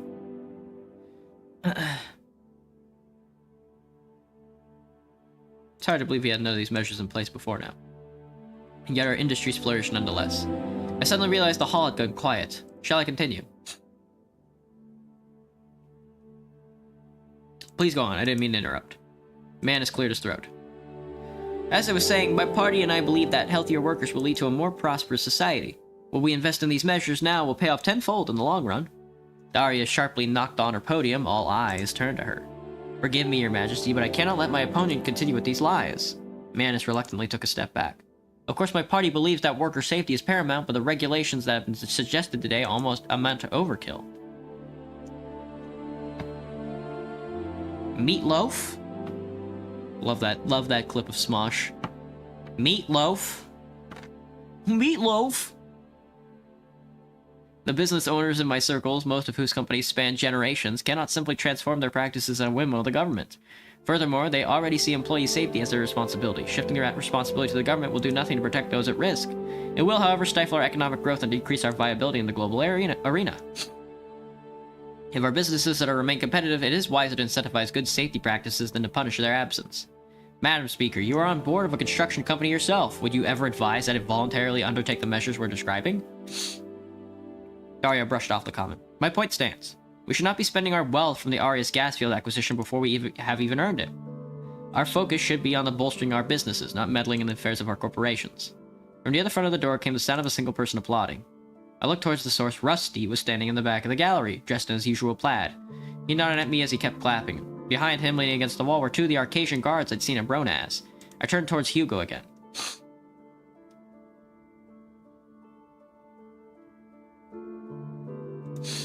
This is going to be a problem. I can't say I'm happy to see Mr. Montaro in these halls, but I presume he is on the side of the RNC.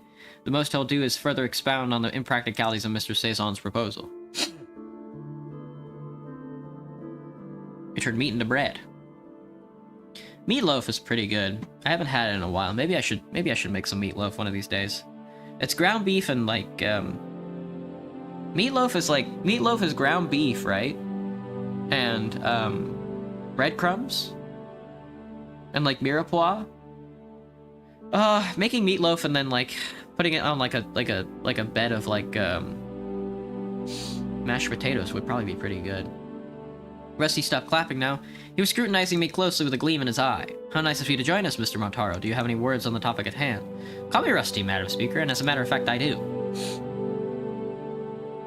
Rusty ambled down the aisle of the chamber. He came to stop between the 2 speaker podiums.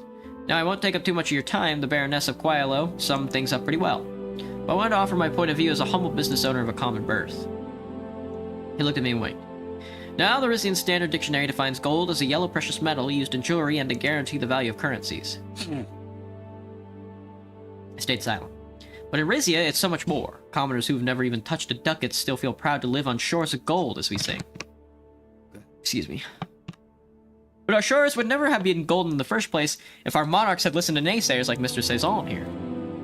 Your Majesty, your predecessors knew that there could be no prosperity without hard work. Our grit and determination today fills the nation's coffers tomorrow. But where does that grit go when the government's got our hands tied? How can we function as a company when you folks don't trust us to take care of our own people? If I may, sir, how exactly would our proposal tie your hands? What is so difficult about regulating safety in gold mines? Don't play dumb, kid. You know each mine site in Rizia is as unique as a birthmark on the Archpriest of Dare's behind. Scandalized chatter broke out among the delegates. Daria banged her gavel for silence. Point is, there's no one-size-fits-all protocol for regulating what we do.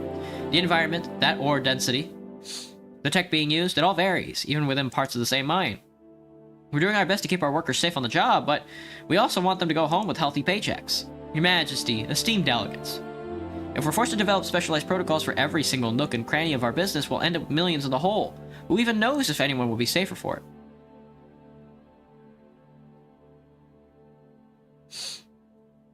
What about the miners who've been speaking out? We can't ignore their complaints.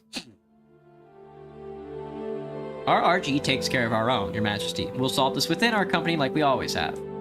Daria cleared her throat. Mr. Montaro, I assume you are here as a representative of RRG as well as Rizia's business community as a whole. Is it safe to say that your fellow executives share your opinion on the RPP's proposal? Rusty grinned toothily. Well, it's very safe to say that, although it does strike me that your opponent's proposal could be implemented in, say, the construction industry without too much difficulty. Daria's grip on her podium tightened. Rusty stroked his chin thoughtfully. Come to think of it, I'll presume to speak up for the people in Madam Speaker's high and mighty circles. I'm the only one who cared enough to show up today, right? So here's another thought. You regulate Rizian industry however you want, but maybe, just maybe, you think about making an exception for old Rusty. He winked at me again. Manish drew a hand across his brow. Our proposal as it stands does not allow for exceptions. The king may alter it as he sees fit, but the RPP refuses to do so.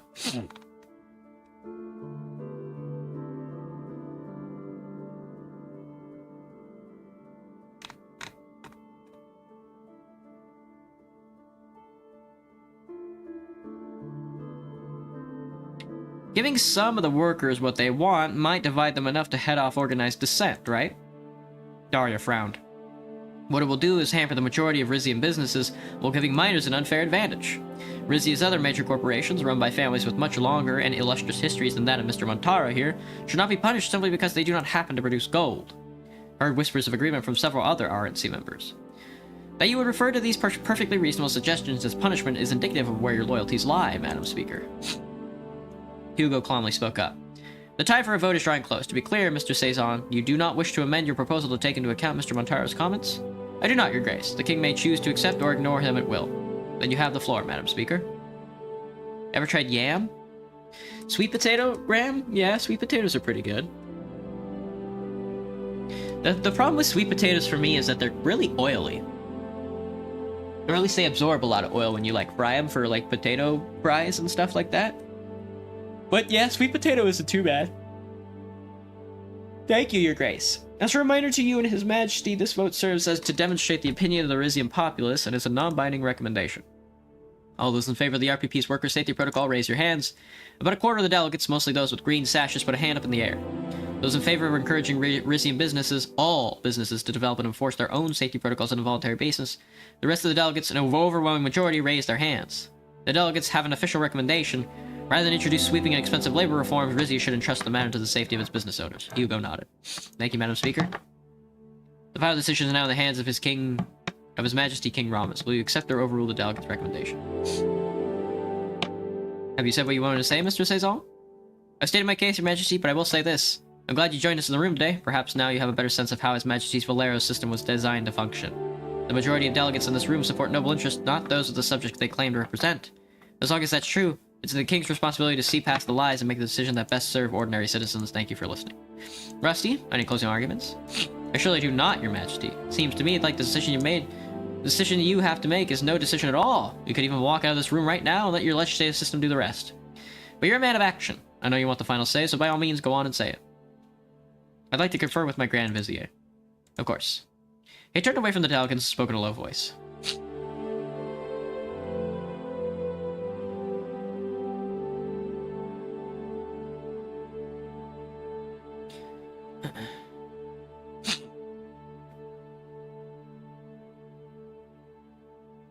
I can't ignore the potential benefits of cooperating with RRG, can I? Mr. Montaro did imply that staying on good terms with this company would earn you the right to buy back the former royal stake. However, if the goal is to diversify our economy away from resources, that 15% barely matters. It's another OEN. Hello, Shoto. Hi. Hello. What is, if I may ask, what is an OEN? Gotcha, banana. Sleep tight, I guess. Oh, you mean another one? Sorry. I'm kind of like out of it right now. However, the goal, yeah, here's what I've decided. Everyone in the room went silent as they waited my next words. The workplace safety proposal from the Rizian People's Party shall not be undertaken. I overrule the recommendation. The safety measures suggested by the RPP will be implemented in all industries with no exceptions. After listening to compelling arguments from both Mr. Suzerain and Mr. Montaro, I hereby order the implementation of the RPP's proposal with the addendum that the remaining industry will be exempt from new regulations. Decided with the delegate majority, the workplace safety proposal with the Rizian People's Party shall not be undertaken. Damn straight, Your Majesty. My uncle gave Rusty a withering look. Silence, Mr. Montaro. Do not make His Majesty regret this decision. Madam Speaker, let the record show that the King has aligned with the House majority. Noted, Your Grace. Daria made a note in her binder, then looked up at me, slightly smiling. Once again, I thank His Majesty for blessing us with his presence today. The Grand Vizier Hugo Taurus was presiding over the session. An honor as usual, Madam Speaker. My fellow delegates and esteemed guests, this meeting is now adjourned. Any follow-up questions will be addressed in future sittings. She rang the bell again, and the room began to empty out. As the guards escorted me and Hugo towards the exit, I noticed Rusty still standing in the hall with his arms folded. A man of my word, aren't I? And I'm a man of mine, Your Majesty. He reached out to shake my hand. I suddenly felt the cool of metal against my palm. I withdrew my hand and took a closer look at the object he'd given me. My guys dug this up at the mitts a while back. Consider it a token of my appreciation. Thank you, Rusty. I'll treasure it. Thought you'd like it, Your Majesty. As for those revisions in the RRG shareholder contract, my lawyers will be in touch with the paperwork.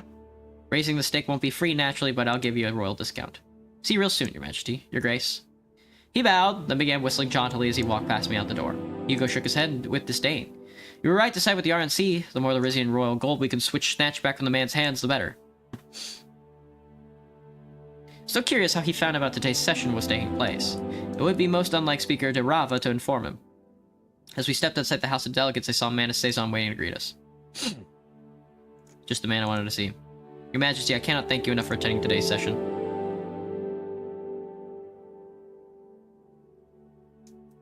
Hope you aren't too disappointed with the outcome. It was very enlightening indeed. You're welcome to attend as often as you'd like. Hugo gave him a thin-lipped smile. You did well today, Mr. Suzerain. I hope you and your party aren't too disappointed. Manus' eyes traveled involuntarily to the street where one of the Rusty's guards was helping the gold magnate into a shiny black cadilla. A look seemed to pass between the two of them. What I meant, I wasn't certain. A temporary setback, Your Grace. We'll continue to push for the well-being of all Rizians to the extent that our limited form allows. I won't trouble either of you any longer. Thanks once more, and good afternoon. He bowed to each of us in turn before hurrying back to the building.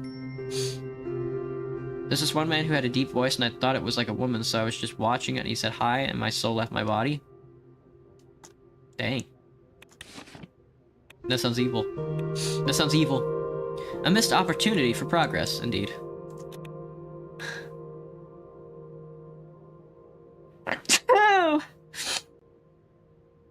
Decide whether to buy an increased stake in Rizian Royal Gold or sell part of it to the government stake.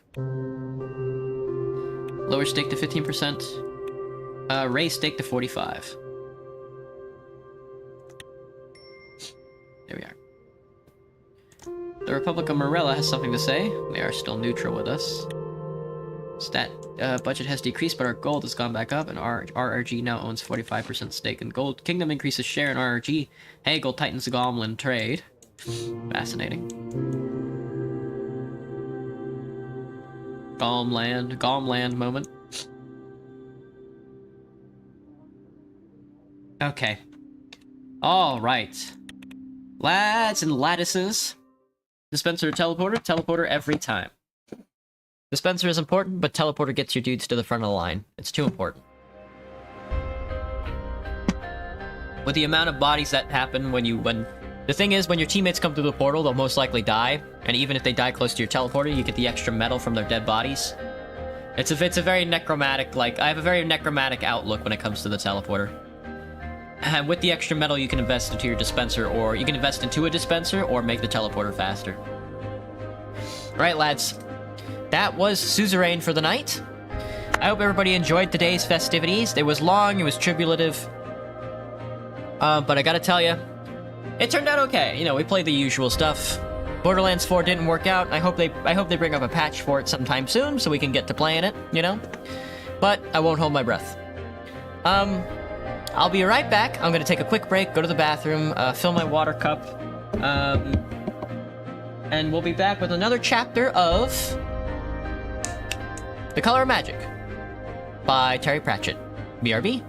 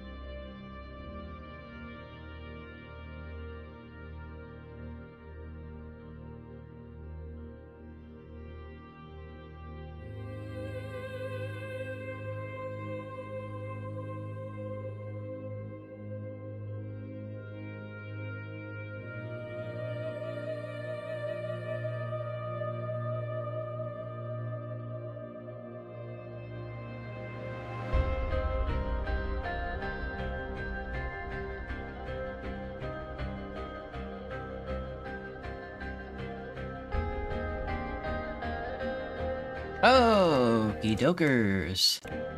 Hello, everybody. We are back. What is poppin'? Okie doke.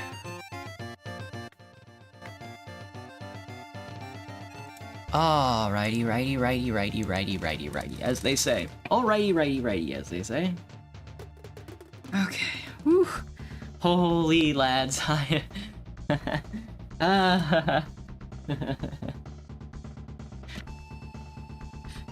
It's been a tough couple of weeks, lads. Alright. Well, we're back again with some Terry Pratchett's The Color of Magic. I'm excited. This is such a good series so far. Ooh, the magic. Ooh, magic. yes, magic.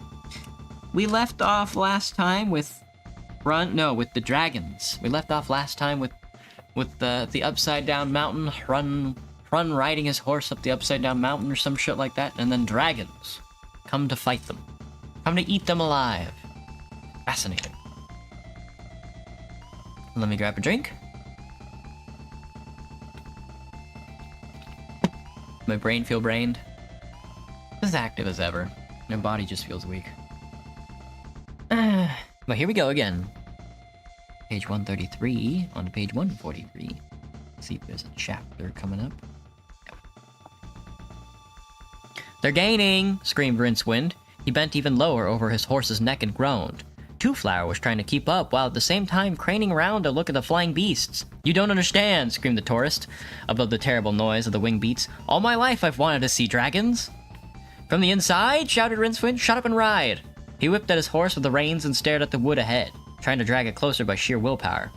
Under those trees they'd be safe. Under those trees no dragons could fly. He heard the clap of wings before shadows folded around him. Instinctively, he rolled in the saddle and felt a white-hot stab of pain as something sharp scored a line across his shoulders. Behind him, Hrun screamed, but it sounded more like a bellow of rage than a cry of pain. The barbarian had vaulted down into the heather and had drawn the black sword. Kring. He flourished it as one of the dragons curved in for another low pass. No bloody lizard does that to me, he roared. Rincewind leaned over and grabbed Two-Flower's reins. Come on, he hissed. But the dragon, said Two-Flower entranced. Blast the... began the wizard and froze. Another dragon had peeled off from the circling dots overhead and was gliding toward them. Rincewind let go of Two-Flower's horse, swore bitterly, and spurred his own mount toward the trees alone. He didn't look back at the sudden commotion behind him, and, when a shadow passed over him, merely gibbered weakly and tried to burrow into the horse's mane. Then, instead of the searing, piercing pain he had expected, there was a series of stinging blows as the terrified animal passed under the eaves of the wood. A wizard tried to hang on, but another low branch, stouter than the others, knocked him out of the saddle. The last thing he heard before the flashing blue lights of unconsciousness closed in was a high reptilian scream of frustration and the thrashing of talons in the treetops. When he awoke, a dragon was watching him. At least, it was staring in the general direction. Rincewind groaned and tried to dig his way into the moss with his shoulder blades, and gasped as the pain hit him. Through the mists of agony and fear, he looked back at the dragon. The creature was hanging from a branch of a large, dead oak tree, several hundred feet away. Its bronze gold wings were tightly wrapped around its body, but the long equine head turned this way and that at the end of a remarkably prehensile neck. It was scanning the forest. It was also semi-transparent. Although the sun glinted off its scales, Rincewind could clearly make out the outlines of the branches behind it. On one of them a man was sitting, dwarfed by the hanging reptile. He appeared to be naked except for a pair of high boots, a tiny leather hold-all in the region of his groin, and a high-crested helmet. He was swinging a short sword back and forth idly and stared out across the treetops with air of one carrying out a tedious and unglamorous assignment. A beetle began to crawl laboriously up Rincewind's leg. The wizard wondered how much damage half a solid dragon could do. Would it only half kill him? He decided not to try and find out. Moving on heels, fingertips, and solar muscles, Rincewind wriggled sideways until foliage masked the oak of its occupants. Then he scrambled to his feet and hared off between the trees. He had no destination in mind, no provisions, and no horse. But while he still had legs, he could run. Ferns and brambles whipped at him, but he didn't feel them at all. When he had put about a mile between him and the dragon, he stopped and collapsed against a tree, which then spoke to him. Psst, it said. Dreading what he might see, Rincewind let his gaze slide upward. It tried to fasten on innocuous bits of bark and leaf, but the scourge of curiosity forced it to lead them behind. Finally, it fixed on a black sword thrust straight through the branch above Rincewind's head. Don't just stand there, said the sword, in a voice like the sound of a finger dragged round the rim of a large empty wine glass. Pull me out! What? Said Rincewind, his chest still heaving. Pull me out, repeated Kring. It's either that or I'll be spending the next 1,000,000 years in a coal measure. Did I ever tell you about the time I was thrown into a lake up in the... What happened to the others? Said Rincewind, still clutching the tree desperately. Oh, the dragons got him. And the horses. And that box thing, too. And that box thing. Me too. Except that Hrun dropped me. What a stroke of luck for you. Well, began Rincewind. Kring ignored him. I expect you'll be in a hurry to rescue them, it added. Yes, well. So if you'll just pull me out, we can be off. Rincewind squinted up at the sword. A rescue attempt had hitherto been so far at the back of his mind that, if some advanced speculations on the nature and shape of many-dimension multiplexity of the universe were correct, it was a right at the front. But a magic sword was a vulnerable item. Was a valuable item. And it would be a long trek back home, wherever that was. He scrambled up the tree and inched along the branch. Kring was buried very firmly in the wood. He gripped the pommel and heaved until lights flashed in front of his eyes. Try again, said the sword encouragingly. Rincewind groaned and gritted his teeth. Could be worse, said Kring. This could have been an anvil. Ah, hissed the wizard, fearing for the future of his groin. I've had a multi-dimensional existence, said the sword. Huh? I've had many names, you know. Amazing, said Rincewind. He swayed backward as the blade slid free. It felt strangely light. Back on the ground again, he decided to break the news. I really don't think rescue is a good idea, he said. I think we better head back to the city, you know, to raise a search party. The dragon's headed hubward, said Kring. However, I suggest we start with the one in the tree over there. Sorry, but you can't leave them to their fate. Rincewind looked surprised. I can't? He said. No, you can't. Look, I'll be frank. I've worked with better material than you, but it's either that or have you ever spent 1,000,000 years in a coal measure? Look, So if you don't stop arguing, I'll chop your head off. Rincewind saw his own arm snap up until the shimmering blade was humming a mere inch from his throat. He tried to force his fingers to let go, they wouldn't. I don't know how to be a hero, he shouted. I propose to teach you. Bronze Cepha rumbled deep in his throat. Kustra, the dragon rider leaned forward and squinted across the clearing. I see him, he said. He swung himself down easily from branch to branch and landed lightly on the tussocky grass, drawing his sword. It took a long look at the approaching man, who was obviously not keen on leaving the shelter of the trees. He was armed, but the dragon rider observed with some interest the strange way in which the man held the sword in front of him at arm's length, as though embarrassed to be seen in its company. Xardra hefted his own sword and grinned expansively as the wizard shuffled towards him, then he left. Later, he remembered only 2 things about the fight. He recalled the uncanny way in which the wizard's sword curved up and caught his own blade, with a shock that jerked it out of its grip. The other thing, and it was this, he averred, that led to his downfall was that the wizard was covering his eyes with his one hand. Kizdra jumped back to avoid another thrust and fell full length on the turf. With a snarl, Shepa unfolded its great wings and launched himself from the tree. A moment later, the wizard was standing over him, shouting, Tell it that if it singes me, I'll let the sword go. I will. I'll let it go. So tell it. The tip of the black sword was hovering over Cassidra's throat. What was odd was that the wizard was obviously struggling with it, and it appeared to be singing to itself. Shepa. Sepfa, something like that, Cassidra shouted. Damn, I can't get these names down at all. The dragon roared in defiance, but pulled out the dive that would have removed Rincewind's head and flapped ponderously back to the tree. Dog, screamed Rincewind. Xardra squinted up at him at the length of the sword. What would you like me to say? He asked. What? I said, what would you like me to say? Where are my friends? The barbarian and the little man is what I mean. I expect they've been taken back to the Wormberg. Rincewind tugged desperately against the surge of the sword, trying to shut his mind to Kring's bloodthirsty humming. What's Wormberg? He said. The Wormberg. There is only one. It is Dragonhome. And I suppose you were waiting to take me there, eh? Xardra yelped involuntarily as the tip of the sword pricked a bead of blood from his Adam's apple. Don't want people to know you've got dragons here, eh? Snarled Rincewind. The dragon rider forgot himself enough to nod and came within a quarter inch of cutting his own throat. Rincewind looked around desperately and realized that this was something he was really going to have to go through with. Right then, he said as diffidently as he could manage. You better take me to this Wormberg of yours, hadn't you? I'm supposed to take you in dead, muttered Xardra sullenly.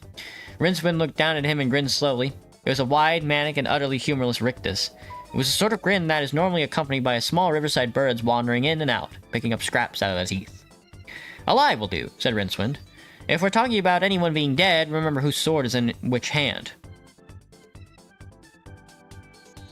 If you kill me, nothing will prevent Shepa killing you, shouted the prone dragon rider. So what I'll do is, I'll chop bits off, agreed the wizard. He tried the effect of the grin again. Oh, alright, Xardra sulkily. Do you think I got no imagination? He wriggled out from under the sword and waved at the dragon, which took wing again and glided in toward them. Rincewind swallowed. I mean, we've got to go on that, he said. Xardra looked at him scornfully, the point of Kring still aimed at his neck. How else would anyone get to Wormberg? I don't know, said Rincewind. How else? I mean, there's no other way. It's flying or nothing. Rincewind looked again at the dragon before him. He could quite clearly see, though, through it to the crushed grass on which it lay, but when he gingerly touched the scale that was a mere golden sheen on thin air, it felt solid enough. Either dragons should exist completely or fail to exist at all, he felt. A dragon only half existing was worse than the extremes. I didn't know dragons could be seen through, he said. Sara shrugged. Didn't you? He said. He swung himself astride the dragon awkwardly because Rincewind was hanging onto his belt. Once uncomfortably aboard, the wizard moved his white-knuckle grip to a convenient piece of harness and prodded Xardra lightly with the sword. You ever flown before? Said the dragon rider without looking around. Not as such, no. Would you like something to suck? Rincewind gazed at the back of the man's head, then dropped to the bag of red and yellow sweets that was being proffered. Is it necessary? He asked. It is traditional, said Kasara. Please yourself. The dragon stood up, lumbered heavily across the meadow, and fluttered into the air. Rincewind occasionally had nightmares about teetering on some intangible but enormously high place, and seeing a blue, distinct, cloud-punctuated landscape reeling away below him. This usually woke him up with his ankles sweating. He would have been even more worried had he known that the nightmare was not, as he thought, just the usual Discworld vertigo. It was a backward memory of an event. It was future so terrifying that it had generated harmonics of fear all the way along his lifeline.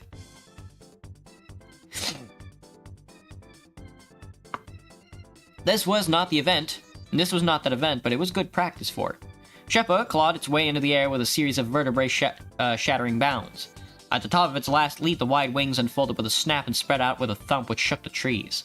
Then the ground was gone, dropping away in a series of gentle jerks. Sheppa was suddenly rising gracefully, the afternoon sunlight gleaming off its wings, and there was still no more than a golden film. Rincewind made the mistake of glancing downward and found himself looking to the dragon, to the treetops below, far below.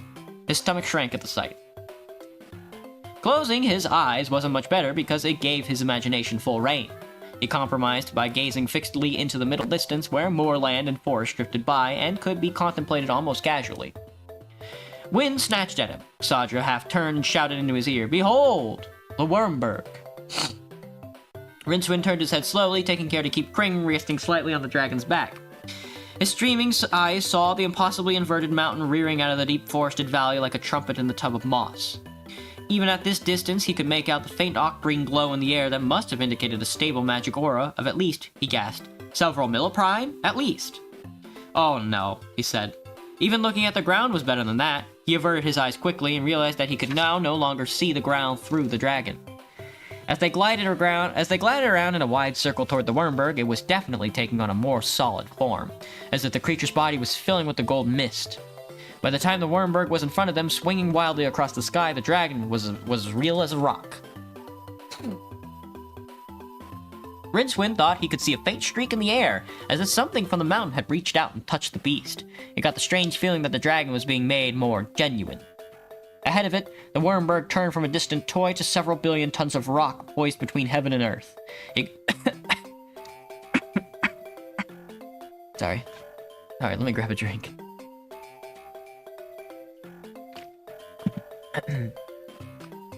You could see small fields, woods, and a lake up there, and from the lake, a river spilled out and over the edge. He made the mistake of following the thread of forming water with his eyes and jerked himself back just in time. The flared plateau of the upturned mountain drifted toward them. The dragon didn't even slow. As the mountain loomed over Rincewind like the biggest fly swatter in the universe, he saw a cave mouth. Sheppa skimmed toward it, shoulder muscles pumping. The wizard screamed as the dark spread and enfolded him. There was a brief vision of rock flashing past, blurred by speed, then the dragon was in the open again. It was inside the cave, but bigger than any cave had a right to be. The dragon, gliding across its vast emptiness, was a mere gilded fly in a banquet hall. There were other dragons, gold, silver, black, white, flapping across the sun-shafted air on errands of their own or perched on outcrops of rocks. High in the dome roof of a cavern, scores of others hung from huge rings. Their wings wrapped bat-like around their bodies. There were men up there, too. Rincewind swallowed hard when he saw them because they were walking on that broad expanse of ceiling like flies. Then he made out the thousands of tiny rings that studded the ceiling. A number of inverted men were watching Sheppa's flight with interest. Rincewind swallowed again. For the life of him, he couldn't think of what to do next. "Well," he asked in a whisper, "any suggestions?" "Obviously you attack," said Kring scornfully. "Why didn't I think of that?" said Rincewind. "Could it be because the law have crossbows?" "You're a defeatist." "Defeatist? That's because I'm gonna be defeated." "Your own worst enemy, Rincewind," said the sword. Rincewind looked up at a grinning man. "Bet," he said wearily.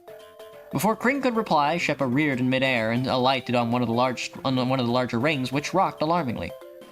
"Would you like to die now or surrender first?" asked Zara calmly. Men were converging on the ring from all directions, walking with a swaying motion as their hooked boots engaged with ceiling rings. There were more boots on a rack that hung on the small platform built on the side of the perch ring. Before Rincewind could stop him, the dragon rider had leapt from the creature's back to land on the platform where he stood, grinning at the wizard's discomfiture. That's not the end of the chapter, is it? No. There was a small, expressive sound made by a number of crossbows being cocked. Rincewind looked at the number of impassive, upside-down faces. The dragonfolk taste and clothing didn't run to anything much more imaginative than a leather harness studded with bronze ornaments. Knives and sword sheaths were worn inverted. Those who were not wearing helmets let their hair flow freely so that it moved like seaweed in a ventilation breeze near the roof. There were several women among them. The inversion did strange things to their anatomy. Rincewind stared. Surrender, said Sara again. Rincewind opened his mouth to do so. Kring hummed a warning, and agonizing waves of pain shot up his arm. Never, he squeaked. The pain stopped. Of course he won't, boomed an expansive voice behind him. He's a hero, isn't he? Rincewind turned and looked into a pair of hairy nostrils. They belonged to a heavily built young man, hanging nonchalantly from the ceiling by his boots. What's your name, hero? Said the man. So that we know who you are. Agony shot up Rincewind's arm. I'm Rincewind of Ankh, he managed to gasp. And I am Lort, Dragon Lord, said the hanging man, pronouncing the word with a harsh click in the back of the throat that Rincewind could only think of as a kind of integral punctuation. You have come to challenge me in mortal combat. Well, no, I didn't. You are mistaken, Cassandra. Help our hero into a pair of hook boots. I'm sure he's anxious to get started. Now, look. I just came here to find my friends. I'm sure there's no... Rincewind began as the dragon rider guided him firmly onto the platform, pushed him into a seat, and proceeded to strap hook boots to his feet. Hurry up, Sara. We mustn't keep our hero from his destiny, said Lort. Look, I expect that my friends are happy enough here, so if you could just, set me down somewhere. You will see your friends soon enough, said the dragon airily. If you are religious, I mean... None who enter the Wormberg ever leave again, except metaphorically, of course. Show him how to reach the rings, Sardra. Look at what you've got me into, Rincewind hissed. Kring vibrated in his hand. Remember that I am a magic sword, it hummed. How can I forget? Climb the ladder and grab a ring, said the dragon rider, then bring your feet up until the hooks catch. He helped the protesting wizard climb until he was hanging upside down, robe tucked into his breeches. Kring dangling from one hand. At this angle, the dragon folk looked reasonably bearable, but the dragons themselves, hanging from their perches, loomed over the scene like immense gargoyles. Their eyes glowed with interest.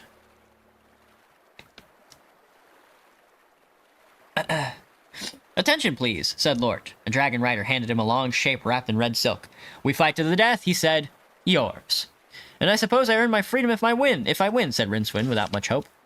Lort indicated that assembled dragon riders with a tilt of his head. Don't be naive, he said. Rincewind took a deep breath. I suppose I should warn you, he said, his voice hardly quavering at all, that this is a magic sword.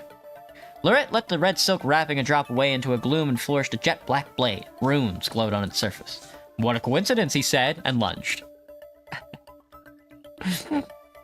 Rincewind went rigid with fright, but his arm swung out as Kring shot forward. The swords met in an explosion of octrine light.